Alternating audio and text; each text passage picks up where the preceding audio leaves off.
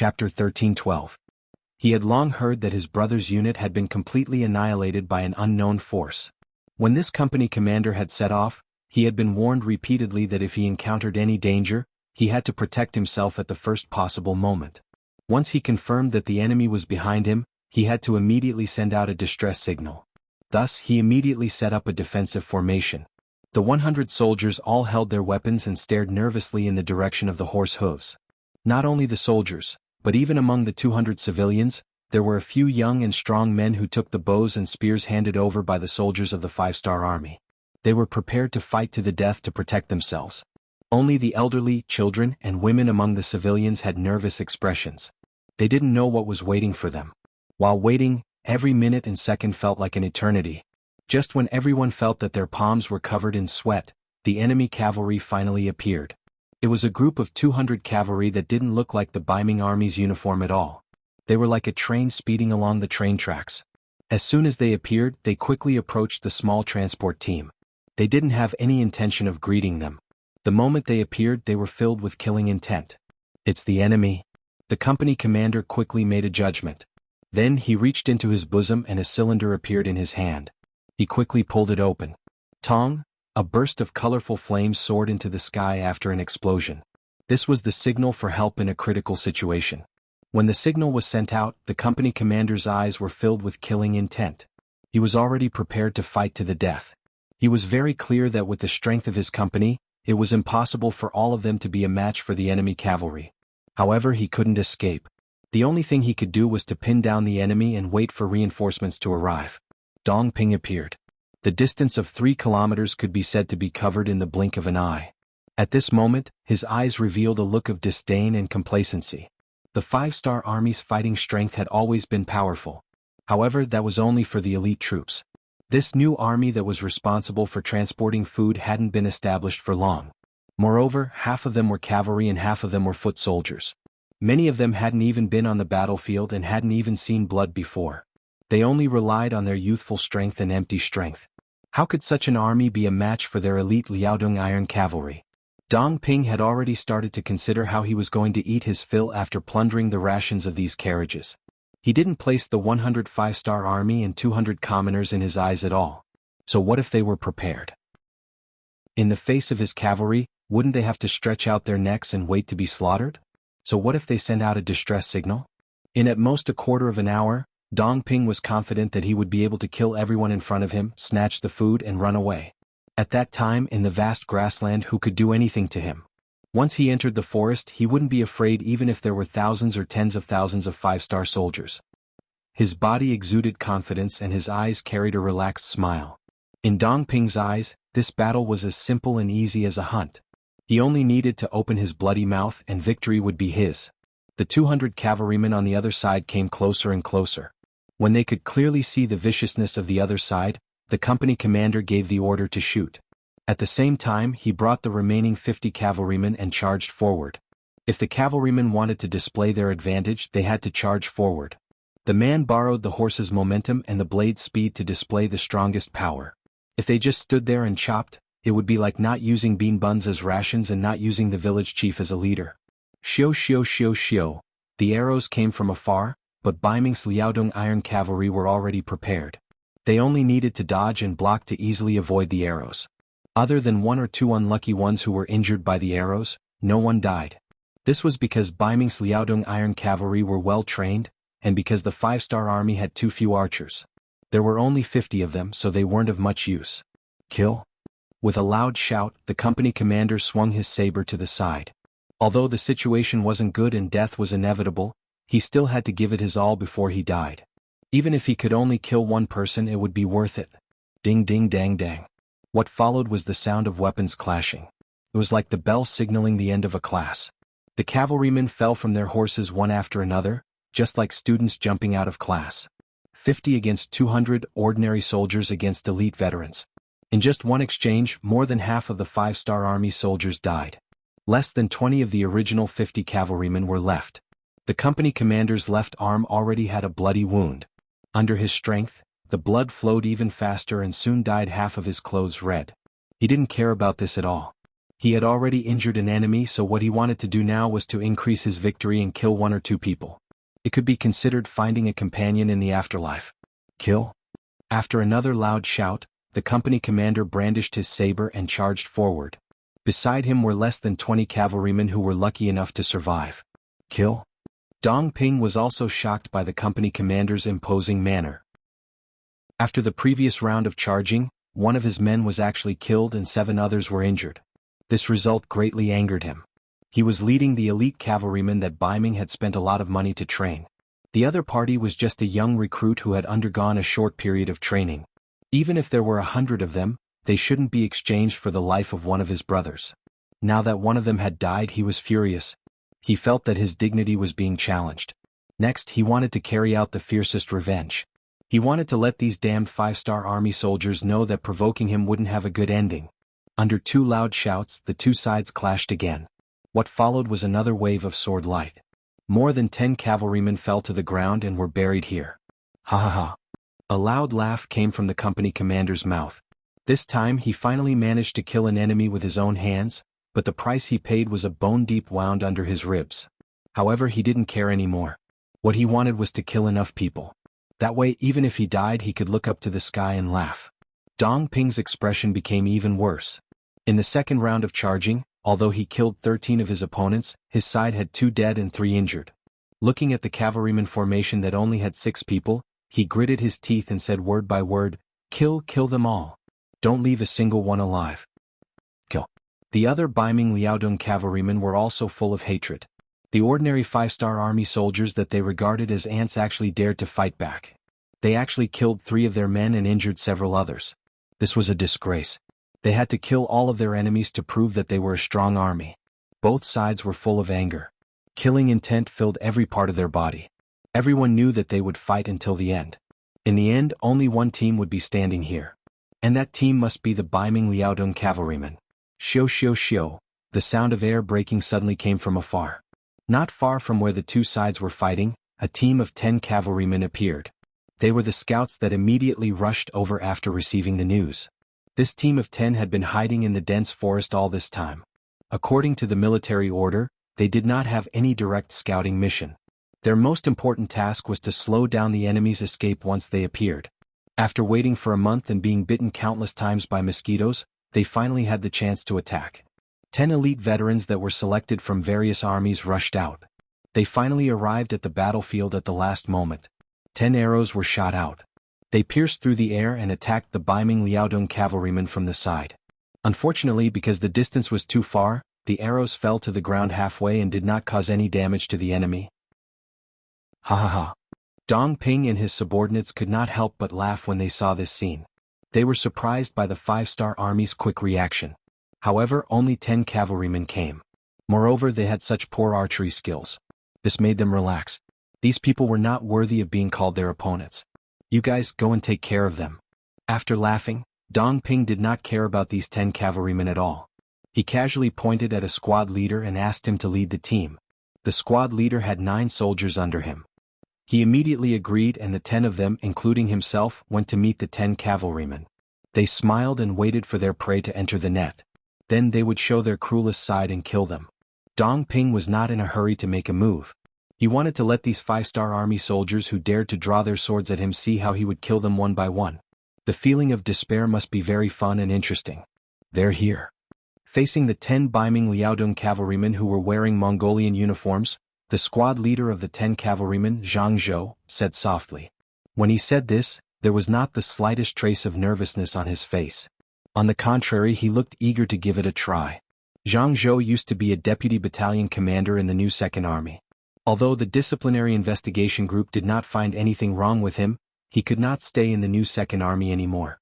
Therefore, he came to the logistics division and waited to take up a position in another army. In the end, because of his good performance, he caught Su Yunqing's eye and became a soldier in the reconnaissance division. Zhang Zhou, who had been on the battlefield and had seen blood, did not completely change after a period of learning as a reconnaissance division. His personal ability had indeed more than doubled. He had always wanted to show off what he had learned. Now that the opportunity had come, the long-awaited battlefield made his hormones rise. He could not wait to perform well. Chapter 13:13. Jianghu was not the only one who was excited. The 9 squad members beside him were also very excited. Warriors who could become scouts were all veterans who had been through hundreds of battles. They had potential that others did not have. In addition to what they had learned during this period of time, they were eager to perform well and see how much they had improved. The 10 soldiers with different expectations slowly approached. They did not show the slightest bit of fear when facing the 10 enemy cavalrymen. Even though there were close to 200 cavalrymen behind these cavalrymen staring at them like tigers and wolves, they were still fearless. You have some guts, but I don't know if you can maintain your composure under my cavalry sword. Charge. The squad leader yelled and led 9 cavalrymen to charge forward. Although there were only 10 cavalrymen, they still gave off a sense of majesty. Spread out. Facing the cavalrymen who were charging more than 200 meters away, Zhou gave the order the moment the enemy moved. Then, the 10 soldiers separated and each occupied a position within a limited time. It felt like they were fighting alone but also like some kind of formation. Shoot the arrows. As soon as they finished moving, Zhou shouted. His voice was like the roar of a tiger and the roar of a dragon, spreading far and wide. Dong Ping and the others who were not far away heard it and laughed out loud. The effectiveness of a cavalryman's bow depended on the distance. If the distance was too close, then the bow and arrow would be almost useless. It was all because the enemy was already in front of you while you were raising the bow. How could you block it? This was also the reason why Dong Ping and the others laughed. However, their laughter came to an abrupt stop. They all stood there as if they were frozen. In their line of sight, every single one of the 10 cavalrymen had a trembling arrow resting on their chest. After struggling for a while, the 10 of them fell to the ground one by one like ducks being chased into the water. They actually hit the target. In a short period of time, 10 arrows hit the target. This result was really shocking. Dong Ping and the others were dumbfounded. How could they have known that archery was a necessary skill for a qualified scout? Division Commander Su Yunxing had put in a lot of effort in this regard. After he received the full support of Commander Yang Si, he spent a lot of material and financial resources to finally double the archery skills of the 2,000 scouts under his command. They might not be able to hit every shot, but at such a close distance, hitting the enemy's chest would not be a problem. Just now, the 10 of them had spread out in preparation for the archery. What was different from the past was that these 10 people did not choose the person closest to them when shooting. This was because in many cases, the closer the distance, the higher the accuracy. Humans are alive but they can move and dodge. It was because of these factors that Su Yunxing's strategy was to shoot at random. Don't think that I will shoot at you just because you are close to me. If you think this way and dodge according to my arrow, then you're making a big mistake and falling into my trap. Because I'm shooting at the person beside you and the person beside me is shooting at you. In this way, it was really impossible to guard against. A cavalryman could instinctively dodge one person's arrow, but they couldn't dodge multiple people at once. This was why they fell into the trap. This was because their dodging actions were useless. They even got the wrong target, so how could they dodge successfully? Under one shot, the 10 Ming cavalrymen who were not familiar with this strategy all fell to the ground. Perhaps some of them would not die immediately, but they would still be breathing more than they were exhaling. They did not have much time left to live. Yeah. Accompanied by Dong Ping and the others' surprise and confusion, Zhou's 10 people cheered loudly. Speaking of which, they had only tried this strategy on the scarecrow. This was the first time they had actually killed an enemy on the battlefield. They never thought that they would get the jackpot. How could they not be happy? At this moment, only the cheers of Zhou and the others could be heard on the battlefield. Everyone else was stunned in place. They were all shocked by the scene in front of them. The company commander, who only had 5 soldiers with him, seemed to have forgotten his situation. He also forgot the despair in his eyes when he saw that there were only 10 reinforcements. The hope of survival rose in his heart once again. This is courting death. I will kill all of you. I will capture all of you and torture you to death bit by bit.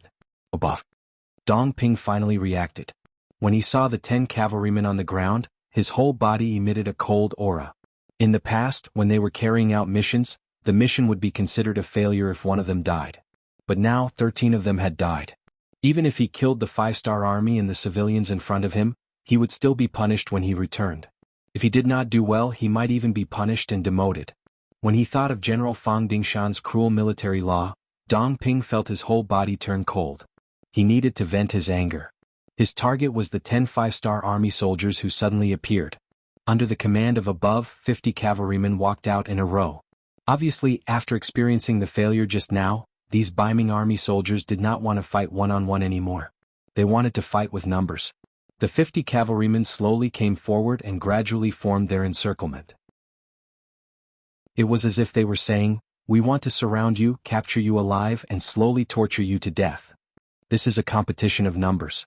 Jianghu looked at the 50 cavalrymen who were gradually approaching and shook his head. Then he looked back. When he turned back, his eyes were incomparably calm. "Sai, if we really want to compete in numbers, you guys are not a match." As if to prove Jianghu's words, after he finished speaking, more and more black dots appeared behind him. The rumbling sound of horse hooves resounded on the ground again. After the battle just now, more and more cavalrymen from the reconnaissance division had gathered here. 1 squad, 2 squads, 5 squads, 10 squads. In just a short period of time, more and more black dots appeared in all directions. With a rough glance, the number of people was probably more than 500. This sudden change fell into Dong Ping's eyes. In a short period of time, his eyes were constantly changing. He was actually surrounded. This was impossible. Before the battle, his 4 scouts had already scouted the surroundings and did not find any traces of the 5-star army. What was going on? There were too many questions in his heart. Even though Dong Ping wanted to get to the bottom of this, there was no time for him to think about it. They absolutely could not be surrounded. Otherwise, once their identities were exposed, who knew what kind of impact it would bring to northern Ming? The reason why they pretended to be Mongolian cavalrymen was because they did not have the courage to face the 5-star army head-on. "Quick, let's rush out before they surround us," Dong Ping shouted loudly. Then, he whipped his horse and charged out in the direction where he thought the encirclement was the weakest. Kill. Seeing that Dong Ping was about to escape, the first person to react was the company commander, who only had 5 soldiers with him. His own reinforcements had arrived. His morale was greatly boosted.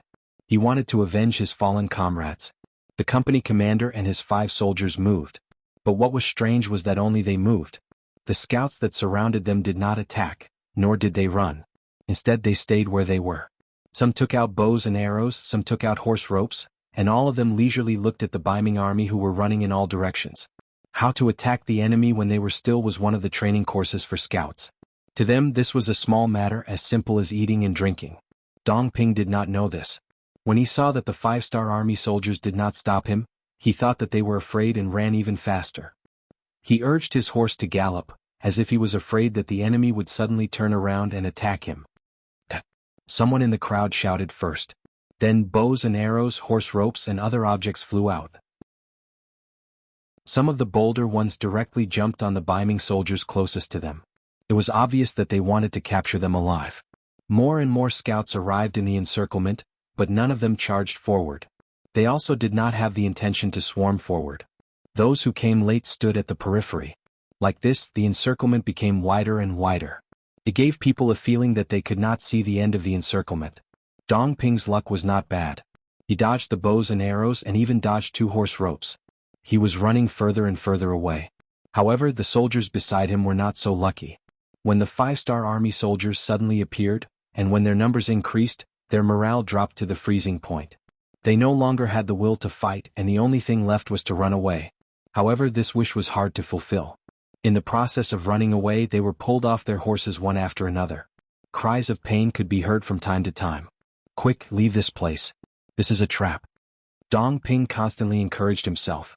Although he did not know how the 5-star army discovered him and formed such an encirclement, he knew one thing. However, there was one thing that he was clear about. If he stayed here, he would likely suffer a fate worse than death. Good luck could not envelop a person forever. Just as Dong Ping was charging outwards on his warhorse under the protection of the remaining 2 bodyguards, his body suddenly turned sluggish. Under the powerful force, his entire body fell off his warhorse. The moment he fell, he did not know when the horse he was riding on had been caught by the horse rope. This was also the reason why he fell from his horse. With a plop, Dong Ping fell from his galloping warhorse. At this moment, Dong Ping felt as if all the bones in his body had been broken. Pain filled his entire body, making him feel as if being able to take a deep breath had become an extravagant hope. Even so, Dong Ping did not forget his situation. If he continued to walk, the pain would be unbearable. However, if he did not leave now, he was afraid that he would suffer 100 or 1,000 times more pain. That was what he could not accept. Chapter 13-14. He forced himself to sit up straight, then held his breath and jogged forward. He wanted to escape from this place. He didn't want to die. Swoosh. Dong Ping, who was running, once again fell to his knees. The first thing he fell to his knees was a lasso rope around his feet. Dong Ping, who had fallen, felt as if his chest had been smashed by a heavy hammer, making it increasingly difficult for him to breathe. However, the hope of survival still made him force himself to sit up. He reached out his hand and touched his ankle. He wanted to untie the lasso rope and regain his freedom. Do you still want to struggle? The person who caught Dong Ping was Captain Li Yun, who had just arrived. He rode on a warhorse and looked at the struggling Dong Ping with great interest. Then, with a smile on his face, he let out a frivolous shout. He dismounted his warhorse and immediately galloped forward with all his might. Dong Ping, who was in the middle of untying the rope, only felt a strong force coming at him. Then his whole body was pulled away. He followed behind his warhorse and lay flat on the grass, allowing the newly grown weeds to continuously rub against his back. Dong Ping had only been dragged out for 50 meters, but he had already left a long trail of blood on the ground. Dong Ping was already riddled with scars after being tossed around again and again. Blood had dyed his clothes red, especially the part of his back that was in close contact with the grass. His buttocks had long been scraped open, and a layer of skin had already peeled off.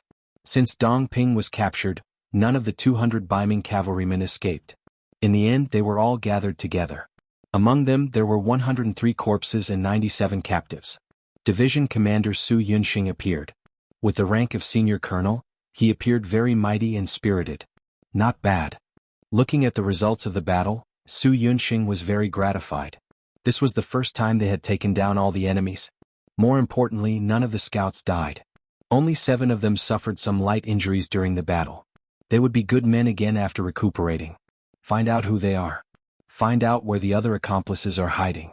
Then report the results to Logistics Commander Yang. Su Yunxing was no longer interested in looking at the captives.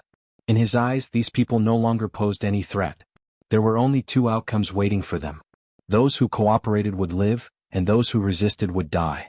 97 wounded captives were gathered together. Under the watchful eyes of the cavalry scouts, they knelt in a row, as if they were prisoners waiting to be judged.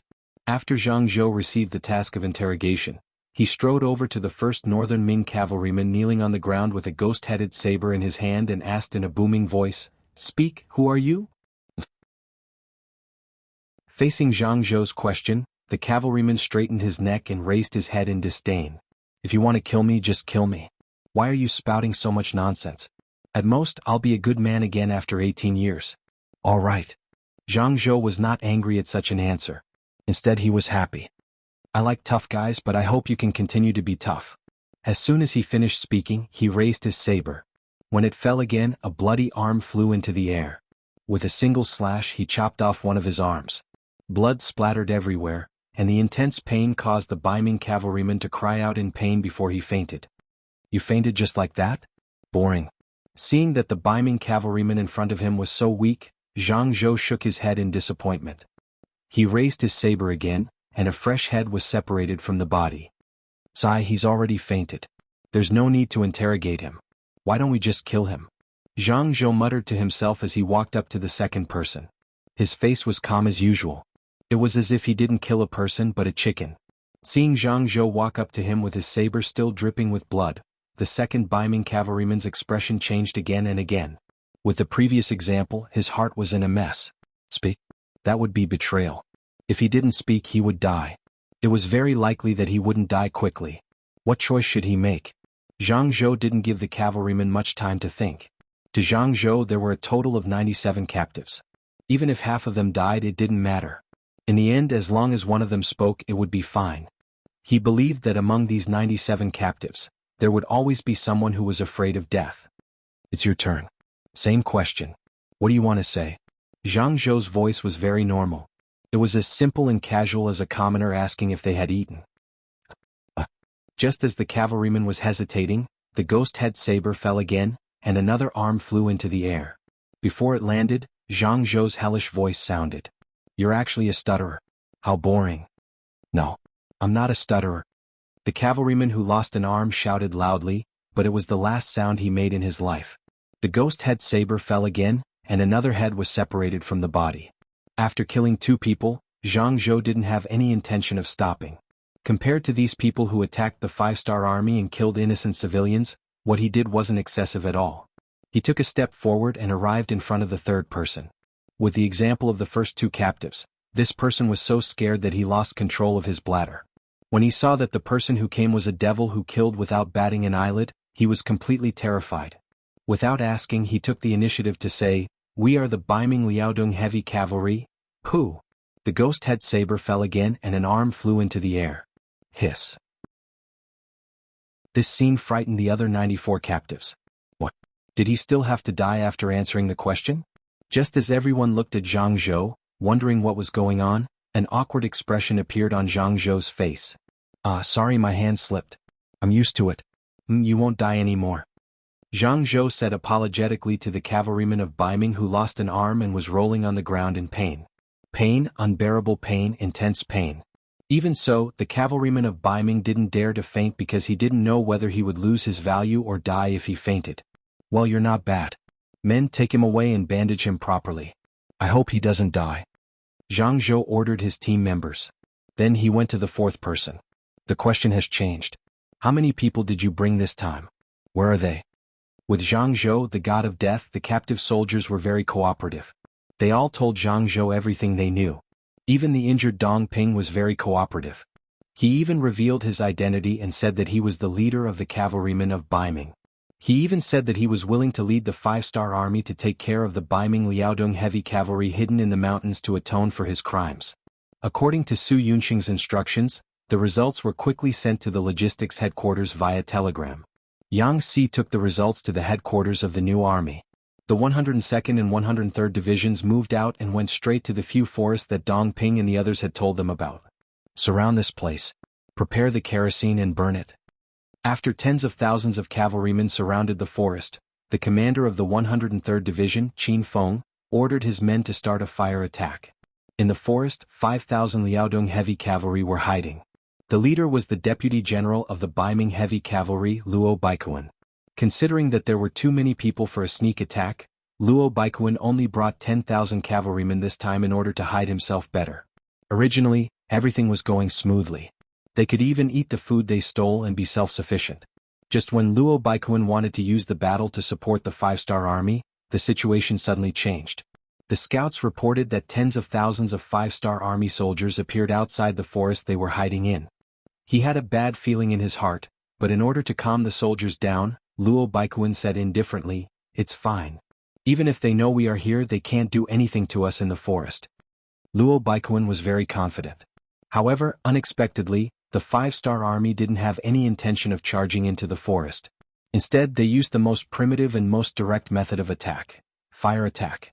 On the grasslands there were many forests, valleys and hills. Especially the forests, because the environment was well protected, there wasn't a problem of random logging. Dense forests could be seen everywhere. This was the main reason for the instability. However, even if they knew this was the case, they couldn't do anything. They couldn't burn the entire forest, right? If they did, what would they do when they needed firewood to build houses? However, if they had enough information, it wouldn't be a problem to burn only one place. Just like now, the fire was only aimed at the hiding place of the Ming cavalry. When the smoke rose, all sorts of birds and animals in the forest ran out. Not long after, the Ming cavalry also charged out. Luo Baikuan couldn't allow his brothers to be suffocated or burned to death. Although he knew that there was a large group of 5-star army archers waiting for him outside, he had no other choice. Other than charging out, there was no other way. When they rushed out, Luo Baikuan had also played a trick. He had divided the 5,000 people into 20 groups. The larger groups had 1,000 people while the smaller groups only had a few hundred people. The purpose of this was to confuse the 5-star army outside. When the 5-star army was at their wits' end, more people would have a chance to escape. This included himself. In order not to attract attention, Luo Baikuan only left 50 bodyguards behind after he finished distributing the other groups. With such a small group charging out, they naturally wouldn't be a big target and wouldn't attract the attention of the 5-star army. As expected, when Luo Baikuan's team followed behind the other teams, they didn't attract the attention of the 103rd Division. They thought that it was just a small group of enemies. After a series of arrows and arrows, Luo Baikuan finally managed to escape, leaving behind 20 or so bodyguards' corpses. Chapter 13-15. After interrogating the captives, he found out that the big fish was released. Commander Qin Feng blamed himself very much. This battle showed him that Bai Ming's elite Liaodong cavalry was completely different from his previous opponents. In the past, he dealt with some bandits and some anti-Yangxia forces without a strict organization. Compared with Bai Ming's highly disciplined Liaodong cavalry, he was too far behind. Qin Feng put away his carelessness and took the initiative to apologize to Commander Tiger's man. Afterwards, he was given a warning, which made him more alert and finally became a famous general. Luo Baiquan was lucky and finally escaped, but the others were not so lucky. After the battle, only less than 1,000 cavalry returned to Tulu City through various means. When they went out there were 10,000, but when they came back there were only 1,000. In comparison, the loss was far more than the 5-star army, and they were elites. In order to cultivate this elite cavalry, Bai Ming spent a lot of manpower, material and financial resources. Every loss would make Fang Dingshan's heart ache. This time they lost so much that he really wanted to cry. After Wu Qingho heard the news, he first comforted Fang Dingshan, saying that these lost soldiers could be re-recruited and retrained, and that there was no need to be too sad. After that, he suggested that the Liaodong cavalry should be prepared for battle. After all, he did not know whether this would anger Bugnam of Gojoseon, and whether it would lead to a war between the 5-star army and the Bai Ming army. Commander Tiger's man did not dare to make the decision whether to attack Tulu City or not. He sent a telegram to Yang Qindong and reported the matter in detail. After Yang Qindong, who was in Ili County, learned of the situation, he gave the order for everything to proceed as usual. This time, although the Bai Ming army provoked them first, they suffered the biggest loss.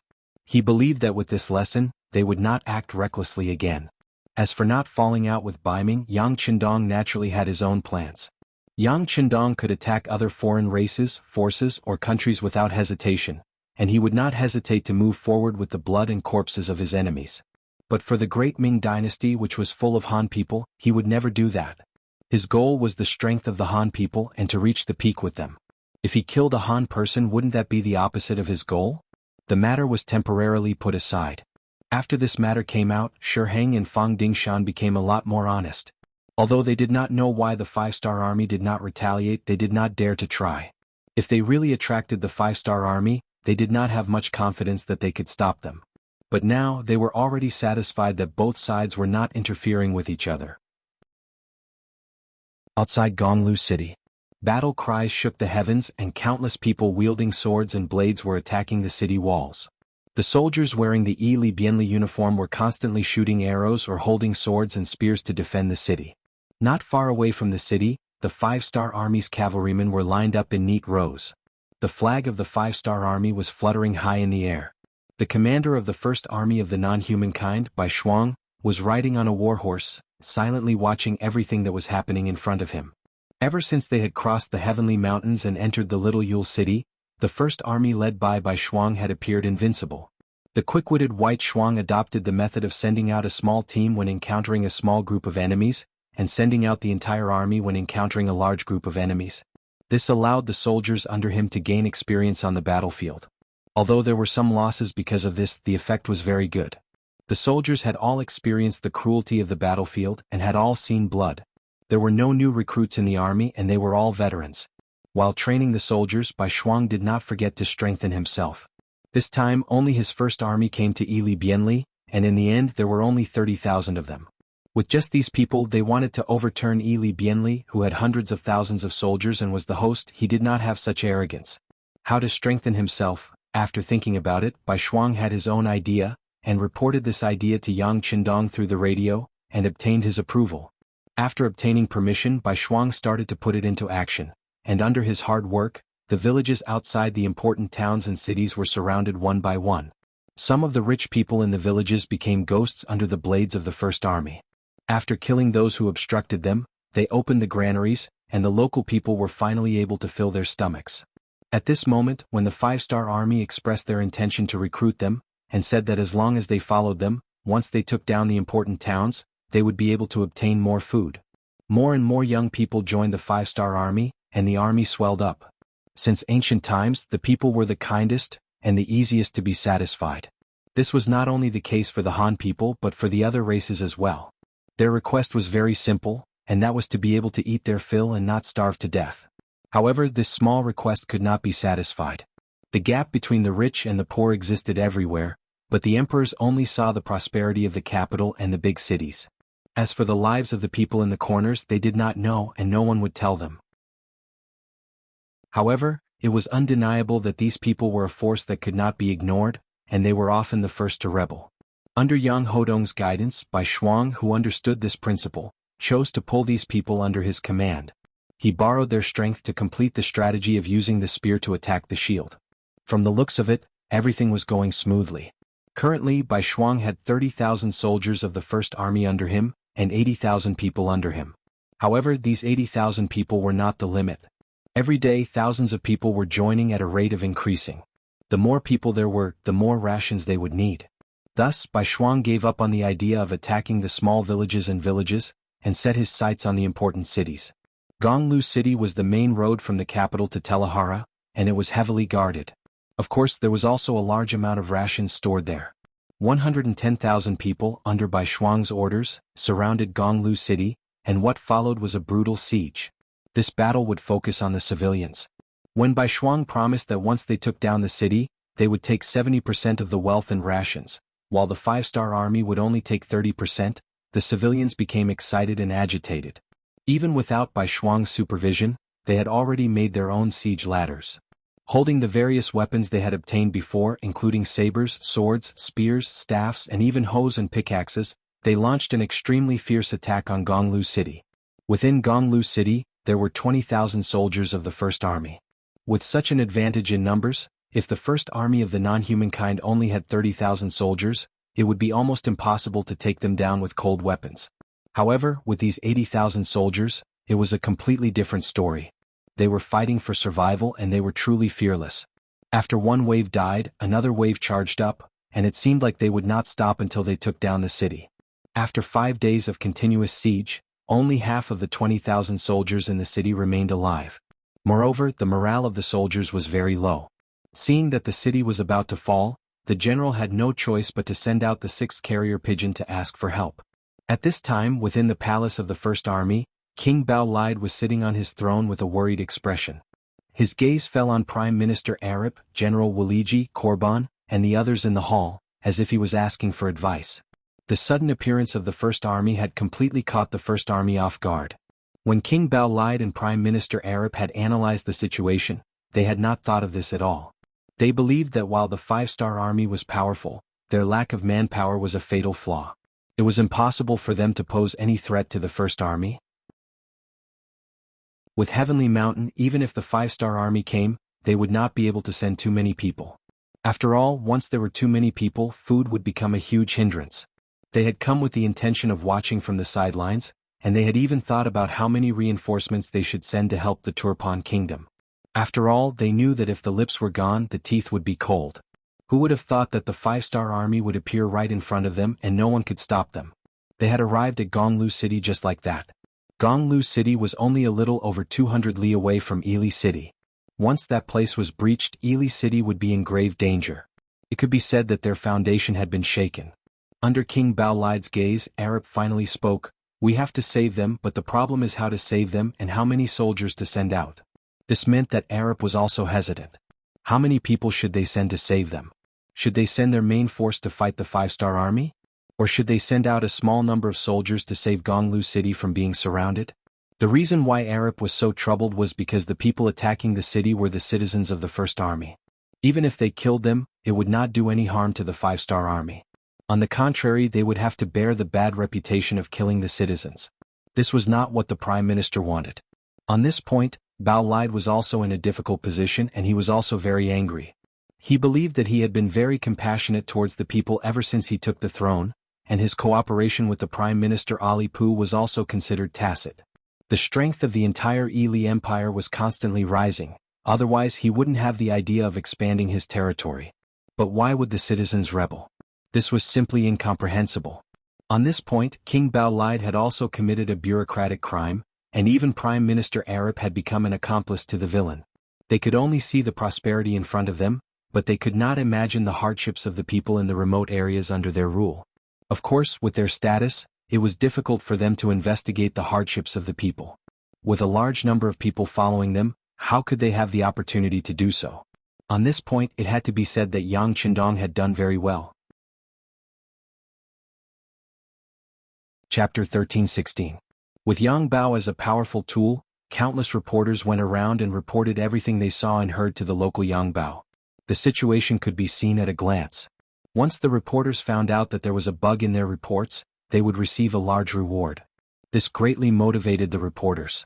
For example, the Yang Bao of the various regions had become something that important officials like City Lord Yu Qian had to read every day. Even Yang Qindong would read the different Yang Bao when he was free, to understand the situation under his rule. In an era without the internet, it was naturally impossible to spread the news all over the world. However, with Yang Bao, the situation was greatly alleviated. In particular, Yang Qindong strongly encouraged the reporters to report more shady things and gave them a large reward. This kind of thing that was usually seen as shameful by the monarch and even covered up was actually encouraged by Yang Qindong. It was easy to imagine that in front of these reporters, they would pick on some things for no reason. Which official would dare to mess around with their superiors? Yang Bao's appearance also became a spur to the officials of the various regions. Once they understood where the problem was, they would solve it as quickly as possible. They were afraid that this matter would be reported and affect their own political achievements. In addition, Yang Xie's law was based on a proportional distribution of grain. If the harvest was good, more grain would be handed in. If the harvest was bad, less grain would be handed in, and if the harvest was bad, children could still receive grain. In this way, they did not have to worry about not having enough to eat in a year of famine or having to hand in a large amount of grain when the harvest was good, and the people became richer. At the very least, food and clothing were no longer a problem. The commoners would be able to eat their fill, and they would have extra money to buy the things they liked. Under such living conditions, who would think of rebelling? If someone dared to think of rebelling, they would not be able to get past the people. Different policies led to different people's hearts. Compared to Yang Xie, there were too many loopholes. No matter how hard Bao lied and Alip worked, no matter how good their policies were, when it came to the implementation of the policies, it was completely different. The people still did not have real benefits. Without food to eat, what could they do if they did not rebel? But no matter what, they were still citizens under their rule. If they really fell out with them, they would only lose their own strength. This was what gave Bao Lied and Alip a headache. The people were their roots, but now they had become their enemy. At this moment, the two of them regretted it. If they had known this would happen, they would have been nicer to the commoners, or at least moved them into the city. This was all their fault for underestimating the power of the common people. They thought that these people were just a pile of loose sand and wouldn't be able to do much. We have to save them and we have to kill the civilians as well. After hesitating for a long time, King Bao Lied finally made up his mind. Hearing this decision, Prime Minister Alipu's body trembled. He knew that the worst result was coming. It was hard to imagine what would happen if all the civilians were killed. Even if they won the war, there would be no civilians in the future. How could they talk about the country's development? But at this moment he really couldn't stop it because he knew that based on the current situation, this decision was undoubtedly the correct one. Now that he had made up his mind, things were much easier. Next, he ordered Wu Liji to lead the 80,000 cavalrymen out of the city to rescue Gonglu County. If the commoners didn't retreat, they were to kill them. Wu Liji obeyed the order and left.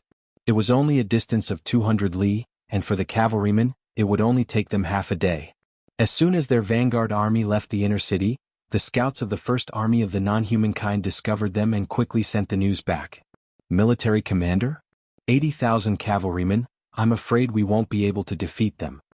In the temporary military tent, the 301st Regiment's commander, Tu Hai, said with a face full of worry. During this period of time, Bai Shuang had used his own methods to convince Tu Hai and the others, allowing them to fully realize that other than being a little younger, this commander in front of them was indeed outstanding in terms of personal ability. If they had to compare, he was much stronger than Commander Sukuda. Not only Tu Hai, but the other 3 division commanders also looked at Bai Shuang. They wanted to see how this military commander would deal with this situation. That's right, we won't be able to defeat them.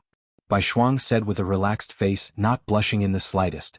He only had 30,000 men, while the enemy had 80,000 cavalrymen. Furthermore, they were fighting on their home ground. Whether it was the logistics or the replenishment of their troops, they were not something he could compare to. Since that was the case, there was no way he could continue fighting this battle. If we can't win, then we'll retreat. Our original plan wasn't to attack the big cities anyway. Retreat. Hearing this decision, Tu Hai and the others were stunned. Obviously, this result was out of their expectations. Of course we have to retreat. Didn't Division Commander 2 already say that? If we can't win, then what are we waiting for? Order the army to prepare to retreat.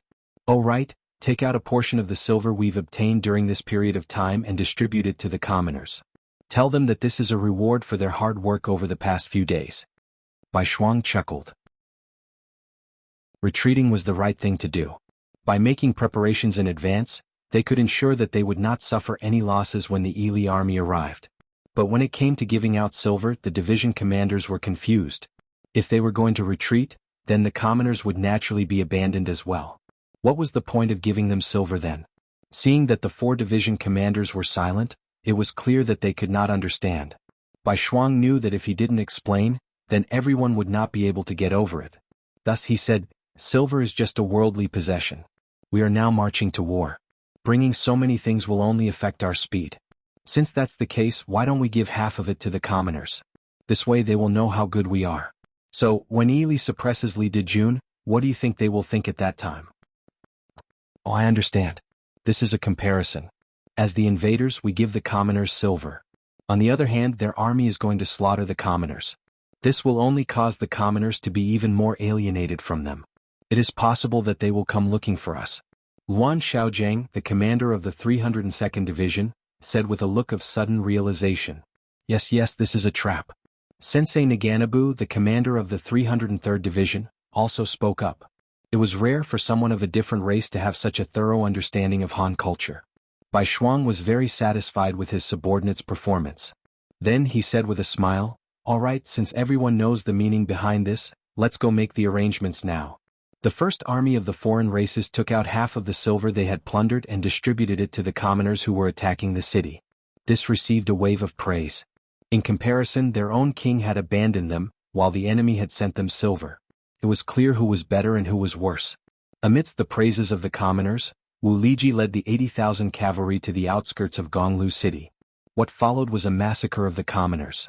Infantry was naturally weaker than cavalry. In addition, their weapons were not as good as the enemy's, and there was no effective organization. Very quickly, the commoners were forced to retreat. Blood flowed like a river outside the city, and more than 20,000 commoner corpses were left behind. General Wu Liji was not happy at all after winning such a battle.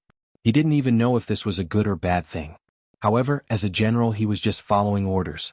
With a sigh he ordered, "Fortify the city. Prepare arrows, kerosene, logs and boulders in case the enemy attacks again." Just as Wu Liji was reorganizing the defenses of Jianghu city, a piece of news spread through the entire inner country. It was said that Bao Lide was an army that didn't dare to fight against the 5-star army, and only dared to kill the commoners. Very soon, the commoners were in an uproar, and the foundation of the country was greatly shaken. At this time, the first army of the foreign races had already turned around and headed towards the west of Keekmian Mountain. There was a city called Tudarak and it was their next target. Since they were already prepared, the army retreated safely without suffering any losses. This made Bai Shuang, the new commander, even more powerful. Currently, there were very few people in the first army who didn't want to submit to this young commander. When the first army of the foreign races arrived at the vicinity of Tudarak city, it could be imagined that there would be another one-sided slaughter. Perhaps not long after, the commoners here would be instigated by them again, and the reputation of the 5-star army as a good army would spread very quickly here. In Luobu city of the Yarkyang tribe, the new 5 armies were preparing to continue their expedition. With the example of the first army, Shi Wanshan followed suit and used the local commoners to bribe and make use of them. Moreover, they were doing very well. One of the most important reasons was that they had the help of the surrendered general, Aleifu. This was definitely a great weapon. As a general of the Yarkyang tribe, Aleifu was very familiar with the situation here. After Shi Wanshan and Ning Wenfeng had a discussion, they put Aleifu in an important position and allowed him to establish an army. With the support of the new 5 armies, a puppet army was quickly established, and its members were constantly expanding. This time they were able to successfully take down Luobu city, and this puppet army played a very important role in it. After taking down the city, they opened the granary and all the puppet army, including their families, were able to eat and save a lot of food. Suddenly receiving so many benefits out of nowhere, it was natural for a person's mentality to change easily. Compared to working hard for many years and still having to live a poor life, now that they could have enough to eat and wear. This also aroused the greed in the hearts of many people. The number of the puppet army increased, and in just a few days, it surpassed the number of the new 5 armies, reaching a huge number of 40,000. Chapter 13-17. Araf regained control of the military power. These were all given to him by the 5-star army. This made him very excited, and at the same time he felt even more loyal. With his full cooperation and the people wanting to get better benefits, the new 5-star army led them all the way south and went straight to the next target, Chitai City. It could be imagined that it wouldn't take long for the entire Yirkiang tribe to fall into chaos under the suppression of the 2 armies. Perhaps at that time the 5-star army's main force would be able to solve all the problems here. Compared to the results and victories of the 1st Army and the new 5-star Army, Yang Qindong's main force of the 5-star Army had just taken down the Iron Gate Pass and was confronting the Aries dynasty from afar. This time, the Aries dynasty was entrusted by the 3 countries to help. They sent a total of 150,000 soldiers, including 100,000 cavalry and 50,000 infantry. When Yang Qindong heard the news, he was speechless. Although the Great Ming Empire was known for its vast land and abundant resources with a large population, its financial resources were not as strong as outsiders thought. At least in the area of war horses, it was seriously lacking. Just like the 100,000 Liaodong Iron Cavalry, it was also built by Ming at a great cost. If the Great Ming Empire had an inexhaustible supply of war horses, in addition to their powerful logistical support, wouldn't they be able to easily build an army of 1 million soldiers? If that was the case, not to mention people looking for trouble with them, it would already be extremely fortunate if those foreign races didn't come looking for trouble.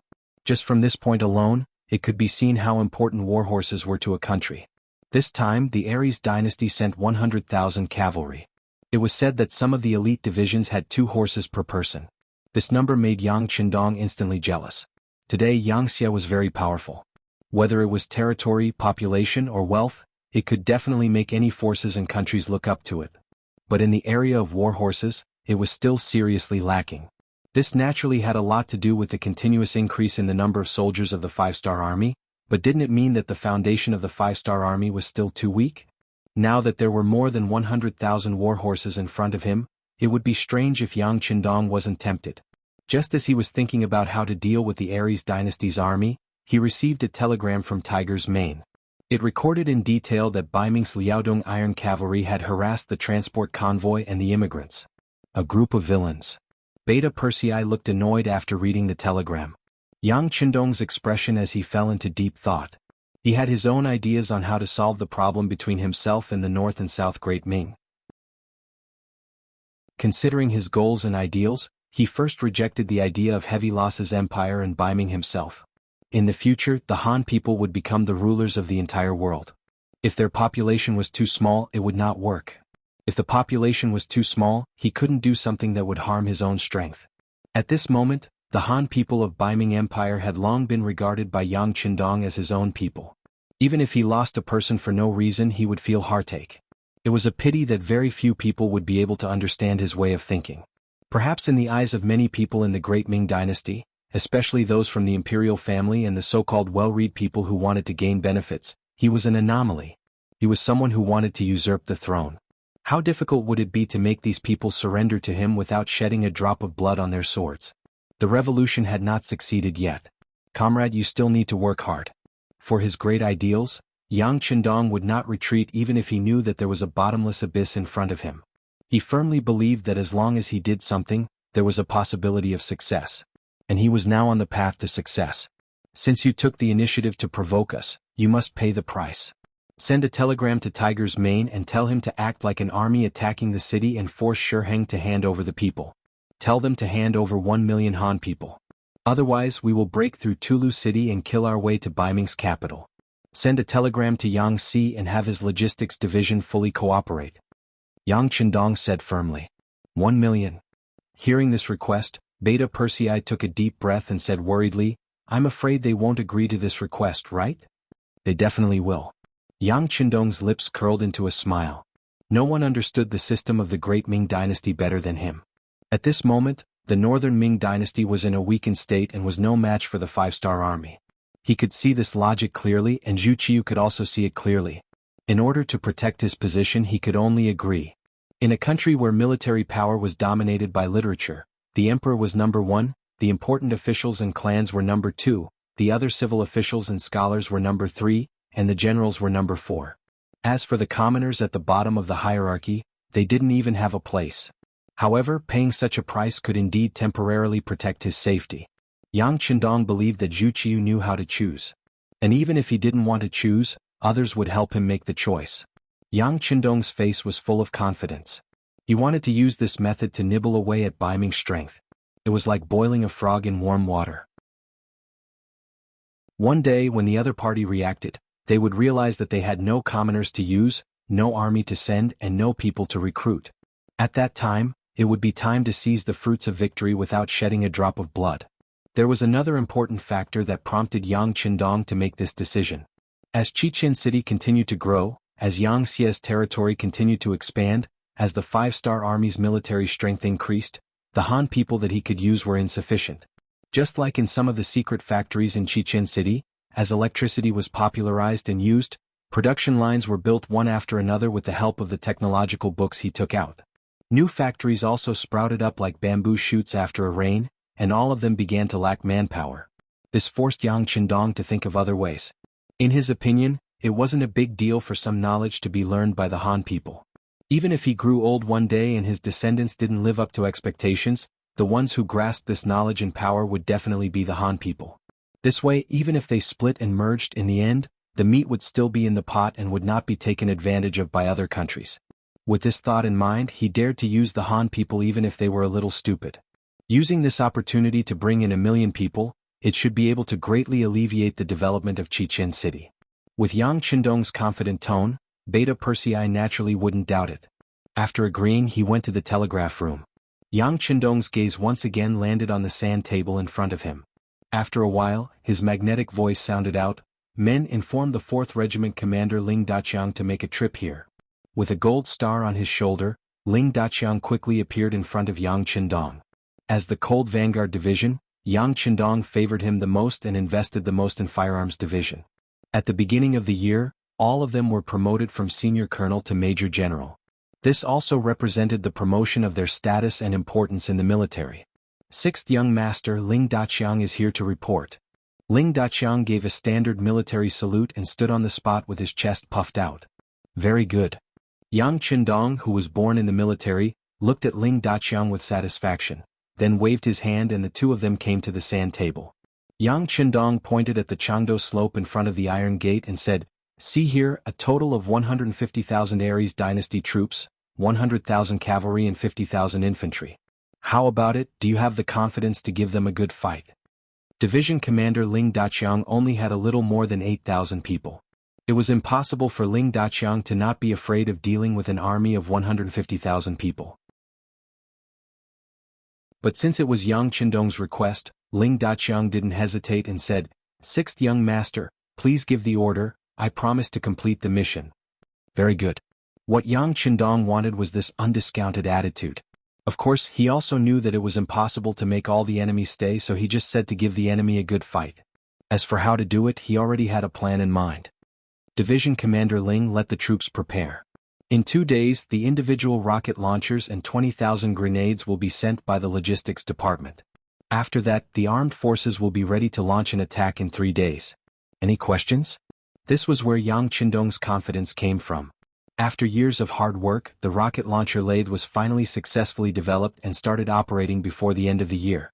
Although it was far from being comparable to the ones in the future, one lathe could already produce 200 shells a day. With a total of 2 lathes, it was equivalent to producing 400 shells a day.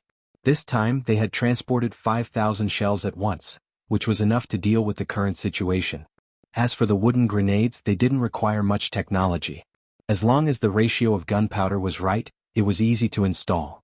This time 20,000 pills were shipped over as well. They would continue to appear in an endless stream to ensure that the 5-star army would be able to provide powerful firepower support. This was the experience that Yang Qindong summarized from the Battle of Bo Tiangang. Facing a small group of cavalry, the use of firearms was very limited.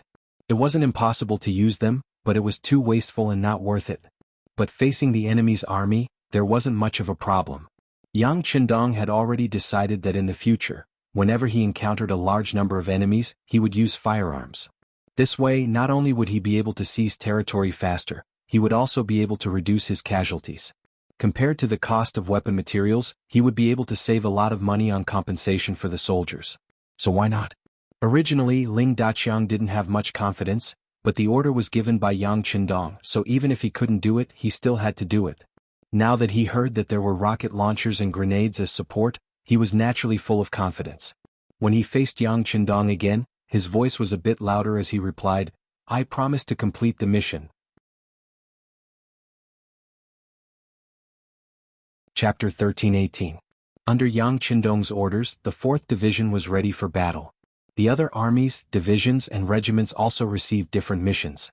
They were just waiting for the cannon to sound and the enemy to fall into chaos. In comparison, the 150,000-strong Aries Dynasty army was still dreaming. Due to its geographical location, the Aries Dynasty's people were valiant, especially their cavalry. After all, the influence of the grassland cavalry was still there, and it was not at its weakest yet. While their military was strong, their economic strength was too weak. As nomads, other than herding, they robbed. As for production and construction, they were still in the embryonic stage. Strictly speaking, they had just gained consciousness and had not done anything yet. It was because of this that they needed to rob to get what they needed. Just like food, they had been relying on robbing to survive. Now they could finally change their method, which was to demand. Since they had sent troops to help Ili Bali and Yirkiang previously, they had also included the Turpan kingdom. The benefits were a must.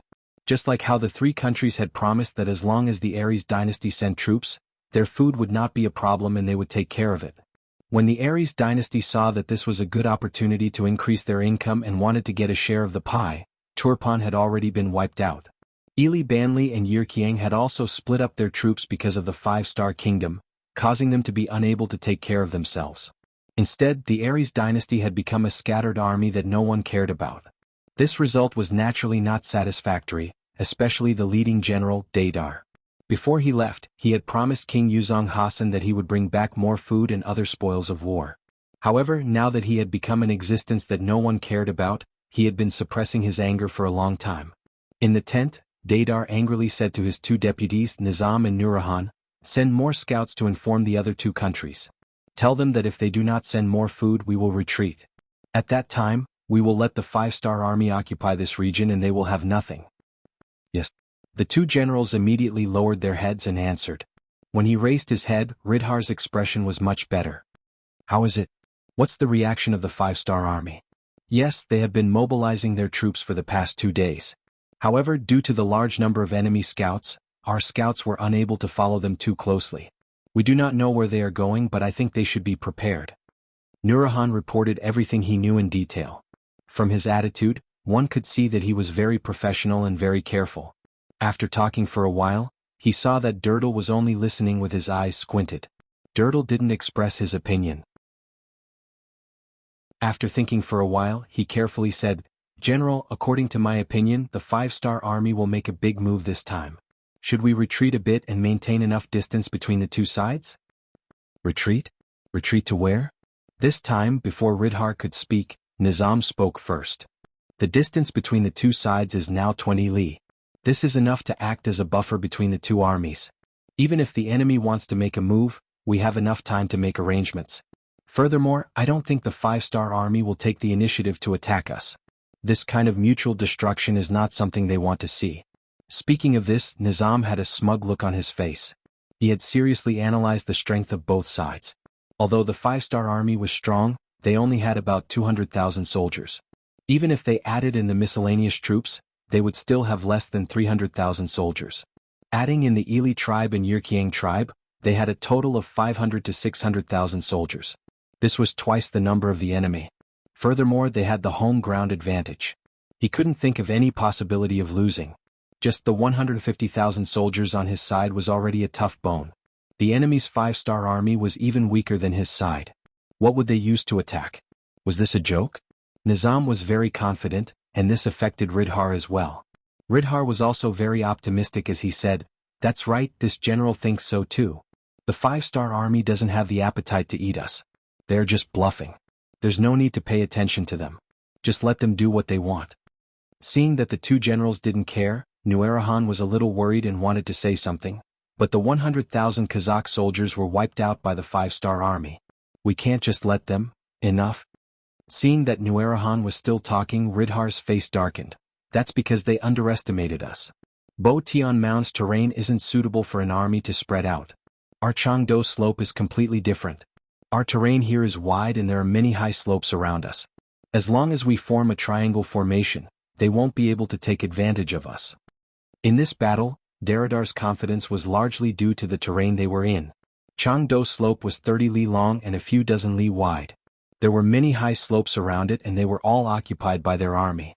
It could be said that as long as the 5-star army dared to attack here, they would be able to take the lead. If the cavalry on the ground cooperated with them, they might not be able to return alive, but they would definitely be able to heavily injure them. Yes. Nuerahan still wanted to say something, but after being reprimanded by Ridhar, he shut his mouth.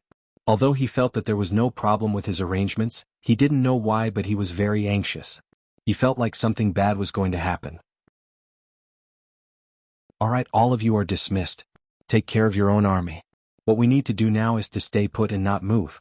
We can stop the 5-star army's main force from acting rashly. This will be a great merit. Whether it is Ili or Yi Erqiang, they will have to obediently send us rations and satisfy our demands. Ridhar said with a cold smile. He had a plan in his mind. Unless there was no other choice, he wouldn't make an enemy out of the 5-star army. He would just wait here and continue to collect rations from the two countries. He would then send them back to his own country to solve the problem of food for the Aries dynasty. Without spending a single soldier, he would be able to reap so many benefits. No matter how he looked at it, it was a great merit. As for whether the 5-star army would really attack, he wasn't afraid. With 150,000 soldiers, if the 5-star army really wanted to attack, he wouldn't mind showing them his power. He would let them know that the 5-star army wasn't invincible in this place. 2 days had passed. Hundreds of carriages and mules appeared in the main camp under the protection of the 2nd Legion. In order to ensure the safety of these cannons and grenades, the 2nd Legion's commander Nyo Duo personally escorted them, along with the 305th and 306th regiments. With such a formation, even if they met with a surprise attack, they would still have the ability to retaliate. After the goods were handed over, the cannons and grenades as well as 50 individual rocket launchers were sent to the 4th Regiment's commander. Nyo Duo then went to the main camp and reported to Yang Qindong. The report was true, but so was the attack mission. As soon as Nyo Duo entered the camp, he sensed the aura of a great battle. Bai Shuangjing, who was also a commander of the alien army, led the first army of the alien race to cause a ruckus, as if Sun Wukong had entered Princess Iron Fan's stomach. Nyo Duo's 2nd army could only be responsible for the protection of logistics. The huge difference made him feel very unfair. Bai Shuang was Yang Qindong's student. This was something that Nyo Duo could not compare to. Therefore he usually endured it and did not say anything. But this time, since he had caught up, he would not sit at the side and be a spectator no matter what. He also wanted to attack. He wanted to obtain military merits for the 2nd Legion. In the main tent, Nyo Duo, who still had the rank of senior colonel, walked in after asking for instructions. Yang Qindong was sitting on a chair, drinking tea and reading the new issue of the Yang Report in the first city. He looked very leisurely. This made Nyo Duo happy. Yang Qindong was in a good mood. This was a good sign. He quickly took 2 steps forward and came in front of Yang Qindong. He gave a standard military salute and said, "Reporting to the 6th Young Master, Nyo Duo of the 2nd Legion is here to report on his work. Please give your instructions." As soon as Nyo Duo entered the tent, Yang Qindong saw him. He did not greet him because he thought that there was no need. This commander was personally appointed by him, which was enough to prove that he thought highly of this person. Since he was one of his own people, why was there a need to be polite? Seeing that Nyo Duo was standing there so upright, Yang Qindong put down the newspaper in his hand and said with a smile, "Commander Nyo, come and sit." "Thank you, 6th Young Master, for giving me a seat." Nyo Duo replied mechanically. Then he carefully went to the stool beside Yang Qindong and sat down. Even if he sat down, it might not be as comfortable as standing. He could only lean his butt against the stool and look like he would stand up at any time. It looked a little tiring. After noticing Nyo Duo's uncomfortable sitting posture, the corners of Yang Qindong's mouth curled up slightly, revealing a smile. "Alright, there are no outsiders here. Make yourself at home." As he spoke, he pushed the fruit plate in front of him forward. On the fruit plate, There were paper-wrapped candies, peanuts, melon seeds, and cigarettes. It was quite sumptuous. Niu Duo opened his mouth and revealed a somewhat unnatural smile. Then he carefully took the Bugnam of Gojosian brand cigarettes and handed one to Yang Qindong. He also took one for himself. Yang Qindong conveniently took the cigarette. Niu Duo had already lit the match and had a look of regret on his face. All of these were created by Yang Qindong. They were all amazing inventions. Anyone who saw them would be shocked. Chapter 13-19. With the help of Niu Duo's lit match, Yang Qindong lit his cigarette and took a light puff. He said casually, "How was it?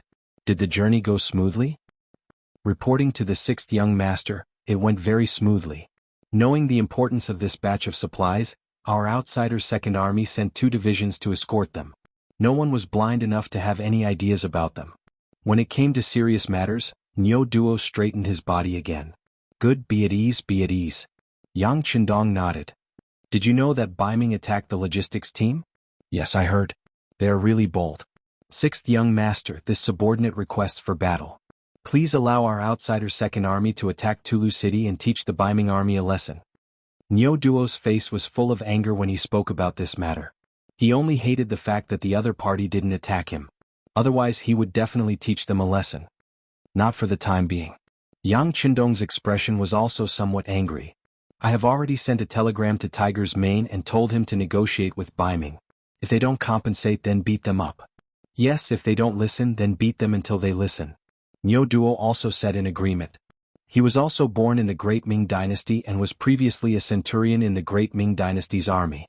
However, when it came to Ming, he didn't hesitate at all. From this, it could be seen that he was now completely integrated into the 5-star army. In the 5-star army, the respect given to generals and soldiers was definitely not something the Great Ming Dynasty could compare to. In the Great Ming Dynasty, where the emperor and the scholar officials ruled the world together, using literature to suppress military force was the mainstream. Martial artists were also seen as brute men who only knew how to be brave and had no social status at all. Unlike in Yangxia, whether it was a general or a soldier, everyone was respected.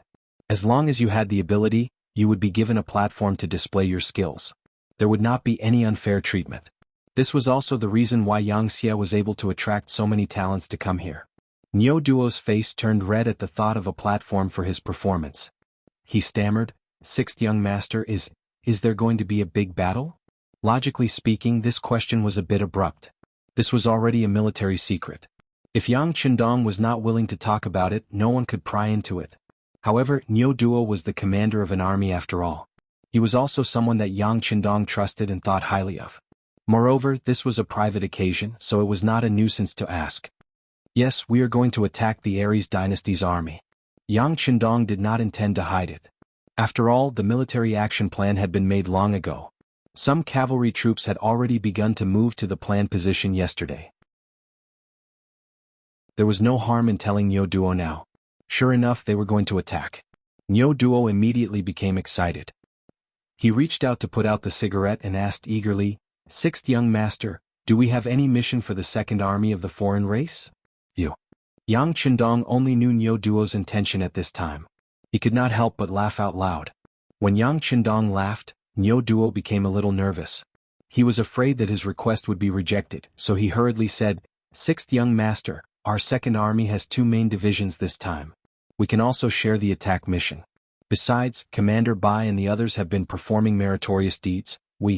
Commander Bai referred to Bai Shuang, the commander of the first army of the foreign race. Niu Duo mentioned him and asked Yang Qindong to give them a chance. They couldn't always watch others eat meat while they couldn't even drink soup. Originally, Yang Qindong did not have the intention to attack the second army of the foreign race. It was also because they were not present when the plan was made. But now that the weapons had arrived and there were 2 main divisions with more than 10,000 people, it would be a waste if he did not use them. Besides, Bai Shuang had been performing meritorious deeds. It was not good to let Niu Duo and the others watch from the side. It was not good for the morale of the army. Considering these reasons, Yang Qindong finally nodded and said, "Okay, follow me to the sand table to take a look." This meant that he agreed. Niu Duo was overjoyed. He hurriedly got up and followed Yang Qindong to the sand table. The weather in June on the grassland had a thin layer of mist in the morning, indicating that the weather would be good today. The 5-star army had breakfast at 5 a.m. At 5:30 a.m. the various armies began to move. Under the protection of the Liaodong Cavalry Division, Light Cavalry Regiment and Reconnaissance Regiment, the 4th Infantry Division moved out and rushed towards the Aries dynasty's camp 20 miles ahead. This movement was noticed by the scouts and immediately reported back to the army. This shocked Lidar, who had just woken up and was still thinking about where to go for a stroll. Nizam and Nuerahan, who received the news, rushed to the main tent. At this moment, Lidar was already sitting on a large chair. His calm face did not reveal what he was thinking. "General, the 5-star army has moved. They are rushing towards us," Nuerahan reported softly. "I know. What are you panicking for? This is just the 5-star army's probing. I have already notified the entire army to be on alert." In this short period of time, Lidar had calmed down a lot. Although the 5-star army's actions were indeed a little out of his expectations, he didn't panic at all when he thought about how he had made sufficient preparations beforehand. After comforting himself, he sent his General Nuerahan to the front line and another General Nuerahan to contact the armies on the nearby mountains to get them to prepare for battle. Nuerahan received the order and went to the front line. A total of 10,000 infantry and 10,000 cavalry came out in battle armor. The Aries dynasty's army was not wealthy. The so-called armor was nothing more than a black-gray leather waistcoat, which did not provide much protection. However, the 20,000 people were still in formation, giving off a feeling of elite soldiers. Nuerahan climbed up a wooden tower that was 10 meters tall and personally stood on the platform. He held a red and yellow flag in his hands. This was the command flag. It could be used as a clairvoyant to command the armies on the nearby mountains to cooperate with the army. Everything was ready and waiting for the enemy to appear. From his position he could see everything that was happening on the battlefield. It was also because of this that he saw a scene that would shock him for the rest of his life and he would never forget it. At 8 a.m., the 5-star army appeared 3 miles away from the Aries dynasty's army in a cloud of dust as if they were looking for a giant. One of the neat army made up of army green was moving forward step by step. "Prepare for battle." Nuerahan saw that the 5-star army was about to enter the cavalry's attack range. He raised his sword and shouted loudly. Under the watchful eyes of the crowd, the 5-star army cavalry came to a halt one after another. It was like a high-speed car suddenly stopped on the highway. It was so neat. Just this action alone made Nuerahan's heart sink unconsciously. It was said that military orders were like mountains. Often a small action could be used to see the discipline and fighting strength of an army. And from the cavalry that suddenly stopped, Nuerahan had to admit that at least in the area of executing orders, the 5-star army's execution ability had surpassed the Aries army. After receiving the order, the Aries army would also act according to the order, but they would definitely not be as swift and unified as the 5-star army. It felt as if there was a bottomless abyss in front of them, and the army was standing on the edge of the cliff. While Nuerahan was sighing, the army green mixed in with the 5-star army was still moving forward. It was like a giant beast sticking out its tongue and continuously moving forward. The military uniforms of the 5-star armies were not completely uniform, especially for the cavalry. Considering that they often had to face the enemy's arrow attacks when charging, it was very difficult to protect them just by wearing the green military uniform. Yang Chendong allowed the cavalry to not wear the green uniforms and could wear armor to protect themselves. But there was a clear requirement that the armor had to be mainly black in color. This way it would have the effect of shocking and intimidating the enemy. Therefore, as infantry, the Lung 4th Division was especially eye-catching with their green uniforms mixed in with their black armor. When the soldiers of the Lung vanguard moved forward in an orderly manner and silently moved forward, it would often give people the feeling of a sharp sword being unsheathed and slashing forward. "These are infantry?" General Nizam was riding on a tall horse. He looked at the army of soldiers approaching slowly with a puzzled look on his face. If the 5-star army really wanted to attack, shouldn't they send out cavalry? Only cavalry could borrow the momentum of the horse to launch a charge and achieve the greatest effect of breaking the enemy. This was the advantage of cavalry. The man borrowed the momentum of the horse and the blade borrowed the momentum of the wind. Only in this way could they be invincible. But what was the meaning of sending out infantry? Was it really just a probing move? Nizam's heart was filled with doubts. This was the first time he saw such a tactic and he couldn't understand it. He raised his head to look at the high platform and wanted to see what Nuerahan would say. At this moment, Nuerahan also had a confused expression. How could this not be the first time he saw such a tactic? Usually, when two armies fought, no matter which side had cavalry, they would immediately launch an attack to ensure that the cavalry had the greatest advantage. Only those who were weak and didn't have cavalry would be forced to send out infantry to fight the cavalry. Usually doing so would require them to pay a huge price. This was the most simple logic. It was like 1 + 1 = 2. Nurahong didn't believe that the 5-star army didn't understand this. If this was the case, they wouldn't have destroyed the Turpan kingdom. They wouldn't be invincible here. The more he understood this logic, the more confused he was about the 5-star army's cavalry stopping and the infantry advancing. Nurahong decided to wait. Firstly, he wanted to see what tricks the 5-star army was going to play. Secondly, he wanted to wait until they were at the most suitable distance to inform the cavalry to attack. Then they would charge into the infantry and obtain victory first. Chapter 13:20. Nizam decided to wait and see, as Nurahong did not give any orders. He did not necessarily have to listen to this person, but since he had no ideas, he hoped to learn from the other person's opinion. As expected, the Ares army did not make any moves.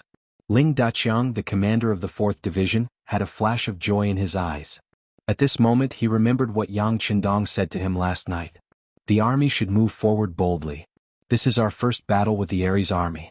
They will not act rashly before they understand our intentions. At that time Ling Daqiang, who believed these words without a doubt, made a promise on the spot. The cold warriors were not afraid of any enemy and could complete the task of quickly suppressing the enemy. At that time his attitude was firm, but when he really came to the battlefield, it was impossible to say that Ling Daqiang's heart did not beat like a drum. After all, this was a battlefield, especially one with tens of thousands of people. Only his army was constantly moving forward while the others were still looking at him. That kind of nervousness could not be described with words. Daqiang was even prepared to deal with the enemy as soon as they launched an attack. But now it seemed that Yang Qindong was far-sighted and predicted the enemy like a god. The enemy did not make any moves. This made his confidence soar, and his steps forward became even more firm. 2 li, 1.5 li, 1 li. Finally, when they were 1 li away from the Ares army, Ling Daqiang's loud voice rang out. Halt, prepare for battle. 1 li was the limit of the cavalry's charge. If they were any closer, the cavalry would not be able to use their charging advantage. In other words, if they were to move forward, it would be equivalent to provoking the Ares army and forcing them to charge immediately. The same distance of 1 li was also the result of Yang Qindong's estimation. At this distance, as long as the 4th Division was prepared for battle, regardless of whether it was cavalry or infantry, they would be turned into ashes and die before they could even achieve victory. The Green Army was getting closer and closer. Nizam's right hand was already raised high, and he was ready to give the order to charge. But at this moment the other party suddenly stopped moving. This made him unsure whether he should lower his right hand or retract it. Machine gunners, get ready. Rocket launchers, ready to fire. Remember to hold the grenade for 3 breaths before throwing it. Sharpshooter, make sure the enemy doesn't get within 30 meters of us. Ling Daqiang's voice rang out one after another. All of the cold vanguard warriors took their positions, each carrying out their duties. Their eyes were fixed on the enemy 500 meters away from them. This wasn't the first time such an order had been given, and it was unknown how many times they had practiced this kind of training. But seriously speaking, this was the first time he had fought in such a way on the battlefield. It was finally time for a real battle. Even the well-trained soldiers of the cold vanguard were nervous. Their hands were sweating and their foreheads were sweating. Some of them could even feel their arms trembling. After all, a drill was a drill. No matter how realistic it was, everyone would still think that it was fake from the bottom of their hearts. It was inevitable that they would let their guard down. However, actual combat was completely different. The slightest carelessness could lead to an irreversible situation. Every warrior did not wish to have any problems or mistakes. The more he was like this, the more nervous he was. The more nervous he was, the easier it was for him to make mistakes. The tension in the army quickly spread. As the commander, Ling Daqiang naturally felt it. He knew that he had to do something at this moment. Men, bring me the gun. A JS-12. 7mm sniper rifle that had been polished until it was shiny was handed over to him. Ling Daqiang, who stood at the very front and was like a stabilizing force, sucked in a deep breath. Then he raised his gun and aimed at the enemy flag bearer 500 meters away. He originally thought that the enemy would charge after he stopped moving. However, it seemed that the enemy was frightened, or perhaps they wanted to see him continue his performance. Ling Daqiang had no choice but to take the initiative. He wanted to fire the first shot. He wanted to use the sound of the gunshot to dispel the nervousness of the Cold Vanguard warriors. He wanted to use the gun to announce that the Cold Vanguard warriors would always be the strongest elite of the 5-star army. Following the 4th Master Lu's sudden stop, the earth seemed to have stopped moving. The 5-star army did not move. They were waiting for Ling Daqiang's shot to start the battle. The Ares army did not move. They wanted to continue watching what the 5-star army was going to do. At a distance of 1 li, they were confident that a cavalry charge would be able to wipe out the thousands of infantrymen of the 5-star army. The wind also seemed to have stopped at this moment. It seemed to have sensed something, or perhaps it was anticipating something. The only one who moved was Ling Daqiang. He raised his gun and controlled the speed of his heartbeat to gradually maintain a stable state. Then he took a deep breath, exhaled and breathed again. When his body had adjusted to the calm state, his right index finger slowly approached the trigger and moved it bit by bit. When he touched the trigger lightly and reached the state of being one with the world, the gunshot rang out. Bang! The bullet flew out of the barrel and pierced through the air. It was like an arrow leaving the bow as it shot towards the Ares army's flag bearer. The 12.7 mm sniper rifle, known as the best sniper rifle in Asia in the future, could penetrate 15 mm thick alloy steel plates at a distance of 1,000 meters. After a slight tremble, the flag bearer on the opposite side reacted accordingly. The warhorse trembled violently for a moment before its body swayed and fell with a plop. Good. With a single shot, the flag bearer's head exploded from 500 meters away. This shot caused the Cold Vanguard soldiers standing behind him to cheer loudly. Good gun. Ling Daqiang was also secretly happy. This 12.7 mm sniper rifle was taken from Yang Qindong yesterday afternoon. The current Crimson City's arsenal was far from being able to produce such a sharp gun. Naturally, this was taken from the warehouse by Yang Qindong. He also took out 100 sniper bullets and gave them to Ling Daqiang. Yesterday afternoon, Ling Daqiang fired 50 shots and finally familiarized himself with the gun's functions. Now that it was used, he was amazed. Killing someone 500 meters away was as easy as taking something out of his pocket. Compared to the 95 style, which had a maximum killing range of 400 meters, it was naturally much better. What a pity, this gun will have to be returned after today's battle. Ling Daqiang thought it was a pity. Then he focused on aiming at the next target. It was a Ares cavalry soldier who was wearing armor and was obviously not a leader. After a loud explosion, the flag bearer died. This scene shocked all the soldiers of the Ares army. In their eyes, the strongest weapon in the world was a strong bow. A good bow with great strength could take a person's life from 150 meters away. This person was a godly archer. Even in the Ares dynasty, there were only a few people who could do this. But what did they just see? A distance of 500 meters had been directly killed by the other party. There was no hesitation at all. This scene was completely beyond everyone's understanding. This was something that was impossible and impossible to accomplish. Now it was clearly displayed in front of everyone's eyes. If they did not see it with their own eyes, no one would dare to believe it was real. Bang! Another gunshot rang out and another centurion was shot dead. However, the shot was slightly off.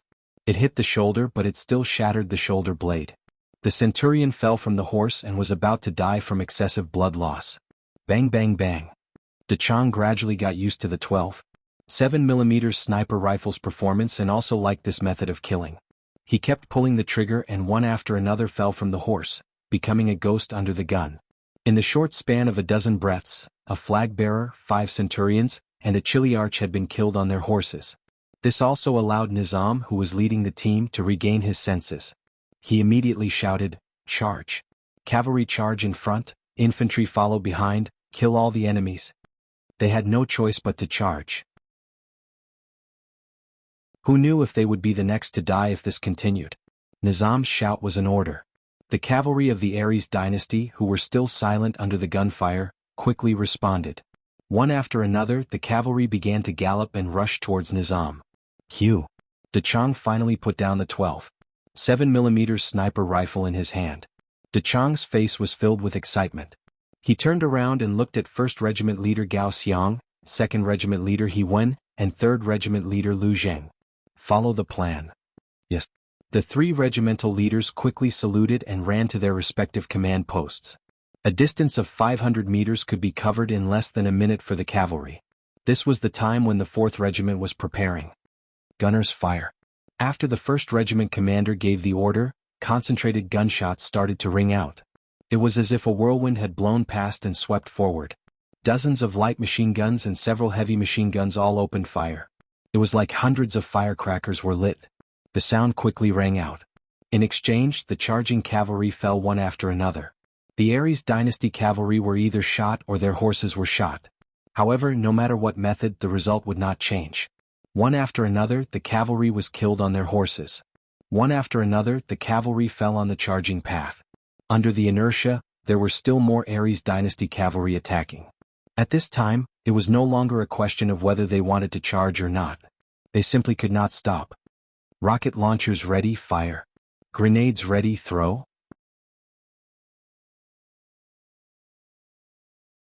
Chapter 13:21. The commander of the 2nd Regiment, He-Wen, shouted loudly. The rocket soldiers and grenade launchers under him launched their own attacks. For a moment, thunderous sounds resounded on the battlefield. Amidst the explosions, groups of Aries cavalrymen were blasted far away or torn into pieces. The battlefield was filled with smoke and the smell of flesh and blood. The commander of the 3rd Regiment was in charge of all the individual soldiers with guns. Not long after the 1st and 2nd Regiment commanders gave their orders, his voice also resounded on the battlefield. Open fire, no one is allowed to come within 20 meters of us. Dense gunshots rang out once again as thousands of soldiers opened fire in unison. Bullets filled the battlefield, forming a huge net, making it impossible for anyone to hide. There was nowhere to hide. Amidst the explosions, the Aries cavalrymen were engulfed in a sea of fire and explosions. The war horses neighed and were completely out of control. They either threw the cavalrymen on their backs to the ground or led the cavalrymen to charge into the crowd of infantrymen beside them. Countless collisions sounded. Every collision would cause one or more Aries cavalrymen to be injured or killed. Amidst the gunshots, the Aries cavalrymen's morale was also severely damaged.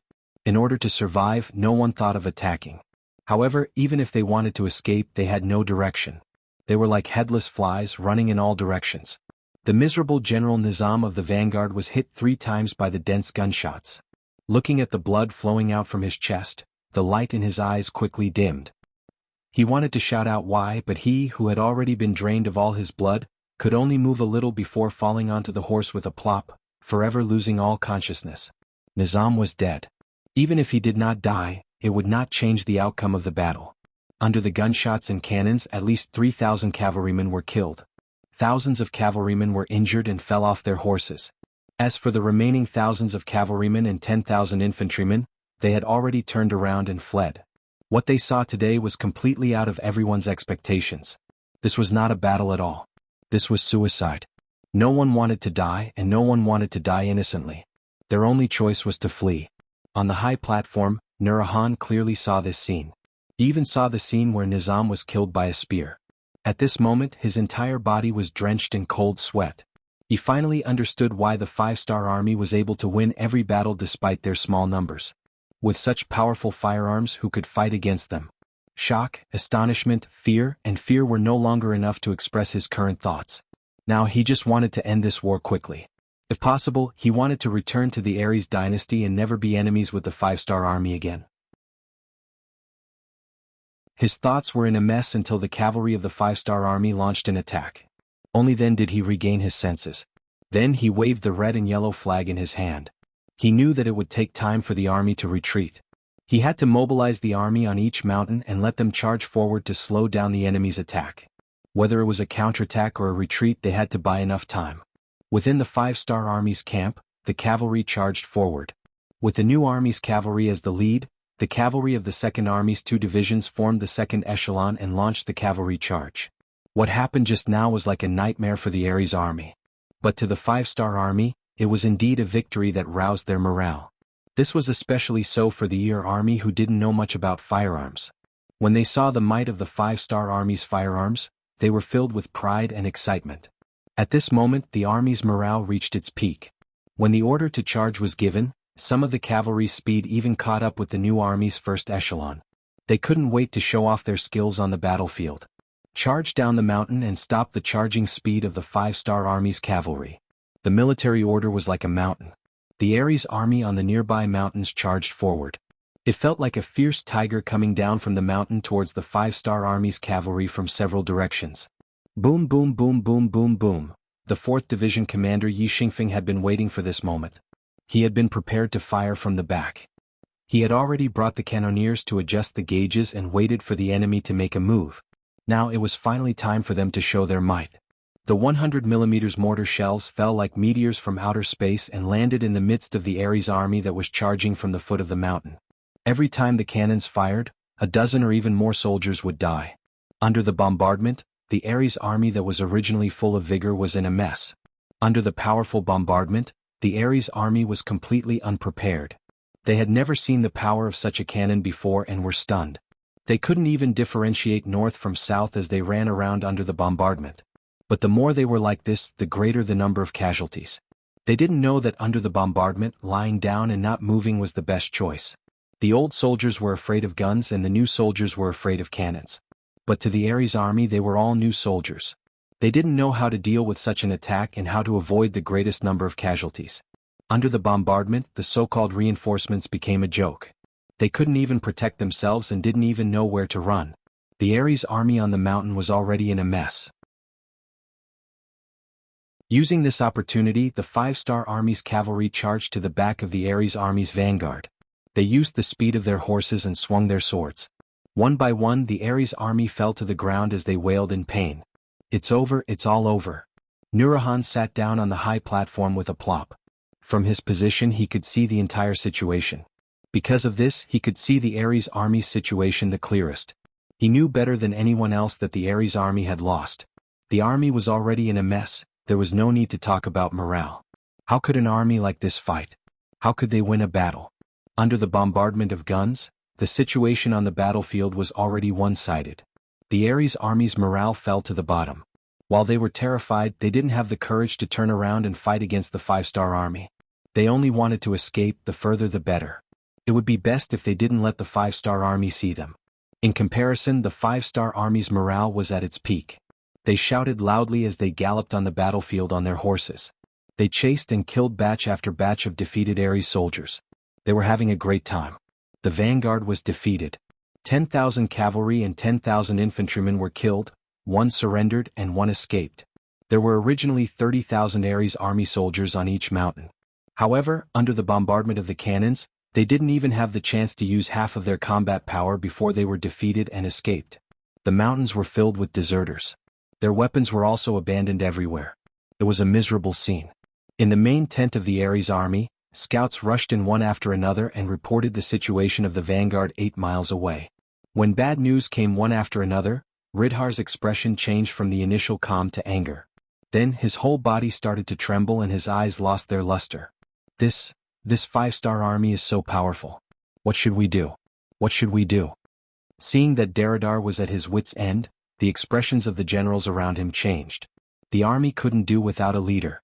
But now that the leader was panicking, what should they do? General, let's escape now. The 5-star army's cavalry is only 5 miles away. Escape? Riddle instinctively shook his head. We can't leave.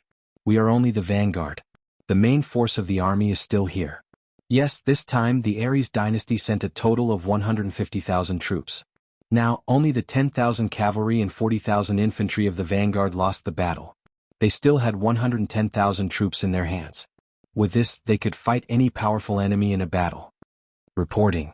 Just as Ridhar shook his head, another scout rushed into the tent. The moment he entered the tent, this young general didn't even dare to raise his head as he cried out. Reporting to the general, we have discovered a large number of 5-star army cavalry on our left and right. They are currently moving towards us. 5-star army's cavalry on our left and right. What are our soldiers doing? Another piece of bad news came. Riddle was furious when he heard it. He roared loudly as if he wanted to eat someone. The scout was already scared to the point of kneeling on the ground. He didn't dare to explain anything. Fortunately, there were other generals who spoke. General, our soldiers on the mountain were scattered by the cannons of the 5-star army. Ah. At this moment, Rydell finally came back to his senses. After 2 breaths, he let out a long sigh and said, "What the hell is going on? Those cannons are really that powerful. Is the heavens trying to destroy our army? General, let's just retreat. The morale of the army is in chaos. It's not a good time to fight the 5-star army. Why don't we retreat first and think of a plan?" Seeing how Riddle was still depressed about the loss of the war, the other captains became anxious. Even if Riddle wanted to die, they didn't want to. However, if they escaped without a military order, they would be beheaded even if they returned to the Aries dynasty. Thus they had to convince Riddle. Ridhar, who had long run out of ideas, looked at the generals requesting for retreat and knew that even if he wanted to continue fighting, there would not be any results. The morale of the army was at rock bottom. There was no need to continue fighting. Okay, retreat, retreat. Inform the vanguard to set up defenses and buy time for our main force to retreat. Helplessly, despite the unwillingness in his heart, Ridar had no choice but to give such an order.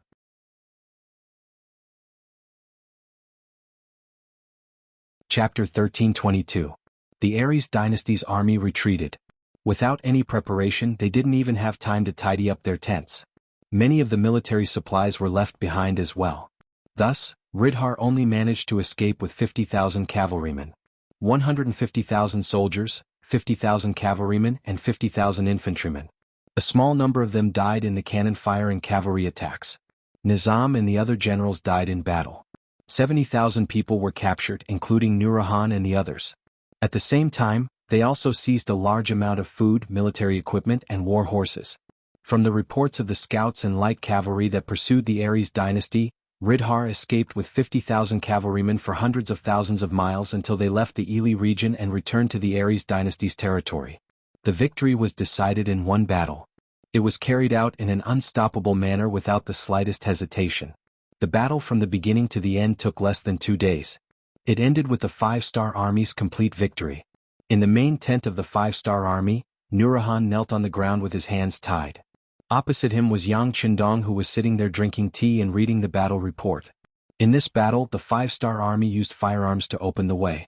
The enemy's army collapsed and their morale was at an all-time low. In the end, they only lost less than 500 cavalrymen to achieve a great victory. As the Aries dynasty's army retreated from the battlefield, it could be imagined that the Five-Star Army would have no opponents in the future. It was only a matter of time before they conquered this place. The result of the battle report made Yang Qindong in a good mood. When he looked at the kneeling Nurahan, his tone was not very strict. This king asks you, if the Five-Star Army enters the Aries dynasty, can you resist? Nurahan, whose hands were tied behind his back, was already scared out of his wits. Or rather, he was completely shocked by the Five-Star Army's firearms. Now that he heard Yang Qindong's question, he shook his head without hesitation. I can't. This result made Yang Qindong even more satisfied. Good, you can be considered a sensible person.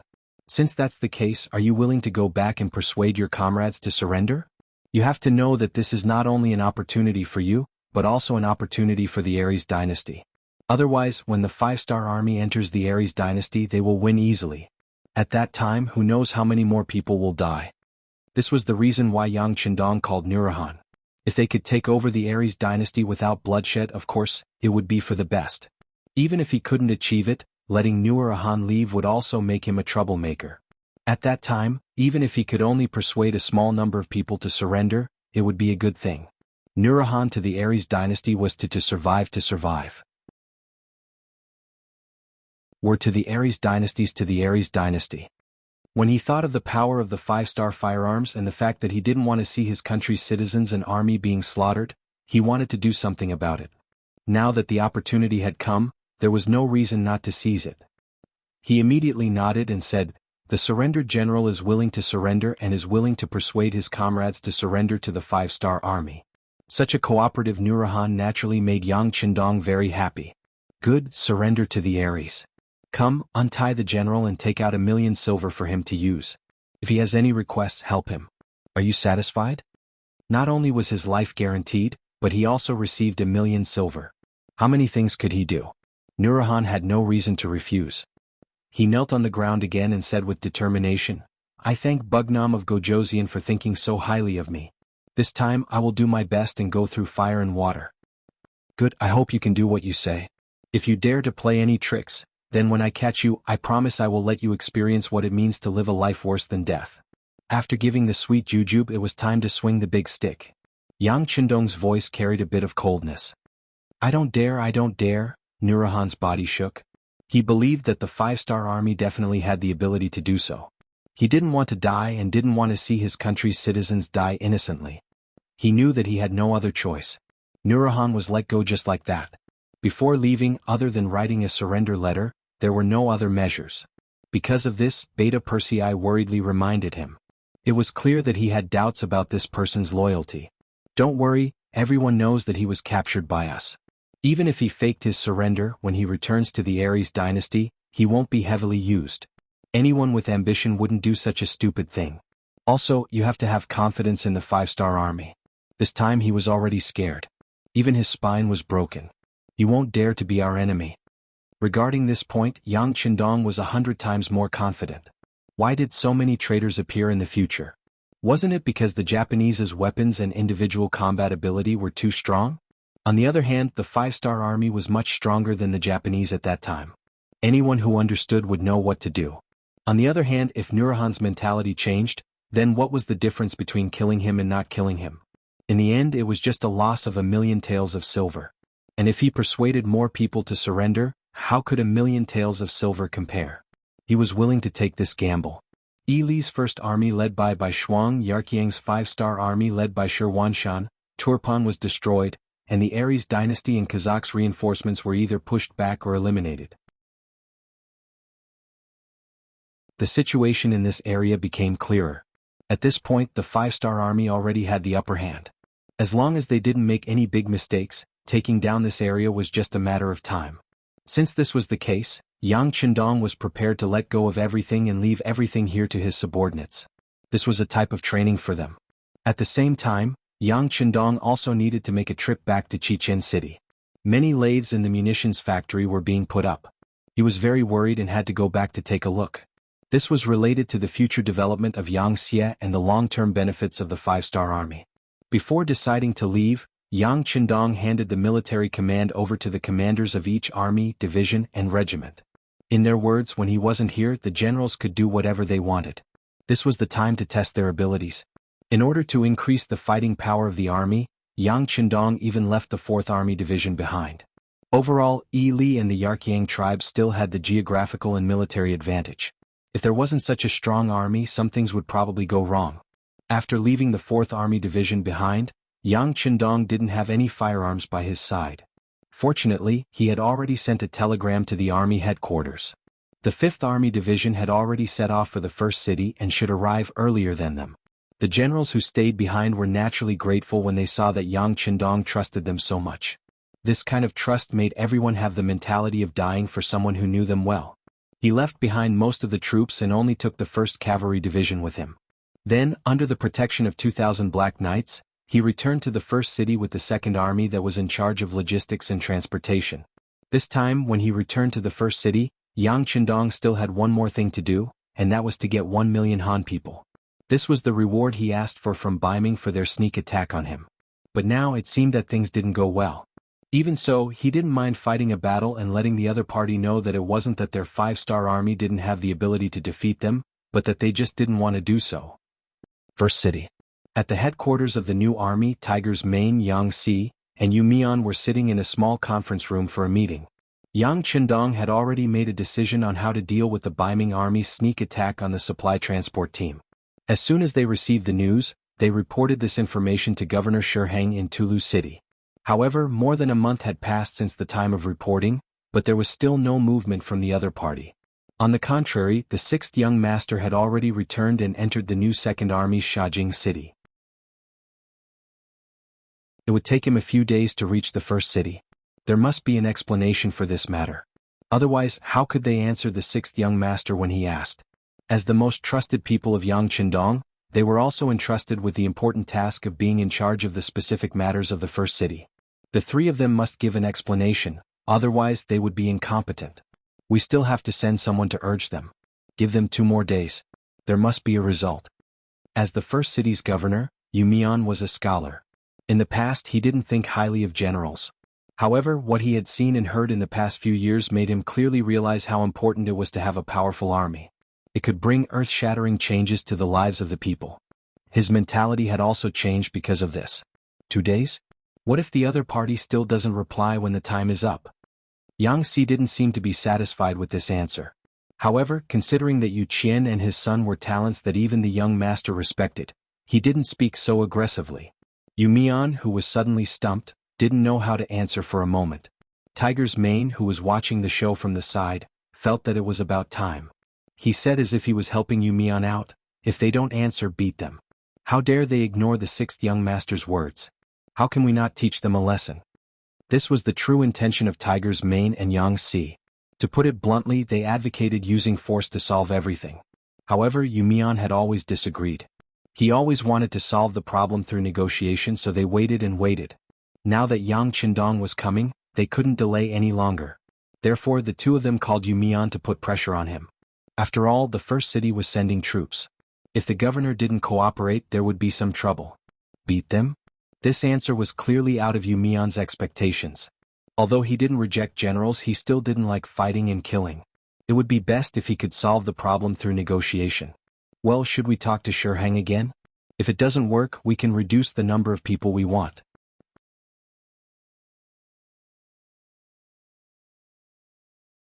Chapter 1323.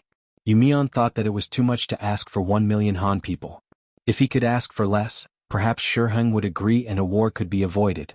Absolutely not. Yang Si immediately refused, and then he gave the reason. Young master's words cannot be changed. Yang Si said with a serious face, causing Yu Mian to sigh.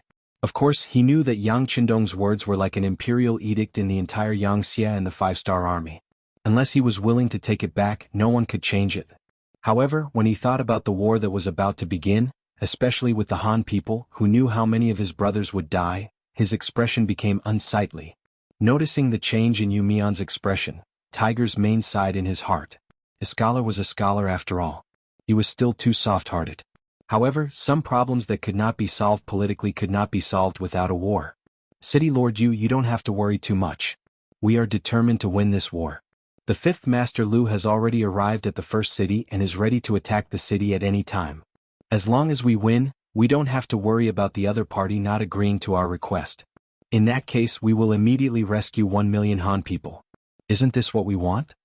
When he said that they could save 1 million Han people, Yu Mian's expression became much better.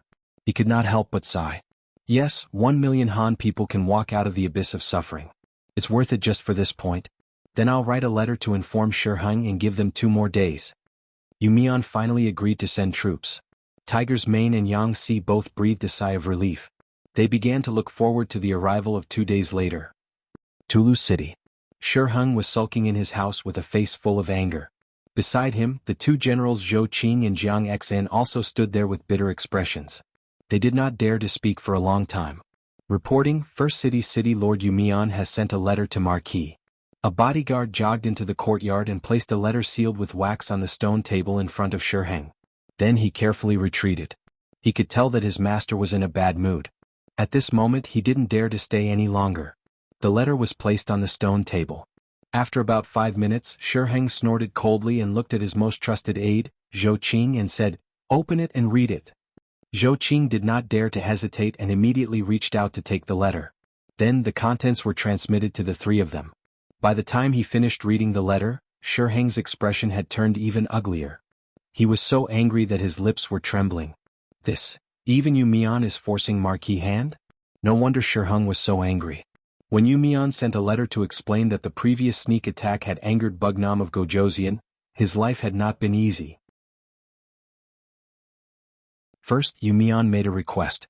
If he wanted to solve this matter, Ming had to send over 1 million Han people to settle the matter. When he received this letter, Shiheng naturally did not dare to make the decision himself. So he sent someone to send it to Ming's capital. In the capital, Su Yozhen had already received the news and wanted to cooperate with Shiheng to persuade Zhu Qiu. However, this descendant of the Zhu family still had a backbone. Under the bottom line of not ceding land, not compensating, and not marrying into the country, the acting emperor did not listen to the advice of the ministers. Instead, he decided to fight.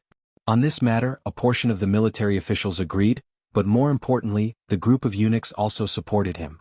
Gao Rang, the director of the East Depot, directly requested to send his nephew Gao Yu as the army supervisor to fight against the 5-star army. In this matter, Gao Rang had won the first prize, which was exactly what Zhu Qiu wanted. Even steward Jin Ing, who had wanted to dissuade the emperor from agreeing to the 5-star army's request, had no choice but to change his mind and support this battle to resolve the problem. Jin Ing appeared to be a lofty official at Zhu Qiu's side, and he could make many decisions. But in the end, his authority had been bestowed upon him by the emperor. If he did not have the emperor's support, then he was even lower than a dog. His position dictated that he had to follow the emperor's lead in all matters.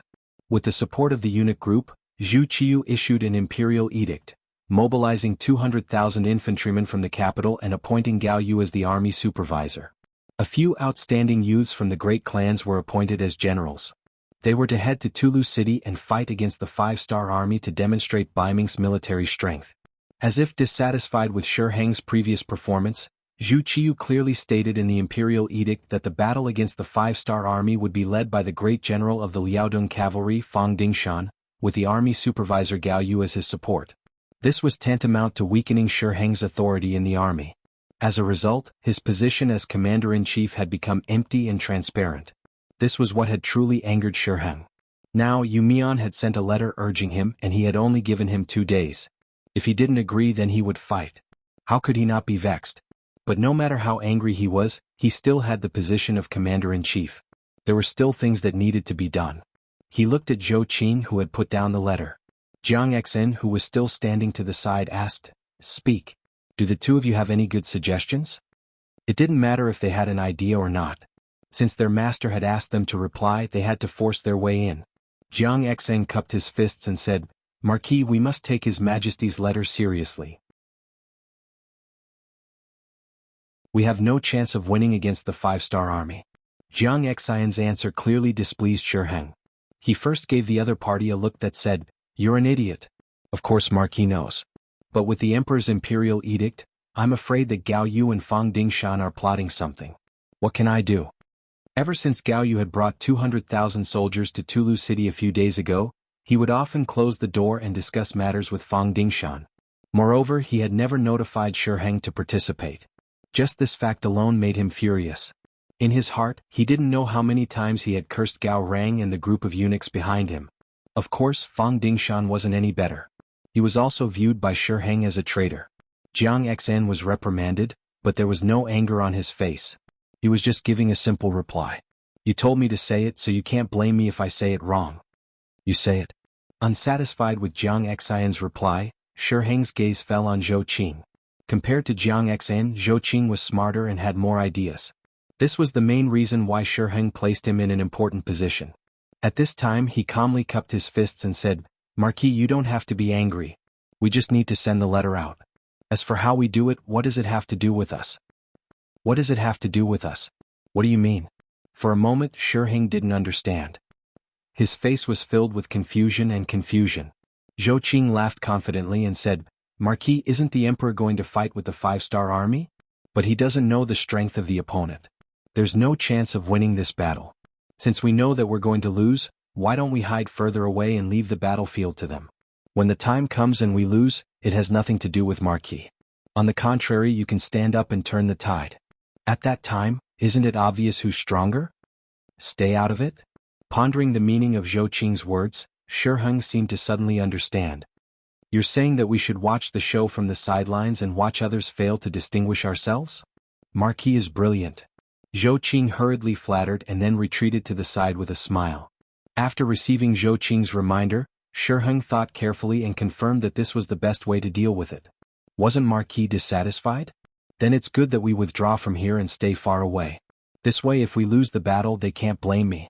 Of course, for the sake of the future, he decided to write a letter to Yu Mian to express his difficulties. He also told him that Gao Rang had brought 200,000 soldiers to Talu City. This was not collusion but a transaction. If one wanted to be understood, they had to pay a price. Otherwise, who would believe them? What would they use to form a friendship in the future? Shi Heng was a person who did not have the concept of country. In his eyes, there was only wealth and power. For this, he did not hesitate to sacrifice the interests of the country. It had to be said that using such a person was a tragedy for Bai Ming. After making his decision, Shi Heng quickly took action.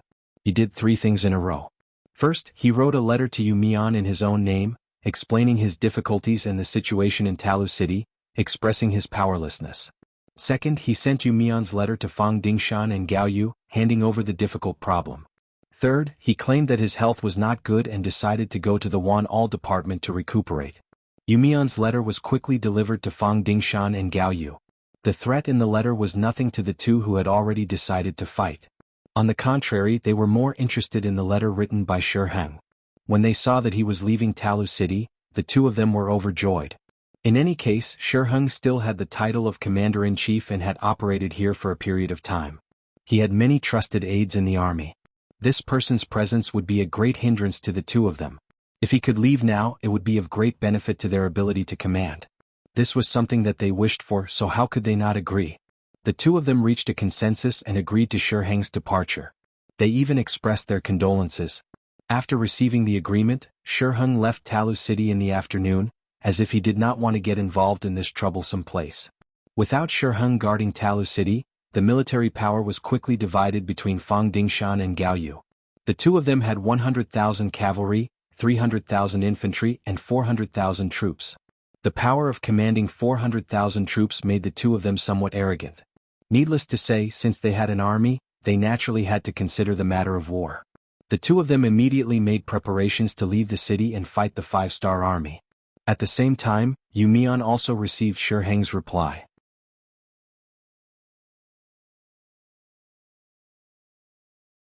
Chapter 1324.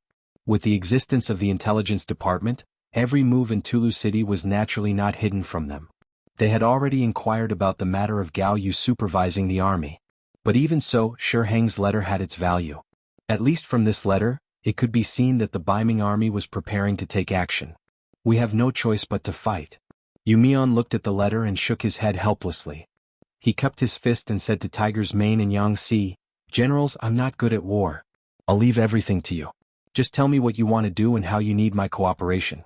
Now, I'll mobilize the people in the city to be ready to support the front line at any time." Before the army and horses moved, the provisions moved first. Without enough money and food, it was impossible to win a big war or a victory. Yu Mian turned around and went to make preparations. Tiger's Mane and Yang Si, who were left behind, were both happy. They were warlike people from the bottom of their hearts. Now that they had a chance to show off, of course they would not be polite. After a simple discussion, they raised the tent and made preparations before the war. Both sides were ready for the war. Whether it was the beginning city or Tulu City, they were shrouded in a tense atmosphere before the war. Yang Qindong, who was more than 100 miles away, was moving from Shajing City to the beginning city under the protection of the Black Cavalry. In Shajing City, Yang Qindong once again met with the commander of the new Second Army. Naturally, he was comforted. In the end, Yang Qindong also promised that if there was a need, he would prioritize the participation of the new Second Army in the upcoming war. This greatly moved Shibi, and he expressed that he would train his troops well and be ready to be summoned at any time. After Yang Qindong escaped from Shajing City and was heading to the beginning city, he received a telegram from Tiger's Mane. After learning that Ming was not going to give in and still wanted to fight, he sneered and said, "I really didn't expect that there would be a result so soon after I promised to do something else." Originally, Yang Qindong was prepared to find trouble with the Ming army after reaching the beginning city. Now it seemed that they were more anxious than he was. Even so, he was not in a hurry to leave. He might as well watch from the side and wait for the right opportunity to give them a taste of their own medicine. It would definitely be very painful and very pleasurable. Men set up camp. First, send the cavalry scouts to seal off this area. Do not allow anyone to spy on the appearance of our army here. Also, inform the sergeant commander to come and see me. Also, send a report to Tiger's Mane. Tulu City. Shi Heng listened to his subordinate's suggestion and left the city. The courtyard he lived in was quickly occupied by Gao Yu, the military supervisor. Looking at the manor that occupied several hectares of land, Gao Yu's face revealed a satisfied expression. Although in terms of luxury this place naturally couldn't compare to the capital, the mountains were high and the emperor was far away. No one cared about him and he could do whatever he wanted. This was what satisfied him the most. Gao Yu was not a eunuch. He entered the East Faction Guards with the recommendation of his uncle, Gao Rang, and got an official position. When it came to women he never knew how to restrain himself. After he took over this garden, Li Keguang and Ho Xiangjie sent over dozens of beauties to offer to him. Since Su Yozhen gave Zhu Qiu the idea of bribing officials and criminals, the rich people have benefited from it. Some rich people have even gained a lot of benefits because of this. Li Keguang and Ho Xiangjie are the representatives among them. They were originally the sons of rich families. They belonged to the kind of people who were idle and didn't want to be high or low. Originally, they wanted to be the second generation of a rich family, but they didn't want the imperial court to allow them to buy officials. They didn't take money seriously, so they spent a lot of money and each got a 5th-rank military officer position. They were respectively awarded the position of Wuxia General and Wu De General. From an idle son of a rich family to a 5th-rank general in the imperial court, this huge contrast made the two of them wild with joy. At the same time, it also made them even more ambitious for revenge. They hoped to climb to a higher position and bring glory to their family from then on. They had come to Tulu City with the army to make military contributions. If they really made military contributions and were willing to use money, wouldn't their future be limitless? The two came to the army with great ambitions. Their first goal was to curry favor with Gao Yu. Unlike the two of them, Gao Yu had an uncle who was the director of the East Faction Guards. In the Great Ming Dynasty, there was no need to doubt the status of eunuchs. As close officials of the emperor, they could often decide someone's life and death and future with a single word. Moreover, Gao Yu was the supervisor of the army, so they naturally had to curry favor with him. It was no exaggeration to say that as long as they made Gao Yu happy, even if they didn't make any contributions, they would be praised to the skies when they returned to the capital. On the contrary, if they offended this person, even if they made a great contribution, they wouldn't be able to enjoy it. In the manner, Li Keguang and Ho Xiangjie did everything they could to please Gao Yu. The Gao Yu they spoke of was really hard to find on the ground, and there were few ordinary heroes in the world. Even Gao Yu, who was used to flattery, couldn't help but feel a little smug. Army supervisor, no one can match your brilliance. Even Marquis Wuxia has to give way.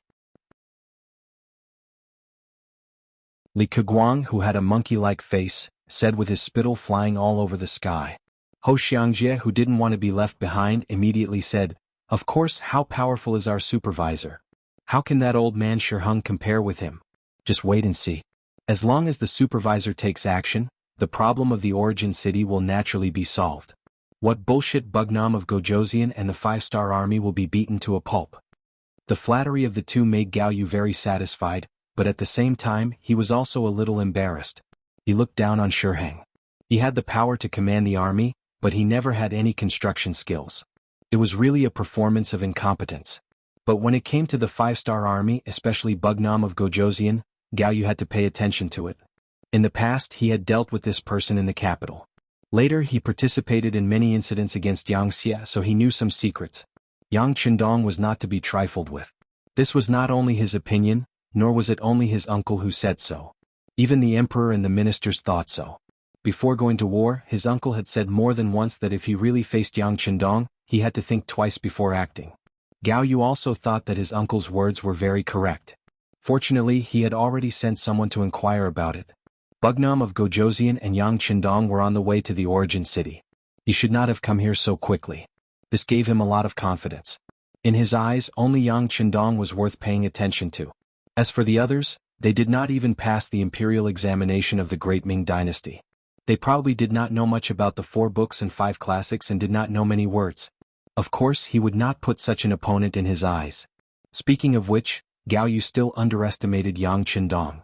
He only got the news that Bugnam of Gojoseon was coming to the origin city. In his opinion, such a noble person would naturally walk very slowly, just like those nobles in the imperial court. If he walked faster, he would probably be tired. It was not an exaggeration to say that he was walking at the speed of a snail. Who knew how long it would take for him to reach the origin city? And he could take advantage of this opportunity to take the origin city. In this way, he could avoid a head-on battle with Yang Qindong and make a great contribution. Wouldn't that be great? Gao Yu seemed to have heard enough of Li Keguang's flattery. He casually waved his hand and stopped the two's flattery. "The two of you, this military supervisor thinks highly of you. I hope that you will not disappoint me. I can also tell you that the military plan for the attack is about to take shape. It will be issued tomorrow at the latest. At that time, you two will be given the opportunity to lead the troops. You two must grasp it well." This was equivalent to leaking military secrets in advance. Li Keguang and Ho Xiangjie were excited when they heard this. They could lead the troops alone. Wasn't it time to show off? At that moment, both of them nodded excitedly and patted their chests to promise that they would not let Gao Yu down. The two of them went back excitedly and waited for a night. Just before noon the next day the order was issued.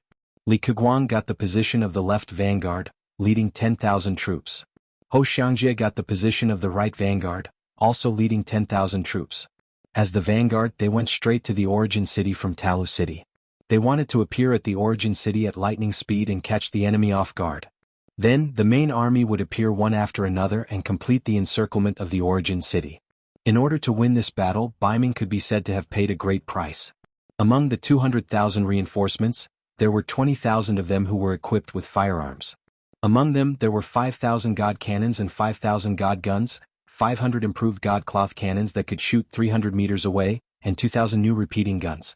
Speaking of repeating guns, this was based on the modified Type 81 automatic rifle that Yang Qindong gave to Jining.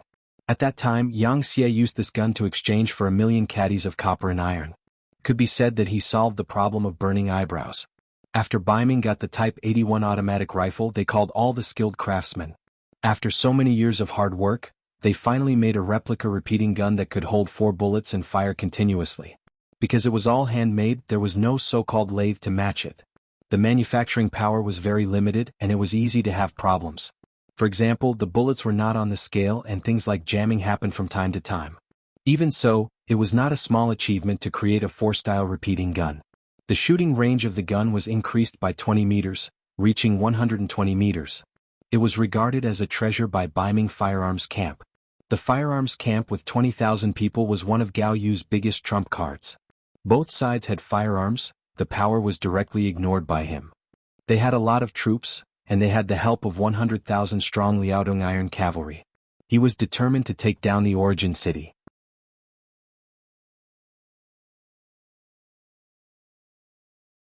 Chapter 1325. Gao Yu had once investigated the information and knew that the beginning city had once been surrounded by the Ming army. They had only failed because the siege was not successful. But this time he had the red coat cannon and flintlock. As long as the siege was successful, he was confident that he could take down the city. That was the beginning city, which was regarded as the headquarters of the 5-star army on the grassland. There were countless good things inside. Once they could take down the beginning city, it would not only mean that the 5-star army had suffered a heavy blow on the grassland, but they would also gain countless benefits. Gao Yu's face was full of excitement. After discussing the specific military plan with Fang Dingshan, he returned to the manor. Unlike usual, he did not sleep with any woman that night. Instead, he went to bed early to prepare for the army's departure tomorrow. The beginning city. The intelligence personnel lurking in Tulu City had sent news through telegrams, explaining the unusual movements of the Ming army. In the headquarters of the new army group, Tiger's Mane called his 3 corps commanders and a group of officers to discuss the military battle plan together. For 2 hours the plan was revised again and again. Finally, there was a plan that everyone was satisfied with. In the end, Tiger's Mane and Yang Xi made the final decision, and all the military directors received their respective tasks. When the meeting was about to end, Tiger's Mane said, "Everyone, this battle is the first big battle since the establishment of our new army group. The goal is very simple. Seriously speaking, it's just a small test for us. But I want to remind you that the 6th young master is watching behind us. This time, not only do we have to win the battle, but we also have to show our best side and let the 6th young master see the military style of our new army group. If you perform well, you will naturally be rewarded after the battle. On the other hand, if anyone attacks at will because of carelessness or disobeying orders, which leads to changes on the battlefield or even losses, then you will be punished by military law. Do you understand?" "Understood." Hearing that Yang Qindong was watching from a short distance away, everyone perked up. To be able to perform well in front of the 6th young master was the hope of many. All of them straightened their backs with an eager expression. After the meeting, the entire first city began to move. The entire new army of more than 100,000 soldiers was quickly mobilized. A solemn atmosphere spread throughout the city. It was June and the grassland had become warm. Although it was not as hot as the south, where it was more than 30 degrees below zero, the highest temperature during the day was about 27 or 28 degrees. Especially at noon when the sun shone on people, there was a roasting smell. In order to avoid the army being roasted under the sun, Gao Yu and Fang Dingshan had a discussion. At 3 o'clock in the morning when the sky was still dark, they let the army out of the city, and then quickly rushed in the direction of the first city. As the left and right vanguard, Li Keguang and Ho Xiangjia's mission was to charge into Saihan Mountain immediately and open up the path to the beginning city to ensure that the army could travel smoothly.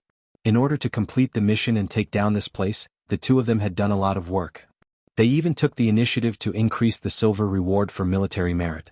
They would rather supplement some of it themselves so that they could have a good start. Under the stimulation of the silver, the morale of the soldiers was greatly boosted. Everyone patted their chests and looked like they were going to risk their lives. Under the excited momentum, the two vanguard armies totaling 20,000 soldiers came to the foot of Saihan Mountain and launched an attack. However, what made them depressed was that the five-star army on the mountain had already retreated. Not even a shadow could be seen. This result naturally made the two of them a little discouraged. The feeling of punching cotton made them want to vomit blood. What's going on? Why can't I see the five-star army? Could it be that they received the news in advance and escaped? Li Keguang's face was gloomy and he said with a gloomy face. Ho Xiangjia on the side didn't look so dispirited. Instead, his eyes turned quickly. When he saw that no one was paying attention to him, he leaned in front of Li Keguang and whispered, "Brother Li, this may be a good thing." Good thing? Li Keguang looked puzzled. He even looked at Ho Xiangjia as if he was looking at an idiot. Yes, it's a good thing. Ho Xiangjia said with a very confident look. Brother Li, the military supervisor doesn't know what happened here. Isn't it up to us to say what happened? Li Keguang, who somewhat understood Ho Xiangjia's meaning, suddenly trembled. Then he looked at him in disbelief and said, "It can't be, are you saying that we have to fake military merit?" In the great Ming dynasty, it was not uncommon to fake military merit. This was especially true in the later stages of the war with slave Jian. Because the imperial court had strict requirements that the reward for beheading the enemy was a certain amount, the great Ming soldiers who couldn't defeat slave Jian on the battlefield would indiscriminately slaughter ordinary people in order to obtain the reward and then turn in their heads to the imperial court. For this reason, it was unknown how many people of the great Ming dynasty died because of it. In contrast, Ho Xiangjia's idea wasn't unreliable. At least they had already captured Saihan Mountain, seized this territory and completed the military order. Under Ho Xiangjia's guidance, Li Keguang quickly agreed. After all, this was something that was beneficial to the two of them. Afterward, the two of them sent out scouts to report back, saying that they had fought a huge battle with the five astral army on Mount Saihan. They had defeated their opponents and successfully occupied Mount Saihan, an important military location. They had also killed many five astral army soldiers. When the battle report was sent back to Jianghu, he was naturally overjoyed. He also sent this news to General Feng Dingshan. "General Feng, look, we have won a great victory." Not bad. Looking at this battle report, a satisfied expression flashed across Feng Dingshan's face. In fact, he wasn't optimistic about the 200,000 troops brought by Jianghu. This army was composed of new recruits. An army that had never seen blood and didn't have war horses would not be at an advantage when fighting on the grassland. However, they had a good start in the first battle. This was a good thing for the morale of the army, so he was naturally happy. There was even a faint hope in his heart. Perhaps cooperating with Jianghu this time would be far more fruitful than cooperating with Shiheng. After the news of the victory of the Ming army in the first battle spread, the morale of the army improved a lot. Even the speed of their journey increased a little. As the vanguard, Li Keguang and Ho Xiangjia were praised by Jianghu and received new orders. They were to continue to move forward and strive to reach the beginning city as soon as possible to catch the five-star army off guard. If they could take the opportunity to enter the city, it would definitely be the first merit. When they saw the two words, first merit, the two of them were naturally excited. The victory on Saihan Mountain made them underestimate the enemy.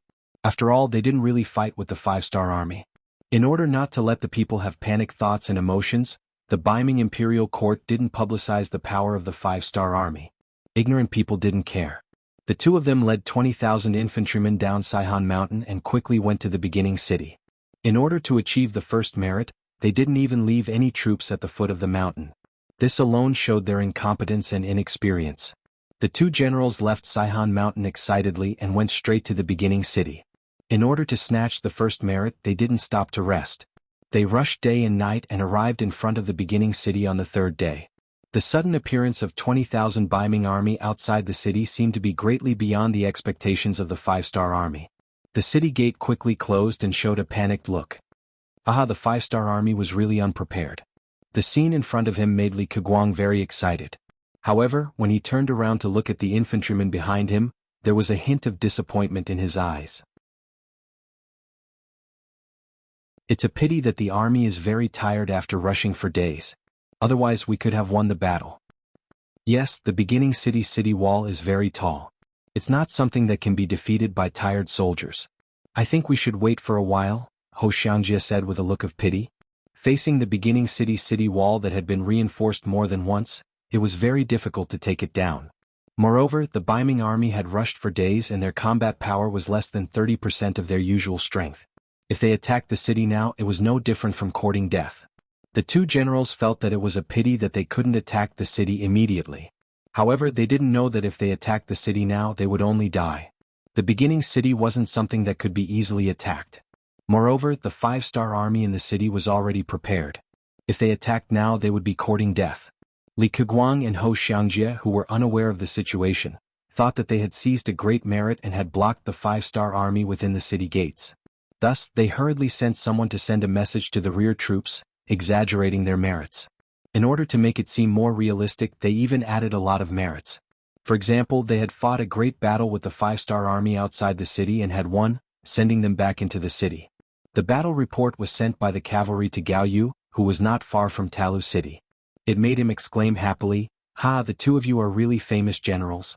Well done. Come, inform General Fang of this news. At the same time, order the army to speed up and rush to the beginning city as soon as possible to join General Li and General Ho." Jianghu, who had underestimated the 5-star army and overestimated the strength of his army, was excited.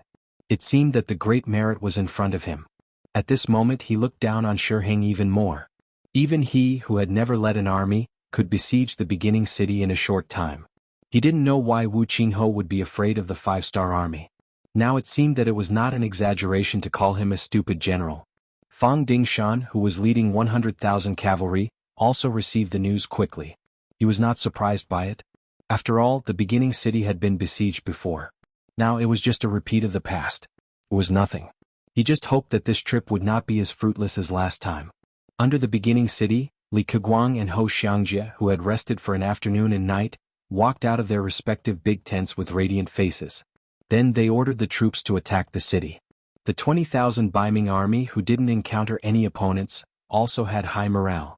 After an order, they launched the first attack on the south gate of the beginning city in front of them.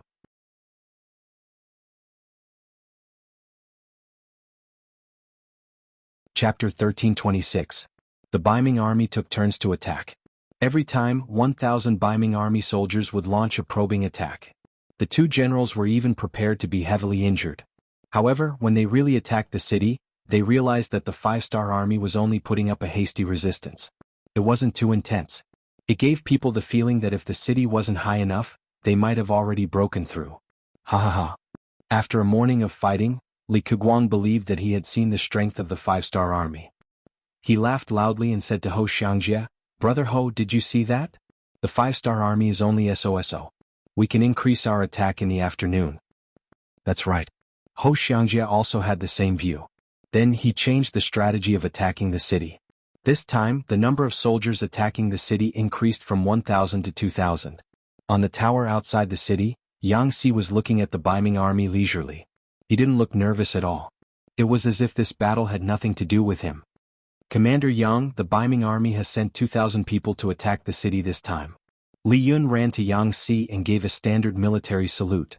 The recon division's learning and training ended after they dealt with the 10,000 Ming Liaodong cavalry. Li Yun returned to the logistics headquarters and was promoted from a company commander to a battalion commander. "Yes, you can send 1,000 recruits and 200 veterans to help defend the city. Tell the soldiers not to be afraid of death. On the battlefield, only those who are afraid of death will die faster. Warriors who aren't afraid of death can't be killed." Yang Si looked at Li Yun with satisfaction and admiration. "Yes." After saluting, Li Yun turned around to make the arrangements. Yang Si was left laughing.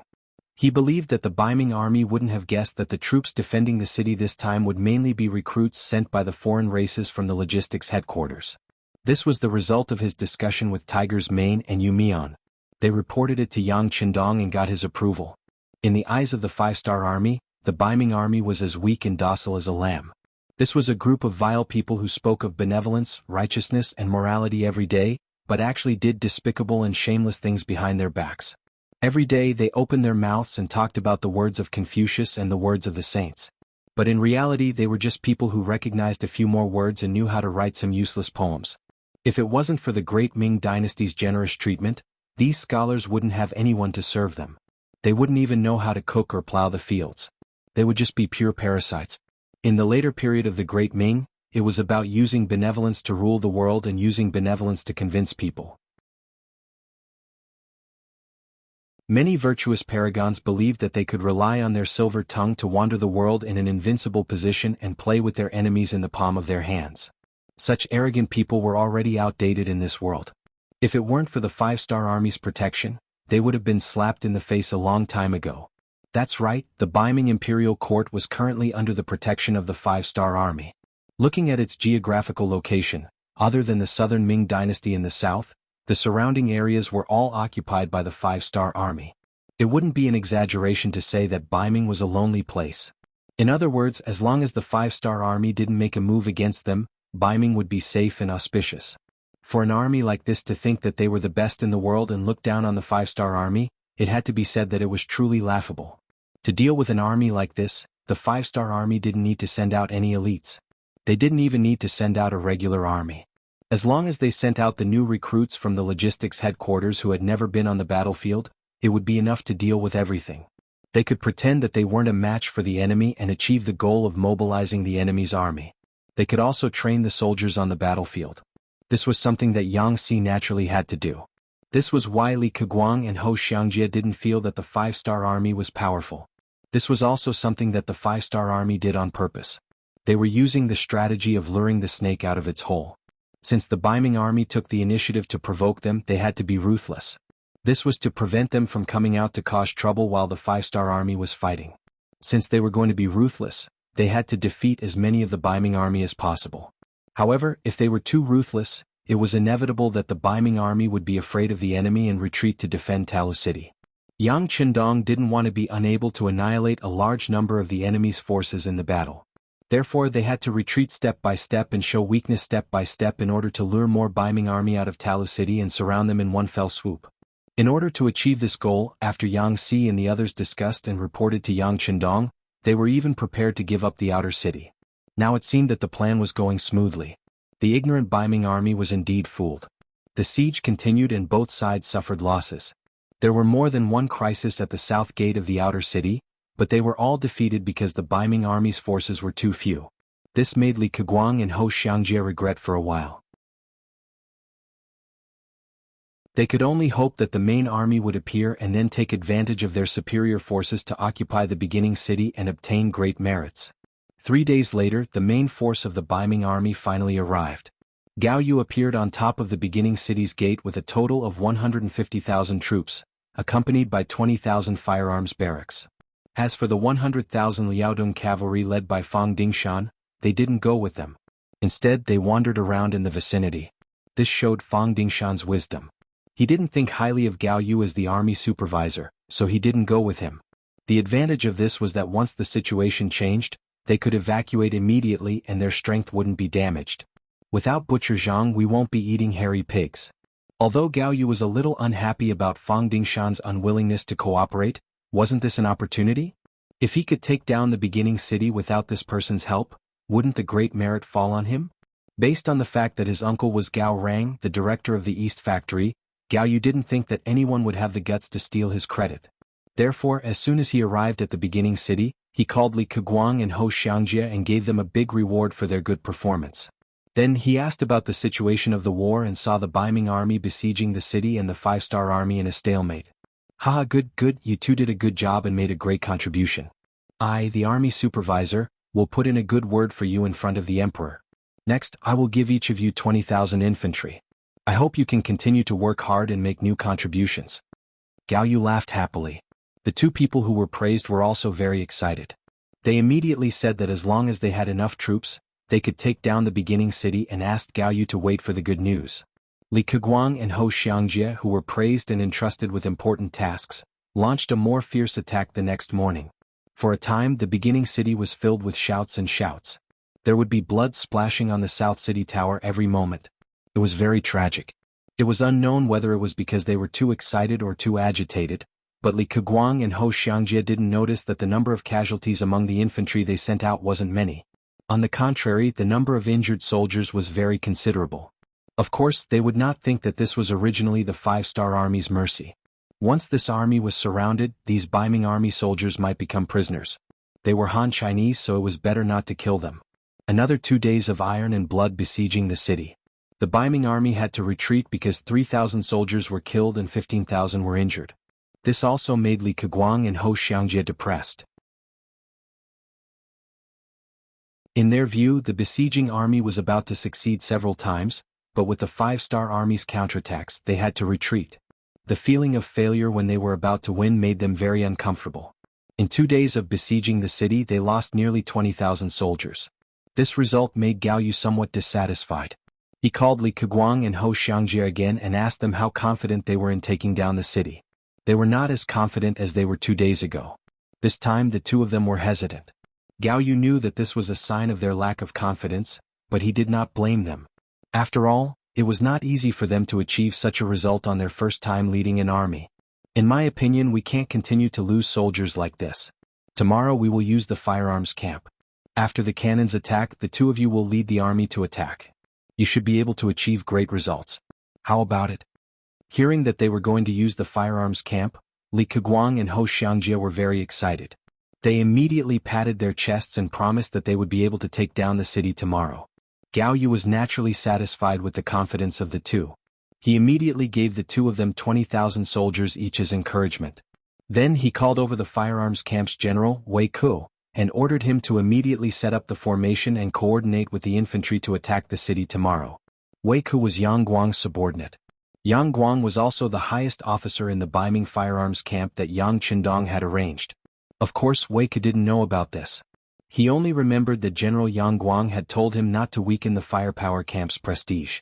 He wanted him to put up a good show to show the military's might. Wei Ku, who listened to Yang Guang's words, held a torch and set up the cannons at night, making a lot of noise. On the top of the city wall, the scouts who were responsible for watching the Ming army's every move naturally saw it clearly. They quickly reported it to the logistics command commander, Yang Si. "Oh, are we going to use the cannons?" Pass down the order. Except for a small number of troops hiding in the safety of the city wall, all the main forces of the army will withdraw from the outer city to the inner city wall overnight. Yang Si, who was already prepared for this, passed down the order. Compared to the Ming army's firearms camp, the Five-Star Army did not have any torches. Under the moonlight, they quietly withdrew from the outer city wall. The Ming army, who was completely unaware of all this, prepared to bombard the outer city gate early in the morning the next day. Tens of thousands of Ming army infantrymen were also waiting under the command of Li Keguang and Hou Xiangjie. Seeing that the morale of the army was so high, Gao Yu was full of confidence in his carriage. Following his loud shout, they began to attack. Wei Ke led the firearms battalion to take the lead and launched an attack. Hundreds of cannons fired in unison. The momentum of the cannons bombarded the southern gate.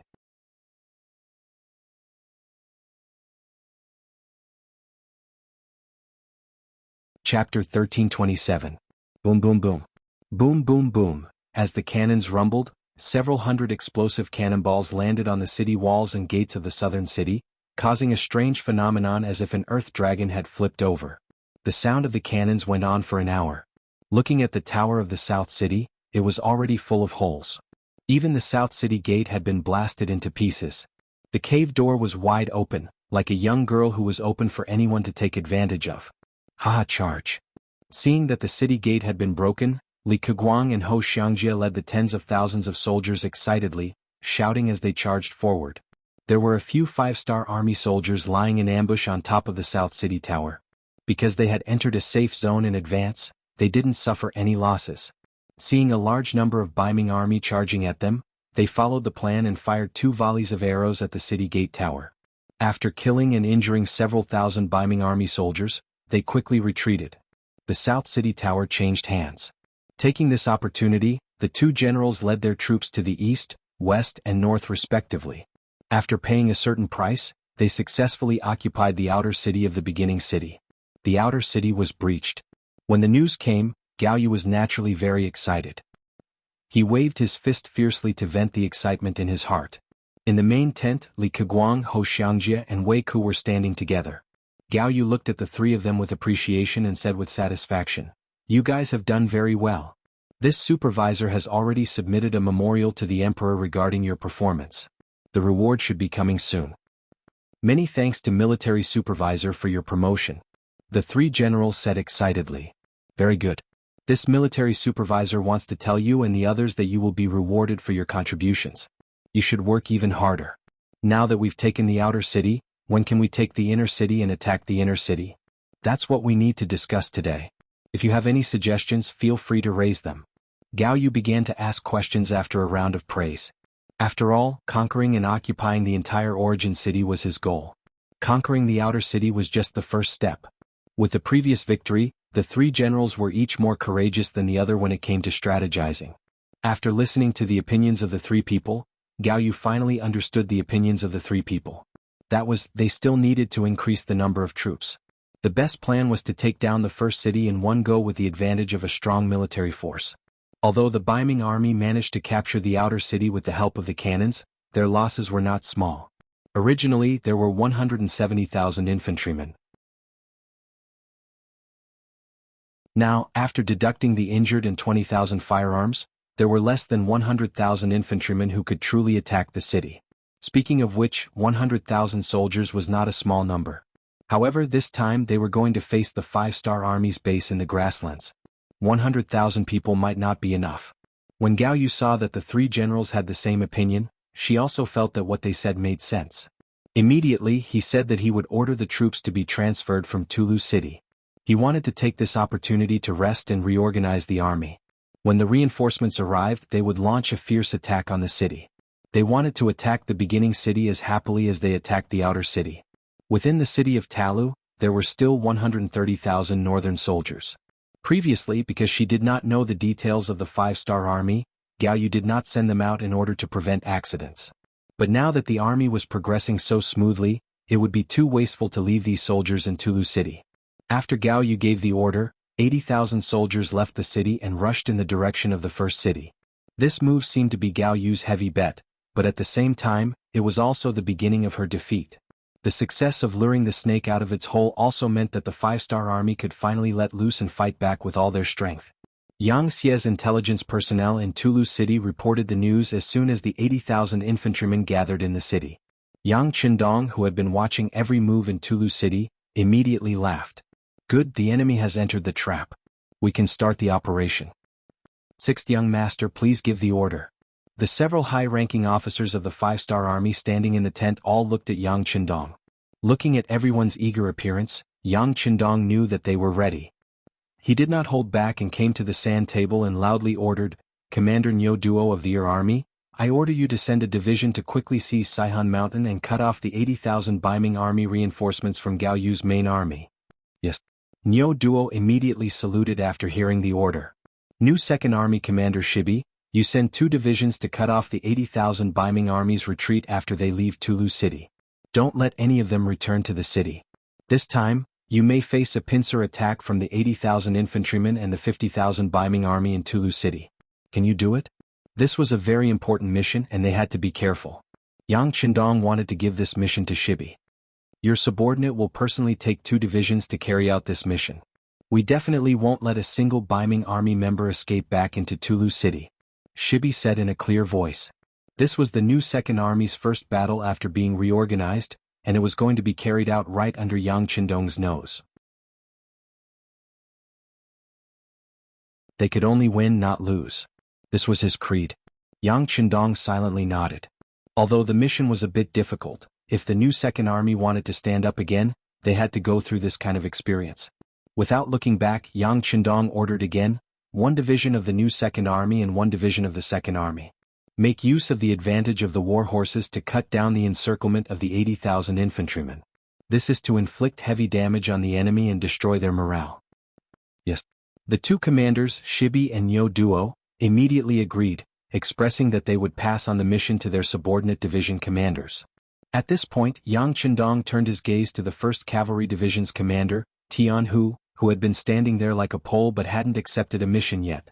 When he saw Yang Qindong's gaze, Tianhu straightened his back. Although he didn't say anything, his meaning was quite clear. Sixth young master, if you have any difficult missions, leave them to us. We promise to complete them. Commander Tian, 100,000 Baiming Liaodong cavalry have disappeared from our line of sight. They might appear at any time. Your mission is to stop them from entering the battlefield and inflict as much damage as possible. This is a powerful enemy. Baiming has invested a lot in them and they have 5 times your number.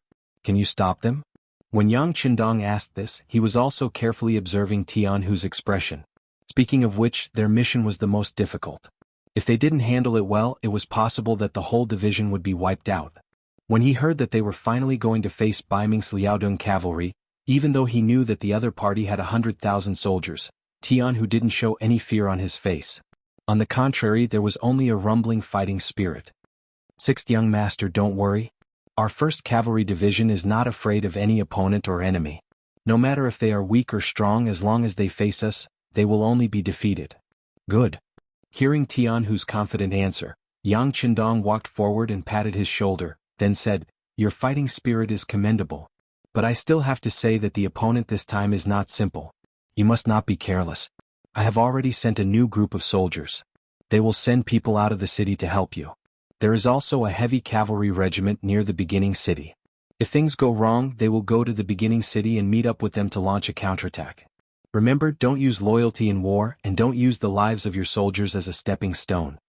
When Tianhu heard such sincere words, he once again stood at attention and said, Sixth young master, I will remember your words in my heart. Watch my performance. Well, I will watch your performance. Speaking of which, this king is preparing to expand the world's 1st Cavalry Division into an army. I hope that you can have the vision of a general. What this king wants is a general who can devise strategies, not a tiger general who can only charge into battle. Do you understand? This was the first time Yang Qindong talked about expanding the 1st Cavalry Division into an army in public. There wasn't any news about it before. So everyone was surprised after hearing it. The current 1st Cavalry Division already had 20,000 soldiers. Its combat strength was not something that any army could compare with. Now that he wanted to expand it, didn't that mean that its combat strength was close to that of a group army, or even surpassing them? There was no doubt that once it became an army, the value of a commander would definitely surpass that of other commanders. Even the power of a group army commander would be on par with that of a group army commander. After everyone understood this, they looked at Tianhu with envy and a little jealousy. Tianhu's face turned red. This meant that the 6th young master wanted to promote him. At the same time, it was also a kind of affirmation to the 1st Cavalry Division. He immediately stood at attention and said, Yes, 6th young master, please rest assured. Tianhu is a wise general, not just a general who knows how to kill. Knowing that Tianhu understood the meaning of his words, Yang Qindong patted his shoulder with satisfaction and said, Very good. Then I will watch your performance. Don't let me down. Yes, teacher. After feeling Yang Qindong's ardent expectations, Tianhu changed the way he addressed him and called him teacher. This was to express in private that he would definitely complete the mission. The combat missions of the various troops had been completed. Yang Qindong's gaze wandered around the faces of the 3 military commanders, then he nodded and said, Well, I look forward to your performance. Let's set off now. Yes. After Tianhu, Shi Bei and Yo Duo saluted in unison, they turned and walked towards the troops.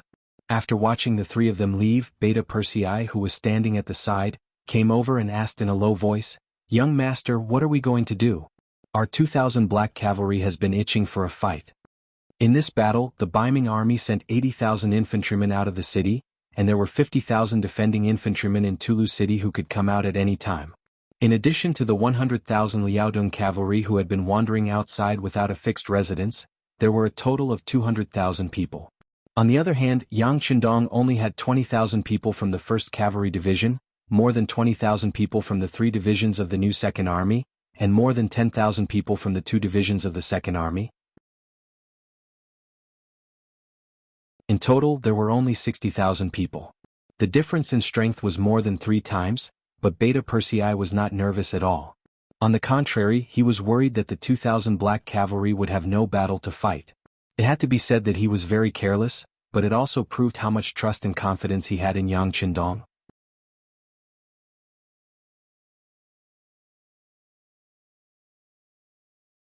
Chapter 1328. What's wrong? More than 200,000 enemies aren't enough for the Black Cavalry? Just wait and see. We'll go wherever there's danger. Yang Chendong chuckled. He liked Beta Persei's optimistic personality and fearless courage. Hearing that the Black Cavalry could go to the battlefield, Beta Persei immediately laughed. Okay, young master, then I'll tell my brothers the news now. I guarantee that they'll all be overjoyed. First City. The military report of 80,000 Ming infantry leaving Teru City was also sent to Tiger's man via telegram.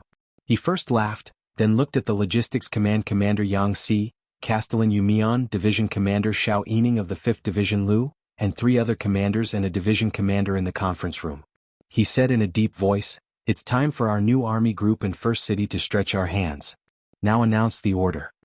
After everyone, including Yumian, stood up straight, Tiger's man said, "The 101st Division and the Heavy Cavalry Regiment will go out of the city to find the Baiming Liaodong Cavalry and cooperate with the 1st Cavalry Division to find and destroy the enemy. The 102nd Division and the 103rd Division will surround the Baiming army outside the city from the left and right respectively and strive to capture all of them.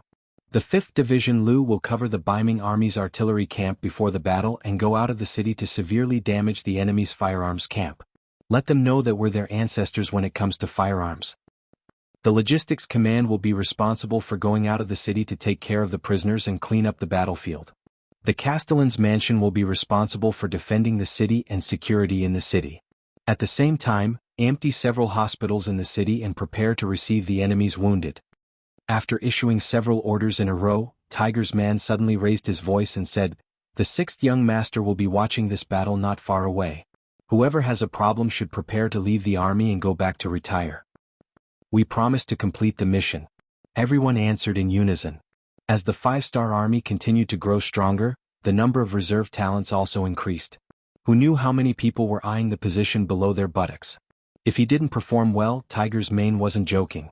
He would really retire early. This was related to his own future, so he couldn't afford to be careless or careless. Tiger's mane knew that his words had worked when he saw the solemn expressions on everyone's faces. He nodded quietly and then said, "Okay, go and prepare. Rest well tonight. Tomorrow morning we will go out and fight." Saihan Mountain. This was an important mountain between the First City and Tulu City. As a link between the two cities, it served as a buffer. Saihan Mountain, which had experienced countless wars, had changed hands many times. It was used as the gate of the First City to defend against enemies. This time was no exception. Baiming's first target was this place. However, because the 5-star army was prepared and gave up in advance, it allowed Baiming's army to take down this important place without shedding any blood. However, because it was too easy to get, it didn't attract enough attention. Even Li Keguang and Ho Xiangjie, who were the vanguard generals, didn't leave any troops here. However, when Gao Yu passed by here, she casually pointed and arranged for 3,000 soldiers to be here. Most of these 3,000 soldiers were made up of new recruits. Many people were happy to be arranged here. Originally, they joined the army for food and pay. In the eyes of such people, there was no such thing as loyalty to the country. The facts also proved that after they changed from ordinary people to members of the Baiming army, their lives didn't change much. The salary wasn't distributed in time, and they were usually only 60% full after eating. This made them complain a lot. This time, when they heard that they were going to fight against the awe-inspiring Bugnam of Gojoseon and the powerful 5-star army, many soldiers were scared before the battle. They just wanted to eat food and didn't have any great ambitions. There was no one above them, and even if they made military achievements, most of them would be taken away and their future was bleak. They just wanted to live and become soldiers. It was too difficult for such people to show their heroic side on the battlefield. Fortunately, these 3,000 soldiers were lucky. They didn't need to go to the front line. They only needed to guard the mountain and watch the Baiming army's supplies pass smoothly. This made the 3,000 soldiers very happy. They didn't need to fight and they might be able to get military achievements. This was really a blessing from the heavens. For this reason, the 3,000 soldiers had a good celebration. Then the next day they began to guard the mountain and muddle along. They were muddling along because they had nothing to do from morning to night. Apart from occasionally seeing the Baiming supply vehicles, they didn't see anyone else. As for the 5-star army, they didn't even see a shadow. After a few days, the initial nervousness had disappeared. Now, when the sky had just turned dark, apart from 200 soldiers who were normally on duty, The rest of the 3,000 soldiers had entered the temporary military tent and started to talk with Zhou Gong. In the pitch-black night, 50 well-trained scouts with sharp blades in their mouths approached quickly under the cover of the trees. They were like agile monkeys, flashing and moving behind the Biming army soldiers. As they continued to move, the Biming army soldiers were either killed or knocked unconscious. In just 15 minutes, the 200 Night Watch soldiers had lost all signs of life. When Mo Benyi, the commander of the 306th Division of the Year Army, saw this scene, he couldn't help but shake his head. New recruits are new recruits. There's no challenge at all. They didn't even send out hidden sentries. Alright, everyone go up. Don't make any noise. Get ready to capture the prisoners. The 3,000 Biming army soldiers who didn't have the slightest bit of vigilance and never thought that someone would attack them had large swords pressed against their necks while they were still sleeping in their tents. The entire operation was methodical and orderly. In this battle, other than the 123 Biming army soldiers who were killed at the beginning, the rest, including the general, were all captured. No one resisted, and this Biming army was completely wiped out. Send a message to the military commander. Tell him that we've taken down Mount Saihan. Mo Benyi instructed the radio operator sent by the military. With his rank, he wasn't qualified to be on the radio. If he hadn't come out alone to complete the mission, he wouldn't have been able to enjoy such treatment. As they didn't make any noise, the Biming army didn't know that Mount Saihan had changed hands. It wasn't until the afternoon of the second day that the 80,000 reinforcements from Tulu City passed by this place that they realized the danger ahead was imminent. These rocks were placed by the 306th Division soldiers overnight and half a day. Of course, the 3,000 Biming captives also contributed a lot. As the huge rocks rolled down one after another, the 5-star Army's full-scale counterattack began. As Mo Benyi's side began to take action, the 5-star Army in Beginning City also began their counterattack. The Lu 5th Division in the city had already locked onto the Biming Army's firearms camp outside the city. After the order was given, cannonballs were shot out from within the city. After a few consecutive shots, explosions sounded one after another. The resulting explosions formed a sea of fire, alarming the 100,000 Biming infantrymen below the city. What's going on? Gao Yu, who heard the explosions, rushed out of the main tent. His face was filled with panic and anger. However, his anger quickly turned into fear. One after another, scouts appeared in front of him as if they had agreed to meet. Reporting to the military supervisor, the 5-star Army's cannons hit our firearms camp's cannons. Now all the cannons have exploded and the cannonballs have also been detonated. The firearms camp has lost the ability to fight and suffered heavy losses. Reporting to the military supervisor, the 5-star Army opened the inner city gate and rushed out. They have long-range, high-speed firearms. Our brothers guarding the outer city gate couldn't hold them off and have already retreated. We're requesting for backup. Reporting to the military supervisor, countless cavalrymen rushed out of the beginning city. They're coming towards us from both sides. We're requesting for backup. Reporting to the military supervisor. Listening to the bad news one after another, Gao Yu's face turned red because of anger. Suddenly he shouted, "Okay, stop talking, stop talking. Immediately organize people to hold on for me. Also, send someone to inform the 80,000 reinforcements. Tell them to speed up and come to join us under the beginning city. Also, send someone to look for General Fang Dingshan and request for cavalry support. Reinforcements." At this moment, Gao Yu already knew that the 5-star Army had started their counterattack. Moreover, it was an unexpectedly strong counterattack. From the looks of it, they wouldn't be able to hold on for long. What he needed to do now was to request for reinforcements. As long as he could hold on until the reinforcements appeared, he could coordinate with them from the inside and outside and turn the tables around. How would Gao Yu know that the 80,000 infantry reinforcements he hoped for were blocked at the foot of Saihan Mountain? They couldn't move forward. And right behind them, Commander Wu Hui of the 3rd Cavalry Division of the new 2nd Army was leading his cavalrymen all the way here. They had taken Biming's army by surprise and inflicted heavy losses. According to Yang Qindong's battle plan, the 1st Cavalry Division and the 2nd Cavalry Division of the new 2nd Army stayed at the foot of Tulu City to prevent them from providing reinforcements again. The 3rd Cavalry Division and the 305th Cavalry Division of the 2nd Army would cut through the back and flank of the 80,000 Biming's reinforcements. They no longer had the ability to support them. On the other hand, the 100,000 elite Liaodong cavalrymen led by Fang Dingshan still had the strength. However, they weren't thinking about helping Gao Yu out of his predicament. Instead, they were thinking about how to destroy the heavy cavalry regiment led by wind-chasing wolf that they had surrounded. Fortunately, Yang Qindong's order was to surround and capture Bai Ming's army. So, even though the offensive seemed fierce, Gao Yu wasn't in any danger for the time being. When he knew that the situation wasn't good, he first sent someone to ask for reinforcements. Then he immediately called for General Weika of the Firearms Division and had him lead the firearms soldiers to the front line to resist the Five-Star Army's attacks. "Please don't worry, Army Supervisor," General Weika said confidently after receiving the mission. This time he had brought over 10,000 firearms soldiers with him. Among them there were quite a few soldiers who were armed with rifles. He believed that as long as he commanded them properly, even if they were facing fierce cavalry, they would be able to tear off a piece of flesh and let them know how powerful they were.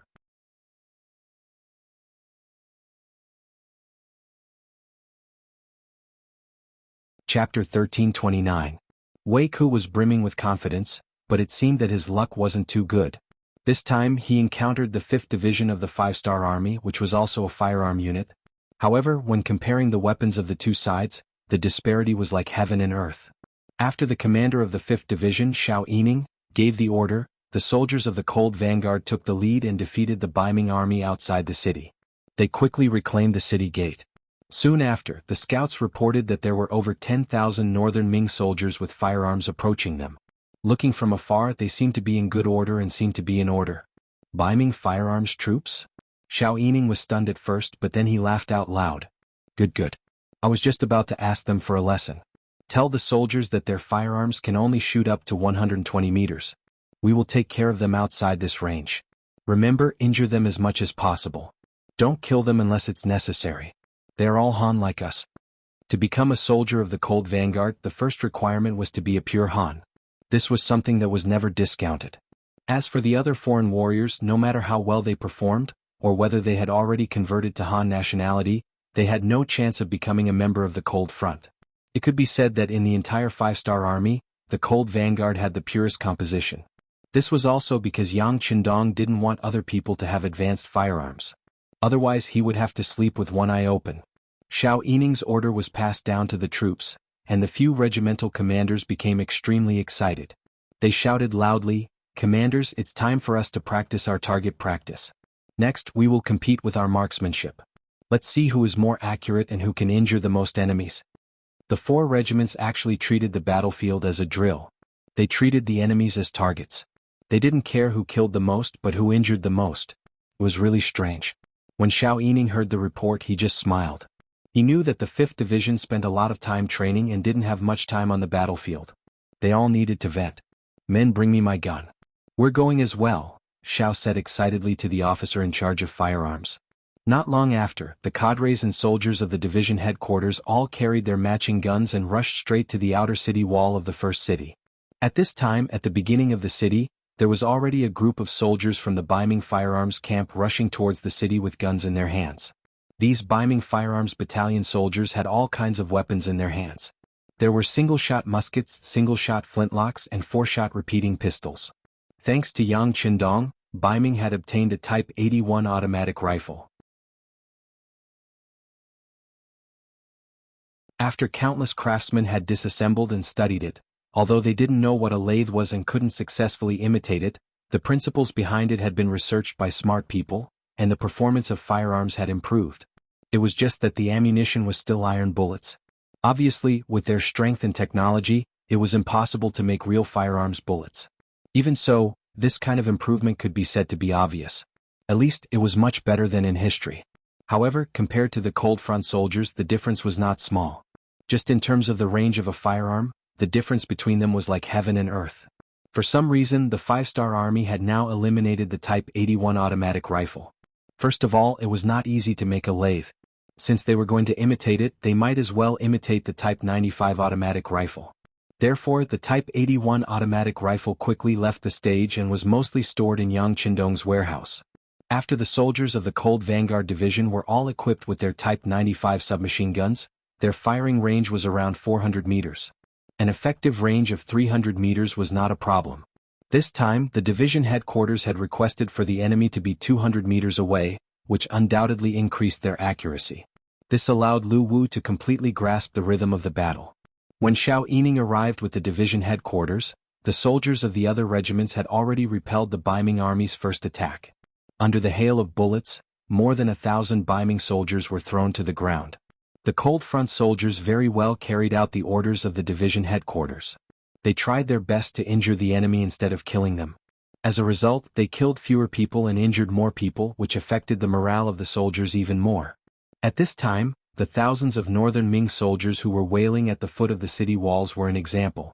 With the existence of these wounded soldiers, the other northern Ming soldiers turned pale with fright.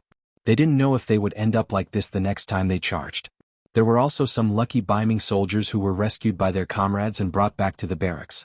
However, they were still injured. Their cries of pain were heard by the other Ming army soldiers at such a close distance. Because of this, the morale of the soldiers plummeted. Many of them showed fear in their eyes. Some were even tired of fighting. In contrast, the morale of the soldiers of the 5th Division was high. In the previous wave of attacks, not a single Ming army soldier was able to get within 150 meters of them. This meant that their firearms did not pose any threat at all. Other than wasting some bullets, the entire 5th Division did not have a single injured soldier. The morale of the soldiers was getting higher and higher. Why is the division commander here?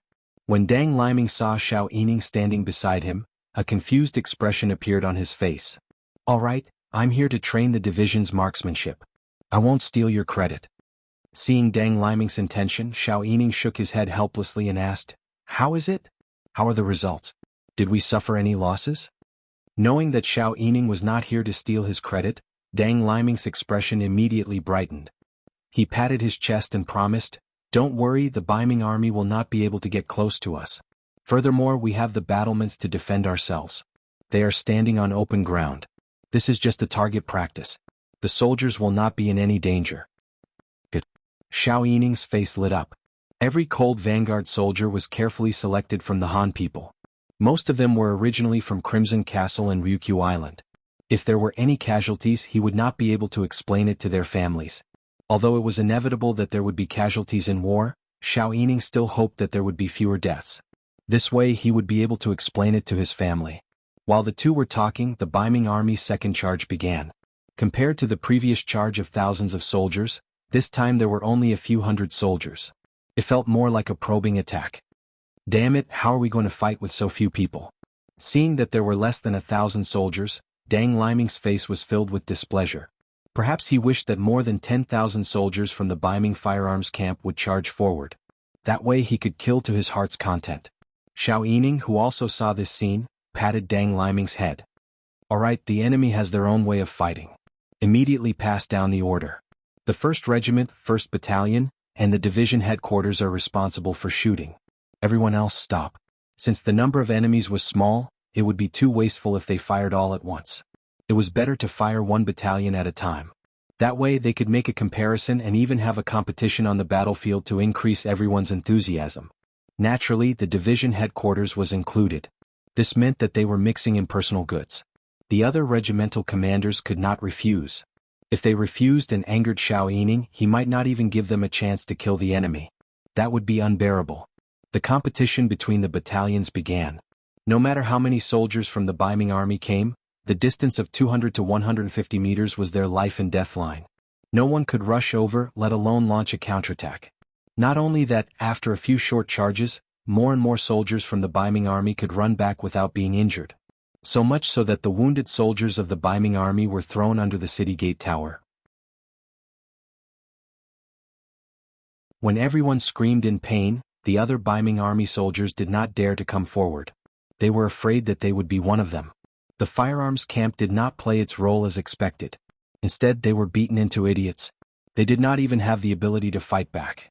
This made Gao Yu, who was the army supervisor, very angry.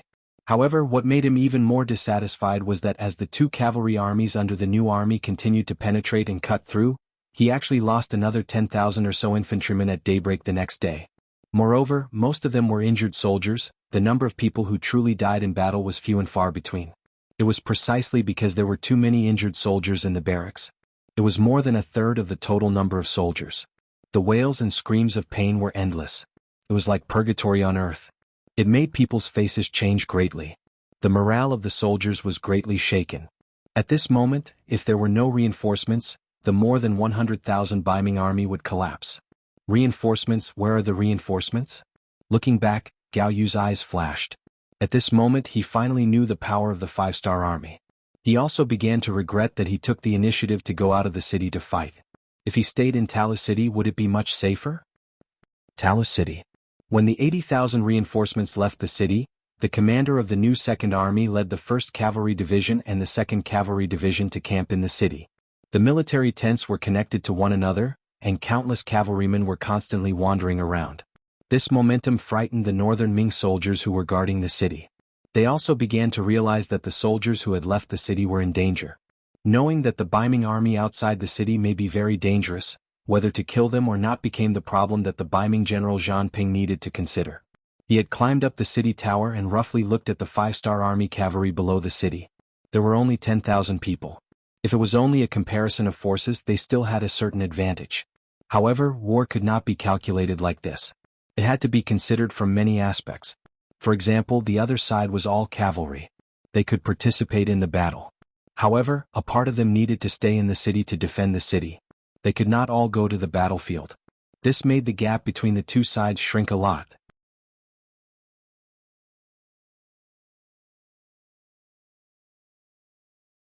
Chapter 1330.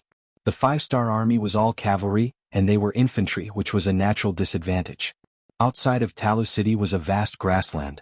This kind of terrain was suitable for cavalry to spread out and attack. In contrast, infantry were at a disadvantage and lost for a while. Under all kinds of reasons, Zhang Peng came to a conclusion. If they went out of the city, there was a high chance that they would be defeated. If they didn't do well, they might even lose Talu City. Zhang Peng, who was shocked by this conclusion, was even less likely to send reinforcements out of the city. He just sent out several carrier pigeons to inform Gao Yu, who was at the beginning of the city, of his difficulties and predicament. At the same time, he also sent people to the Wanquan department in the rear. He wanted to report this matter to Admiral Shi Heng. It would be best if Shi Heng could stand up and lead the overall situation. That way, no matter what he did, his responsibility would become very small. Everyone had selfish motives. Knowing that it was very dangerous to go out of the city, Zhang Peng, who wanted to shirk his responsibility, thought of asking Shi Heng to come out. After sending out several carrier pigeons, he waited for news in the city. After a sleepless night, the next day at dawn, he didn't receive any news from his superior. A Chiliarch guarding the city ran in front of him. General, quickly go and take a look. A lot of our defeated soldiers have come to the city. They are now being surrounded by the 5-star army cavalry. What? Let's go. Hearing the change in the situation, Zhang Peng was shocked. He quickly went out of the mansion and went straight to the city tower. Running all the way to the top of the city tower, Zhang Peng looked up and saw a lot of soldiers wearing Ming army uniforms being cut up by the 5-star army cavalry. They were surrounded and attacked with bows and arrows and sabers. In less than a quarter of an hour, at least several hundred Ming army soldiers were injured on the ground, wailing and screaming. General, look. The same colonel shouted. There are nearly 1,000 of them, and they're asking if we should open the gates or not. Are we going to open them or not? Yang Qi asked. General, look. There's a group of about 1,000 of them and they're calling out to us. Zhang Peng stood behind the battlements and looked down. Sure enough, he saw a large group of people wearing Ming army uniforms arrive at the city gate. In comparison, their team still had some fighting power. At the very least, they were able to form a defensive formation. With their spears in front of them, they blocked the 5-star army's cavalry from approaching. Even so, from time to time, 1 or 2 soldiers would be injured and fall to the ground. Fortunately, the young general in command of this army had some ability. Once there was a problem, he could always let someone else fill the position. The order of the army was still maintained. However, everyone knew that they wouldn't be able to hold on for long if this continued. Therefore, the young general kept raising his head and cursing. We're all comrades. Hurry up and open the city gates. Do you want to see so many of us die here? Hearing these angry curses, the Ming army guarding the city naturally didn't dare to do anything in private. However, most people still focused their gazes on Zhang Peng, waiting for this general to make a decision. At this moment, Zhang Peng's face was extremely conflicted. When Gao Yu left, she handed Talu City to him. That was a kind of trust but also a kind of responsibility. Logically speaking, his main task was to defend the city and prevent it from being occupied by the five-star army. Once the city gates were opened, there would definitely be a certain amount of danger. However, looking at the other soldiers, if he really didn't save them, it would definitely chill the morale of the army. It would also be a heavy blow to his authority as a commander. If he didn't handle it well, the morale of the army would be in chaos. At that time, when he gave a military order, how many people would obey? General, please make a decision. At this moment, several Kiliarchs gathered around Zhang Peng. Their faces looked like they were willing to make a decision. They were all soldiers. Anyone could encounter danger. If they didn't save them now, then when they were in trouble one day, wouldn't others treat them the same way? In the long run, several young generals certainly hoped that Zhang Peng would help. This was not only saving others but also saving themselves. Originally, Zhang Peng was very hesitant. Now that several Kiliarchs were pressuring him, the balance in his heart began to tilt. He asked in a deep voice, "If the city gates are opened, will the five-star army's cavalry charge into the city?" This meant that Zhang Peng was going to compromise. After hearing this, the other young generals' faces flashed with joy. A quick-witted Chiliarch quickly replied, "They shouldn't. We can use bows and arrows to attack. When the time comes, as long as the city gates are opened fast enough, the five-star army won't be able to charge into the city." That's right. General, look. The five-star army's cavalry doesn't seem to be paying attention to us. They probably don't think that we will open the city gates. There aren't many cavalry here, so our safety shouldn't be a problem. Another Chiliarch pointed below the city and explained to Zhang Peng. The other Kiliarchs also quickly explained the problem from various angles. All of them expressed the same meaning. That was, as long as they moved fast enough and were prepared, the five-star army wouldn't be able to enter the city. They wouldn't be able to take any advantage. Seeing that everyone was so confident, Zhang Peng took a deep breath and said, "Okay, this general believes you. Since that's the case, prepare enough bows and arrows. We will open the city gates in a while, but we must be fast. We can't let the enemy cavalry enter the city." Yes. Zhang Peng finally made a decision. The other Kiliarchs were also very happy. At this moment they all cupped their fists and agreed. After all, their superior was benevolent. Just this point alone wasn't a bad thing for everyone. With this order, many archers appeared on the city walls of Tulu City. The city gates were also opened from the inside. Over 100 northern Ming soldiers took this opportunity to rush out of the city gates. They shouted to the 1,000 or so comrades who were standing behind them, Quickly retreat. We have archers to cover you." "Many thanks." The Chiliarch, who had been cursing non-stop, had a look of excitement on his face. He immediately ordered his soldiers to retreat into the open city gates. Behind them, the five-star army's cavalry that wanted to approach were forced back by the thousands of arrows from the city walls. It was like a net of arrows, making it impossible for anyone to enter. "Aha, it's done." Zhang Peng, who was nervously staring at the city walls, couldn't help but let out a sigh of relief when he saw the 1,000 or so soldiers from the Ming army being rescued. No matter what, saving 1,000 people could be considered a meritorious service. At the same time, he would be able to find out what had happened outside from these people. He would be able to find out why the five-star army's cavalry had appeared and why the Ming army had been defeated. Before Zhang Peng could finish his sigh of relief and before he could ask the retreating soldiers what happened outside, the situation on the battlefield suddenly changed. The five-star army's cavalry that was still far away suddenly gave up on surrounding the Ming soldiers. Instead, they angrily rushed towards the city gates that were slowly closing. "Aha, are they crazy? Isn't it too late to come now?" On top of the city walls, when they saw the five-star army's cavalry rushing towards them, the Ming army's Kiliarchs on top of the city walls laughed. They laughed at the stupidity of the five-star army. But soon, a piece of news hit their faces like a slap, causing their complexion to instantly change. "Not good, the Ming army that we rescued suddenly betrayed us. They injured our soldiers who were guarding the city gates.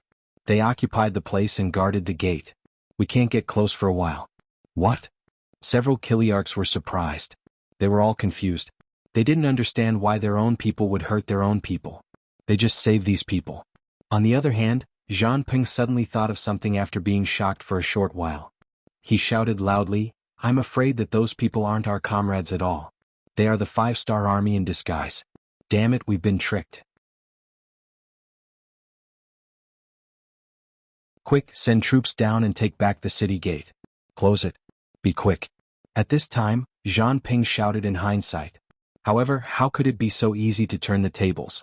Under the Five-Star Army's long preparation, specifically under the new Second Army's commander she's planning, the moment they opened the city gates, they were doomed to fail. Just last night, there were cavalry scouts who reported that they discovered many defeated Ming army infantrymen in the direction of Saihan Mountain. They asked for instructions on what to do. She was currently in the large tent when he was woken up. After hearing this news, he knew that the development of the war had already deviated from its original path. According to Yang Qindong's previous analysis, once the war started, the new Second Army's 2 cavalry divisions would face the danger of being attacked from 2 sides by the Ming army. Because of this, she decided to defend this place no matter what. With the cavalry he brought, he still had a certain advantage. However, when he really brought his troops to Tulu City, the Ming army's reaction was a bit unexpected. The Ming army inside the city actually didn't make any movements. They just stood on the city gate tower, allowing them to set up formations and set up tents. This was because the Ming army was scared. When he saw this change, she quickly made the decision to adapt to the changes on the battlefield. Perhaps the previous military plans were done well, but a general who couldn't adapt to changes wasn't a general. He was just a machine. From the possibility of being attacked from 2 sides to the current Ming army holding back their troops, the new Second Army's 2 cavalry divisions were safe. However, she wasn't satisfied with this result. He already began to boldly imagine if he could find an opportunity to capture Tulu City and completely cut off the several 100,000 Ming army's path of retreat. If he had made this suggestion before, it clearly wouldn't have been appropriate. But now, the cowardly behavior of the 50,000 infantrymen in Tulu City made she see hope. It was just that he couldn't immediately find a breakthrough point. The scouts who came to report in the middle of the night opened up a window in Shibi's heart, allowing him to see an opportunity and hope to attack Tulu City. Shibi called over the 1st Cavalry Division's commander Qiao Qiao and the 2nd Cavalry Division's commander Li Jun. After a round of discussion, the 3 of them decided to disguise themselves as the Ming army to trick the enemy into opening the city gates.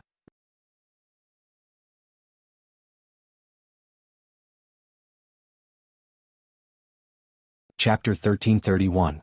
In order to win this battle in one fell swoop, the commander of the 1st Cavalry Division, Qiao Qiao, volunteered to take on the task of luring the enemy to open the gate. He personally selected 1,000 Han soldiers and changed into the Ming army's uniform. Taking advantage of the darkness, they left the camp and mingled with the Ming army that was retreating in defeat from the direction of Saihan Mountain. It must be said that the Ming army was indeed made up of new recruits. Normally, they looked rather powerful, but when they encountered a sudden attack, especially when they heard the rumbling of the Five-Star Army's warhorses, their fighting spirit quickly collapsed. A portion of them didn't even have time to brandish their weapons and arrows before running back. They had escaped from Tulu City. In many people's hearts, they believed that it would be safe to escape back here. After all, with the city walls as a shield, even if it was only psychologically, it could still give people a sense of comfort. In addition, it was nighttime. The addition of Qiao Qiao's 1,000 soldiers didn't cause any chaos at all. When daybreak arrived, Qiao Qiao led his 1,000 soldiers and intentionally began to approach Tulu City's gates. Under the new Second Army's deliberate carelessness, they were the first to arrive in front of the city gates. As expected, they attracted Zhang Ping's attention. Because of this, the city gates were opened. This was tantamount to giving Qiao Qiao an opportunity to display his abilities. Speaking of which, Qiao Qiao wasn't an ordinary person. He was an outstanding student from the Yang Family Academy in Crimson City. After graduation, he entered the Ministry of Public Security and completed some bandit suppression missions. Later, because of his outstanding performance, he was transferred to the Army headquarters as a combat staff officer. His performance was also outstanding. This time, there was a problem with the new Second Army. All of the division-level officers needed to be replaced. Qiao Qiao obtained this opportunity. Based on his performance, he was selected to enter the new Second Army and become the commander of the 1st Cavalry Division. Everything seemed to be going smoothly, but only Qiao Qiao himself knew that his military contributions were still too little. If it wasn't because the new Second Army had many problems and was only responsible for defending the city and transporting supplies, the position of commander wouldn't have been his. It was precisely because everyone looked down on the new Second Army that he picked up a loophole. Now, the new Second Army had a combat mission, and it was personally given by the 6th young master, the principal. Just based on this, Qiao Qiao decided to perform well.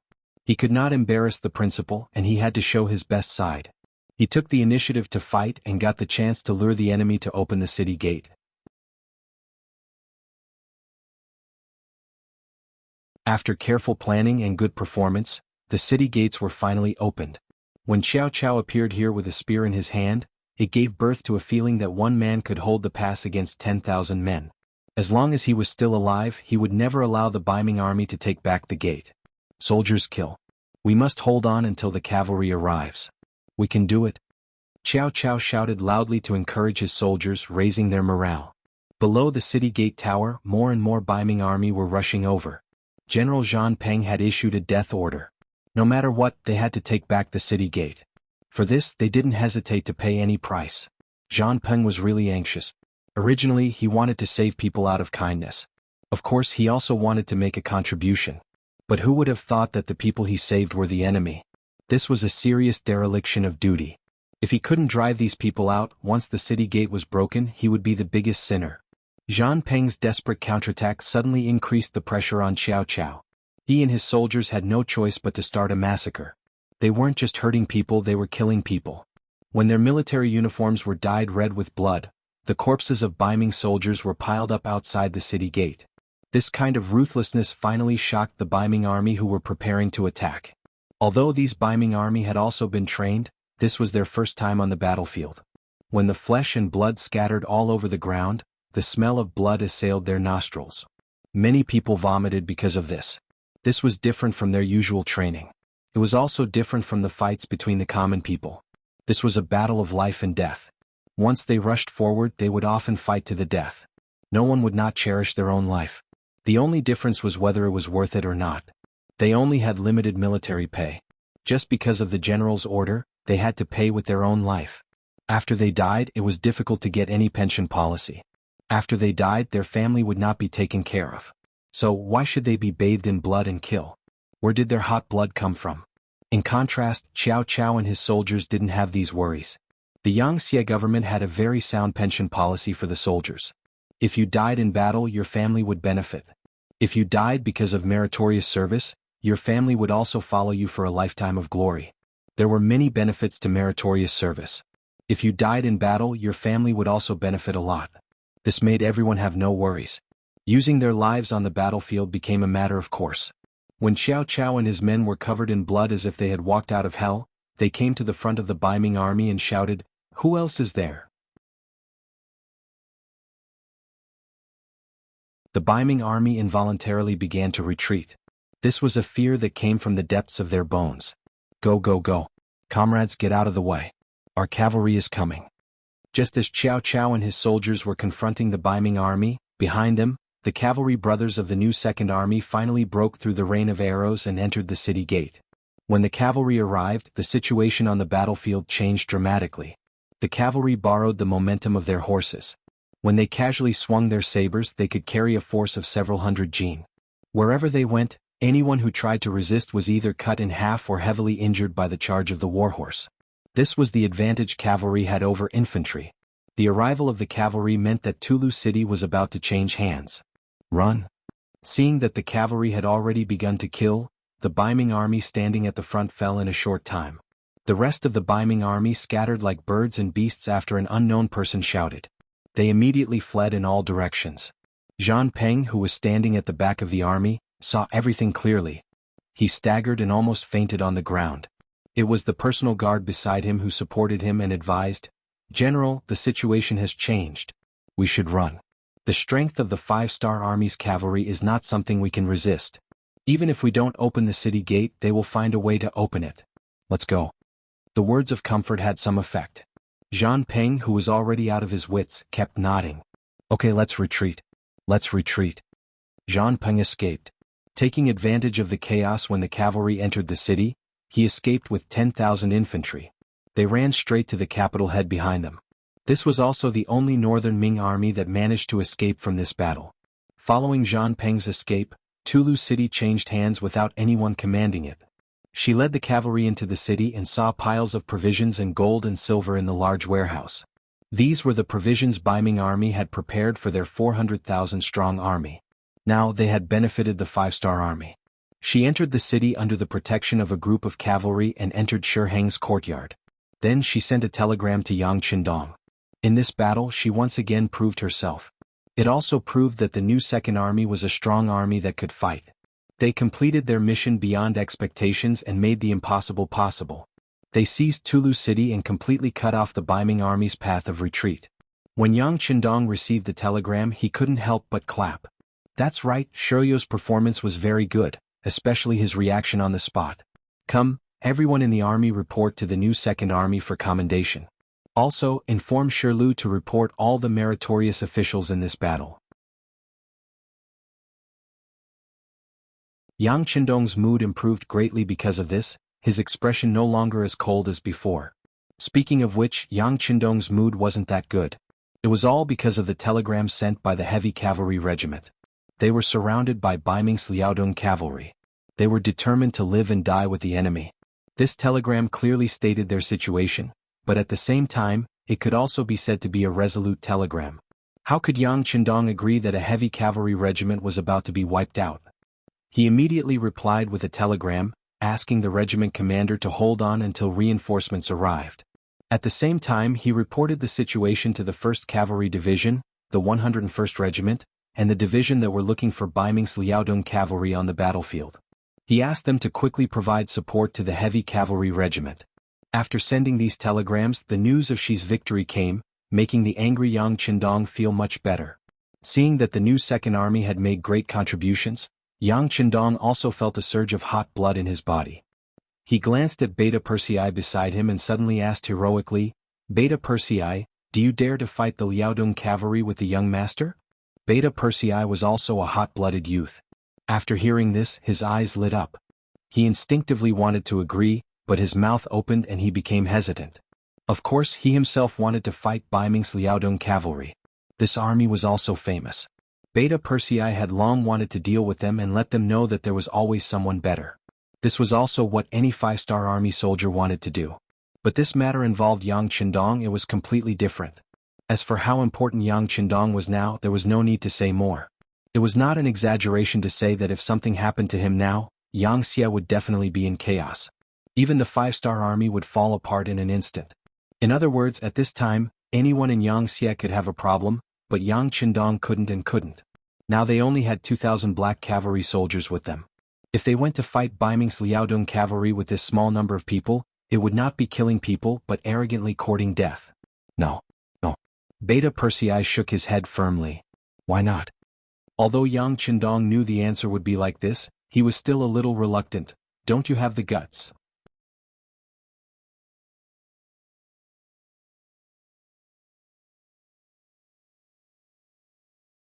Chapter 1332. No. Young master's body is priceless. How can he take risks so easily? Beta Persei said, unmoved. Yang Qindong did not back down because of this and continued to persevere. How can it be called taking risks? With the protection of the strongest black cavalry in the world, how can it be dangerous? Or are you saying that you have no confidence in the black cavalry? Beta Persei quickly shook his head and said, how can I not have confidence? The black cavalry is the strongest army in the world. No one can compare to them. Aha, if that's the case, then what are you hesitating for? Since they are the strongest, young master, my safety is of course guaranteed, right? All right, gather the black cavalry immediately and set off with the young master to kill the enemy. Yang Qindong misunderstood Beta Persei's intention and laughed loudly before giving out orders. Soon, the first Captain Qiu Vi, the second Captain Dao Xiao and the others led the 2,000 black cavalry and appeared in front of Yang Qindong's tent. At this moment, seeing that Yang Qindong was about to leave the tent, Beta Persei was still loudly persuading him, young master, you can't take risks. What do you mean by taking risks? We are going to kill the enemy.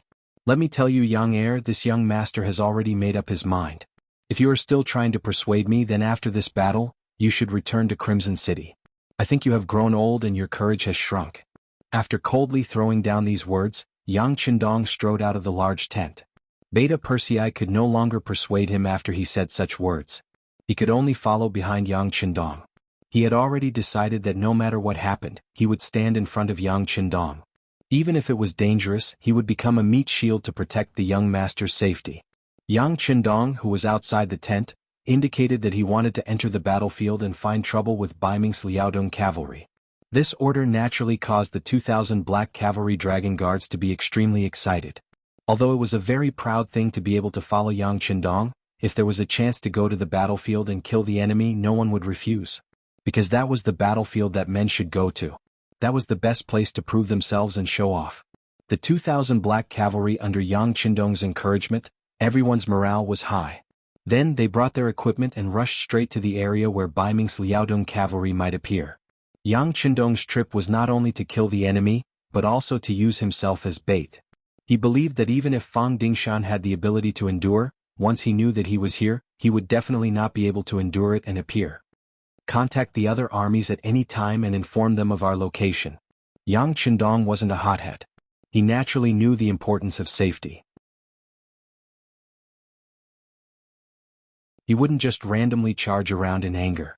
He had his own plan for every step he took. For example, his appearance would definitely attract the attention of Bai Ming's Liaodong cavalry. Perhaps he would soon solve the problem of the heavy cavalry regiment being surrounded. After all, compared to himself and the heavy cavalry regiment, which target was more important, presumably even a fool would be able to tell. Heavy cavalry regiment. At this time, Windchaser was staring at the Bai Ming's Liaodong cavalry that surrounded them with blood-red eyes. In the past, he had always wanted to find the Bai Ming's Liaodong cavalry. He wanted to compete with them to prove that he was the strongest. Because of this, after receiving the military order, Windchaser immediately led the 5,000 heavy cavalry regiment into the grassland and entered the Bai Ming's Liaodong cavalry's area of activity. Their luck was not bad. They quickly found a group of Bai Ming's Liaodong cavalry that had the same number of people. Or it could be said that the other party had discovered them and took the initiative to appear. Then a great battle ensued. The heavy cavalry regiment used facts to prove their ability. Using the advantage of heavy armor and the 3-meter-long blades in their hands, they heavily injured the enemy. In one battle they killed 2,000 of the enemy and injured 1,000 of them. They had basically crippled the 5,000 Bai Ming's Liaodong cavalry. Then came the pursuit. Windchaser wanted to continue expanding the battle results, but the weakness of the heavy cavalry regiment was exposed. Because their armor and weapons were too heavy, long-distance running was not suitable for them. However, because the Bai Ming's Liaodong cavalry looked like they were about to run out of energy, they continued to chase. After running for a few dozen li, Windchaser found that the heavy cavalry regiment had expended too much energy. Just as he ordered the army to stop, countless Bai Ming's Liaodong cavalry appeared from all directions. Looking from afar, there were at least 20,000 of them. At this time, how could Windchaser not know that he had fallen into a trap? However, with their heavy armor, he was not afraid. Instead, he launched 2 counterattacks. However, the general of the Bai Ming's Liaodong cavalry, Luo Baiquan, was very smart. Once he discovered the heavy cavalry regiment charging over, he continuously retreated. He only used arrows to stop them and did not engage in close combat. After 2 consecutive attacks, the horses of the heavy cavalry regiment were already panting. Some of the horses could no longer bear the weight and fell to the ground. Cavalry soldiers without horses were like infantry soldiers without legs. Windchaser quickly ordered the army to dismount and prepare to meet the enemy. Then the Bai Ming's Liaodong cavalry began to charge. Using the advantage of the horses, the enemy charged 3 times and killed over 1,000 soldiers of the heavy cavalry regiment, while the enemy suffered less than 50 casualties. Windchaser, who did not have a horse, finally saw the weakness of his side. He knew that it was all because he wanted to quickly gain merit. He immediately sent the telegram to Yang Qindong and then had the soldiers form a circle with the horses in the center. They were ready to meet the enemy at any time. The Bai Ming's Liaodong cavalry that surrounded them did not seem to be in a hurry. Other than using arrows, they did not charge. It was clear that they wanted to use up the remaining strength of the heavy cavalry regiment. After all, being surrounded, Windchaser and his soldiers could not get enough rest. In addition, they could not replenish their rations and water. After a long time, it could be said that they would collapse without a fight. Luo Baiquan clearly wanted to obtain victory without shedding a drop of blood. For this reason, they had waited for half a day. Once he found that the heavy cavalry regiment wanted to rest, he would order the cavalry to release their arrows and prepare to charge. After a few rounds, the heavy cavalry regiment was exhausted and the sky slowly darkened. But even after the sky darkened, the Bai Ming's Liaodong cavalry still continued to attack. During this time, they took the opportunity to launch a cavalry charge and took the lives of another 500 soldiers. They left behind dozens of corpses and left. From dusk to dawn, the eyes of the heavy cavalry regiment soldiers who had endured through the night were blood red, and Windchaser was even more so. He had even thought of charging back more than once. The horses had recovered some strength after a night of rest, but Yang Qindong's telegram clearly told them to defend and wait for reinforcements. They could not charge. In the face of the sixth young master's orders, Windchaser did not dare to disobey. He could only hold on and hope that reinforcements would arrive sooner. But the grasslands were so big that even if the cavalry wanted to rush to the battlefield, it would take a long time. The heavy cavalry regiment was destined to continue waiting. Just like this, the sky darkened again. In the blink of an eye, it was day again. When the sky brightened, Windchaser forced himself to close his eyes to look at the situation of the Baiming's Liaodong cavalry. He was shocked to find that the enemies that surrounded them had already retreated. They actually retreated? Windchaser's face was filled with confusion. He personally ordered a few cavalry to get on their horses to scout for information. He was worried that this was another enemy's plan to lower his guard and then counterattack. Not long after the cavalry left, they returned. This meant that there was not a single Baiming Liaodong cavalry within 10 li of them. Although Windchaser did not know the reason, he knew that he was safe. He immediately ordered that other than sending out a few cavalry scouts, everyone else should take the time to rest. In this battle, more than half of the 5,000 heavy cavalry regiment's cavalry had died. They were almost crippled. The morale of the army was greatly affected. Their stamina was also greatly depleted. Right now they needed a good rest. He slept from dawn to the afternoon until the scouts returned. They said that the new 101st Army commander had brought reinforcements 8 miles away. Windchaser hurriedly got up. Then he organized the troops and prepared to welcome them. At this time, Windchaser believed that the reason why the Baiming Liaodong cavalry retreated was because they knew that the 101st Regiment was coming here. They knew that they were not a match, so they left. Just as he was thinking about how to thank the 101st Regiment commander Lu Zhua, a large group of cavalry appeared in his sight. Windchaser led a group of heavy cavalry soldiers to welcome them. When they were still some distance away, he stopped and got off his horse with a grateful expression. At the front of the cavalry was Commander Lu Zhua. At this time he was anxiously galloping until he was less than 10 meters away from Windchaser and the others. Seeing that it was indeed Commander Lu Zhua, Windchaser quickly went to welcome him. When he was 3 meters away, he saluted and said with gratitude, "Commander Lu, thank you for coming to save the heavy cavalry regiment." "Thank you." Lu Zhua first looked behind Windchaser. When he saw that there were still 2,000 heavy cavalry soldiers, he let out a sigh of relief. Although this battle could be considered a heavy loss, the heavy cavalry regiment's foundation was still there. If they had enough time, they could recover their strength. Since the problem of the heavy cavalry regiment was solved, Lu Zhua's expression tensed up again. He looked at Windchaser and said, "You don't need to thank me. I don't have the ability to scare off the Baiming Liaodong cavalry." Windchasing Wolf was at a loss when he heard this sentence. Lu Zhua knew that if he didn't explain, Windchaser wouldn't know what was going on. He said, "The one who really saved you was the 6th young master. He personally led 2,000 black cavalry soldiers into where the Baiming Liaodong cavalry was. The reason why the Baiming Liaodong cavalry left was to attack the 6th young master." What? Windchaser's eyes suddenly turned blood red. He looked at Lu Zhua and said loudly, "Commander Lu, please say it again."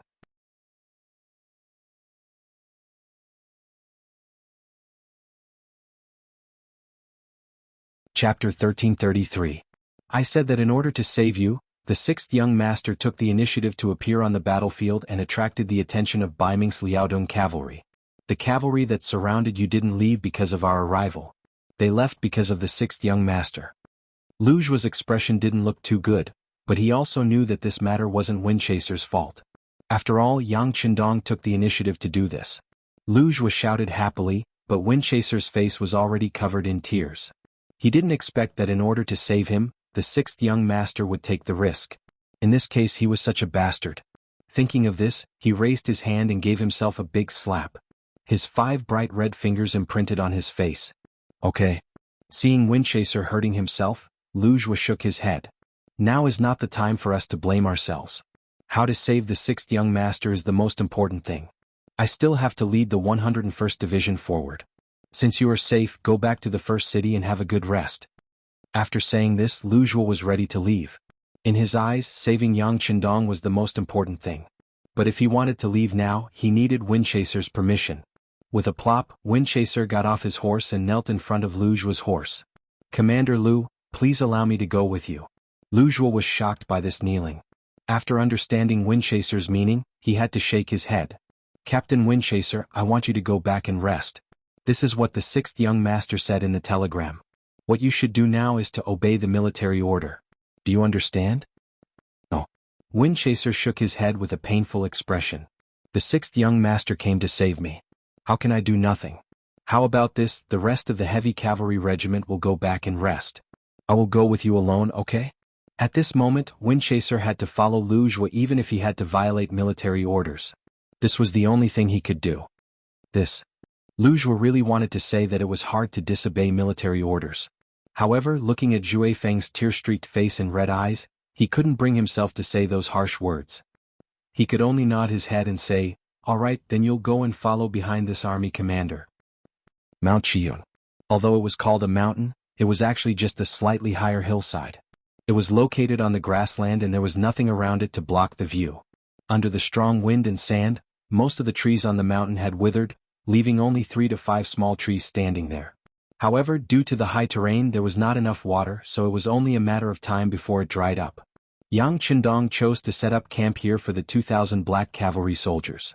Firstly, the terrain here was high, so they didn't have to worry about the Baiming Liaodong cavalry scouts not being able to see them. Secondly, the terrain here was open, so it was more suitable for the cavalry to appear in a large area. Thirdly, from the high ground, it could be used as an unstoppable force. Guarding this place, they only needed to prepare enough water and food. Although it couldn't be said that one man could hold the pass against 10,000, it was still better than being surrounded by enemies on all sides. Yang Qindong was not disappointed even though he intended to be discovered by others. Soon, the scouts of the northern Ming Kingdom's Liaodong Iron Cavalry appeared in the surroundings. They were constantly running back and forth as if they wanted to confirm the true identity of this group. Yang Qindong, who wanted to attract attention and save the heavy cavalry regiment, wore a golden battle robe and rode out on a white dragon. He roared at the sky and shouted in a very imposing manner, "This king is Bugnam of Gojoseon, Yang Qindong. You little rascals dare to spy here, why aren't you quickly retreating?" Just this shout alone was full of energy and could be said to be earth-shattering. Under the shout, there were indeed many scouts who quickly dispersed. Those who stayed behind also maintained a sufficient distance from them. It really was as if one sentence could shake 10,000 soldiers. After shouting away those annoying scouts, he could also use them to inform their masters. Yang Qindong believed that it wouldn't be long before there would be enemies everywhere. Only then did he nod in satisfaction. He turned to the black cavalry and said, "Chop down all the surrounding wood and stack it together to form a defensive position. Quickly do it."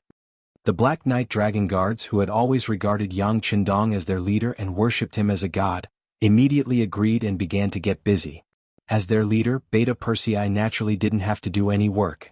He came to Yang Qindong's side and asked in a low voice, "Young master, should we send a telegram now and let the other cavalry troops gather here?" "No hurry, this will only alert the enemy. Let's wait a little longer. By the way, let the soldiers separate some of them to check the guns. They haven't been used for a while. Don't let anything happen." Yang Qindong waved his hand casually. He dared to appear here with 2,000 black cavalry because he relied on firearms. This was the strength of the black cavalry. They combined all the advantages of the cold front and cavalry. They had the ability to charge quickly and also the ability to suppress the enemy with firearms. Otherwise, even if he was confident, he wouldn't dare to take only 2,000 men to challenge the 100,000 Baiming Liaodong heavy cavalry. Beta Persei happily agreed and turned to do it. He was really worried that the young master would immediately dispatch other troops so there would be someone to steal their credit. Now, 2,000 against 100,000.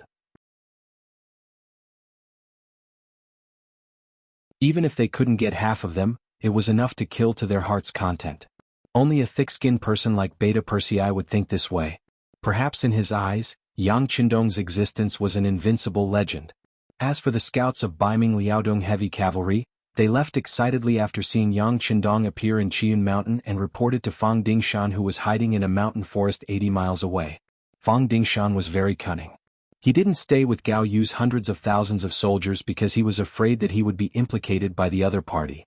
He was just an army supervisor who had never fought in a war. It didn't seem credible to say that he could defeat the 5-star army in one battle. However, Fang Dingshan didn't have the intention to dissuade Gao Yu. He didn't even look suspicious. He had his own calculations, or rather, he needed someone to attract the attention of the 5-star army. This would make it easier for him to do things. Things developed as he expected. The scouts reported that Gao Yu's situation wasn't very good. After the siege was blocked, the cannons were blown up. It was said that the 5-star army had surrounded them. It seemed that things weren't looking good for them. Fang Dingshan, who rejoiced at his foresight, immediately locked onto the 5-star army's heavy cavalry regiment and waited for the news of victory. Fang Dingshan was still very capable. At least, he had done a lot of work to understand the 5-star army. For example, the heavy cavalry regiment was one of the targets he carefully understood. Then he found the weakness of the other party. It was because their equipment was heavy and they couldn't fight for a long time. After finding the weakness, he only needed to counteract it. This was how the heavy cavalry regiment was surrounded. Next, he just needed to wait for the good news.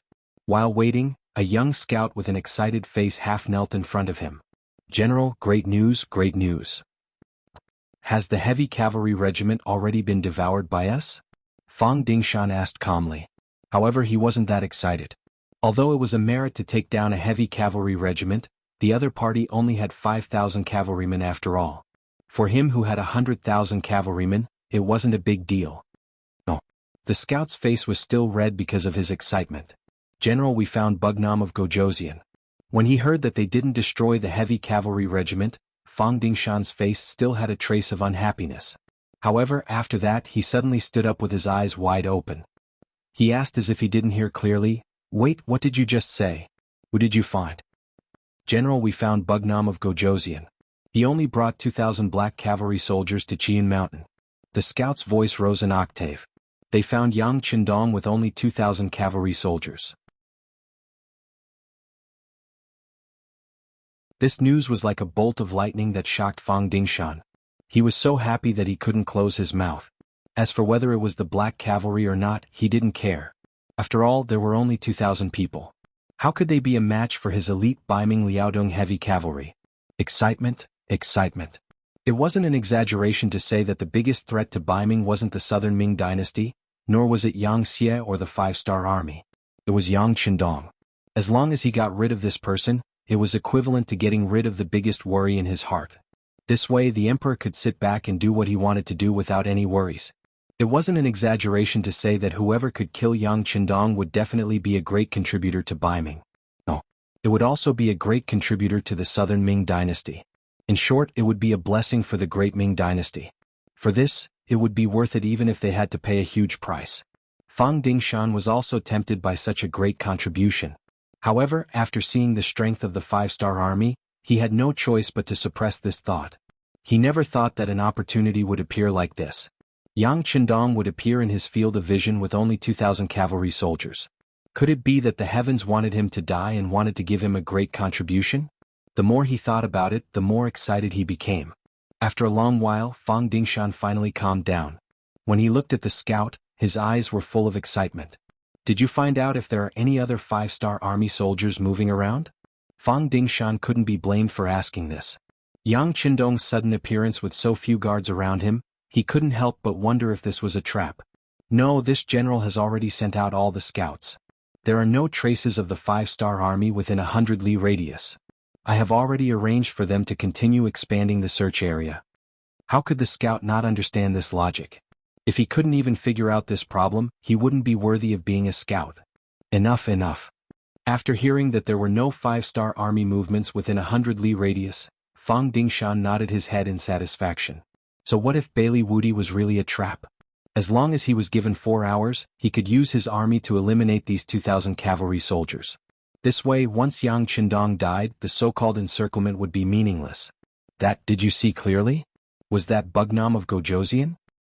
You're tuning in to the Han Li's Wuxia Adventures YouTube channel. We're so grateful for your support, and don't forget to subscribe to join us on this incredible journey through captivating stories. Your generosity through donations truly makes a world of difference, as it's the primary source of revenue that allows me to expand and enhance this channel for you. Thank you from the bottom of my heart for being a part of this adventure.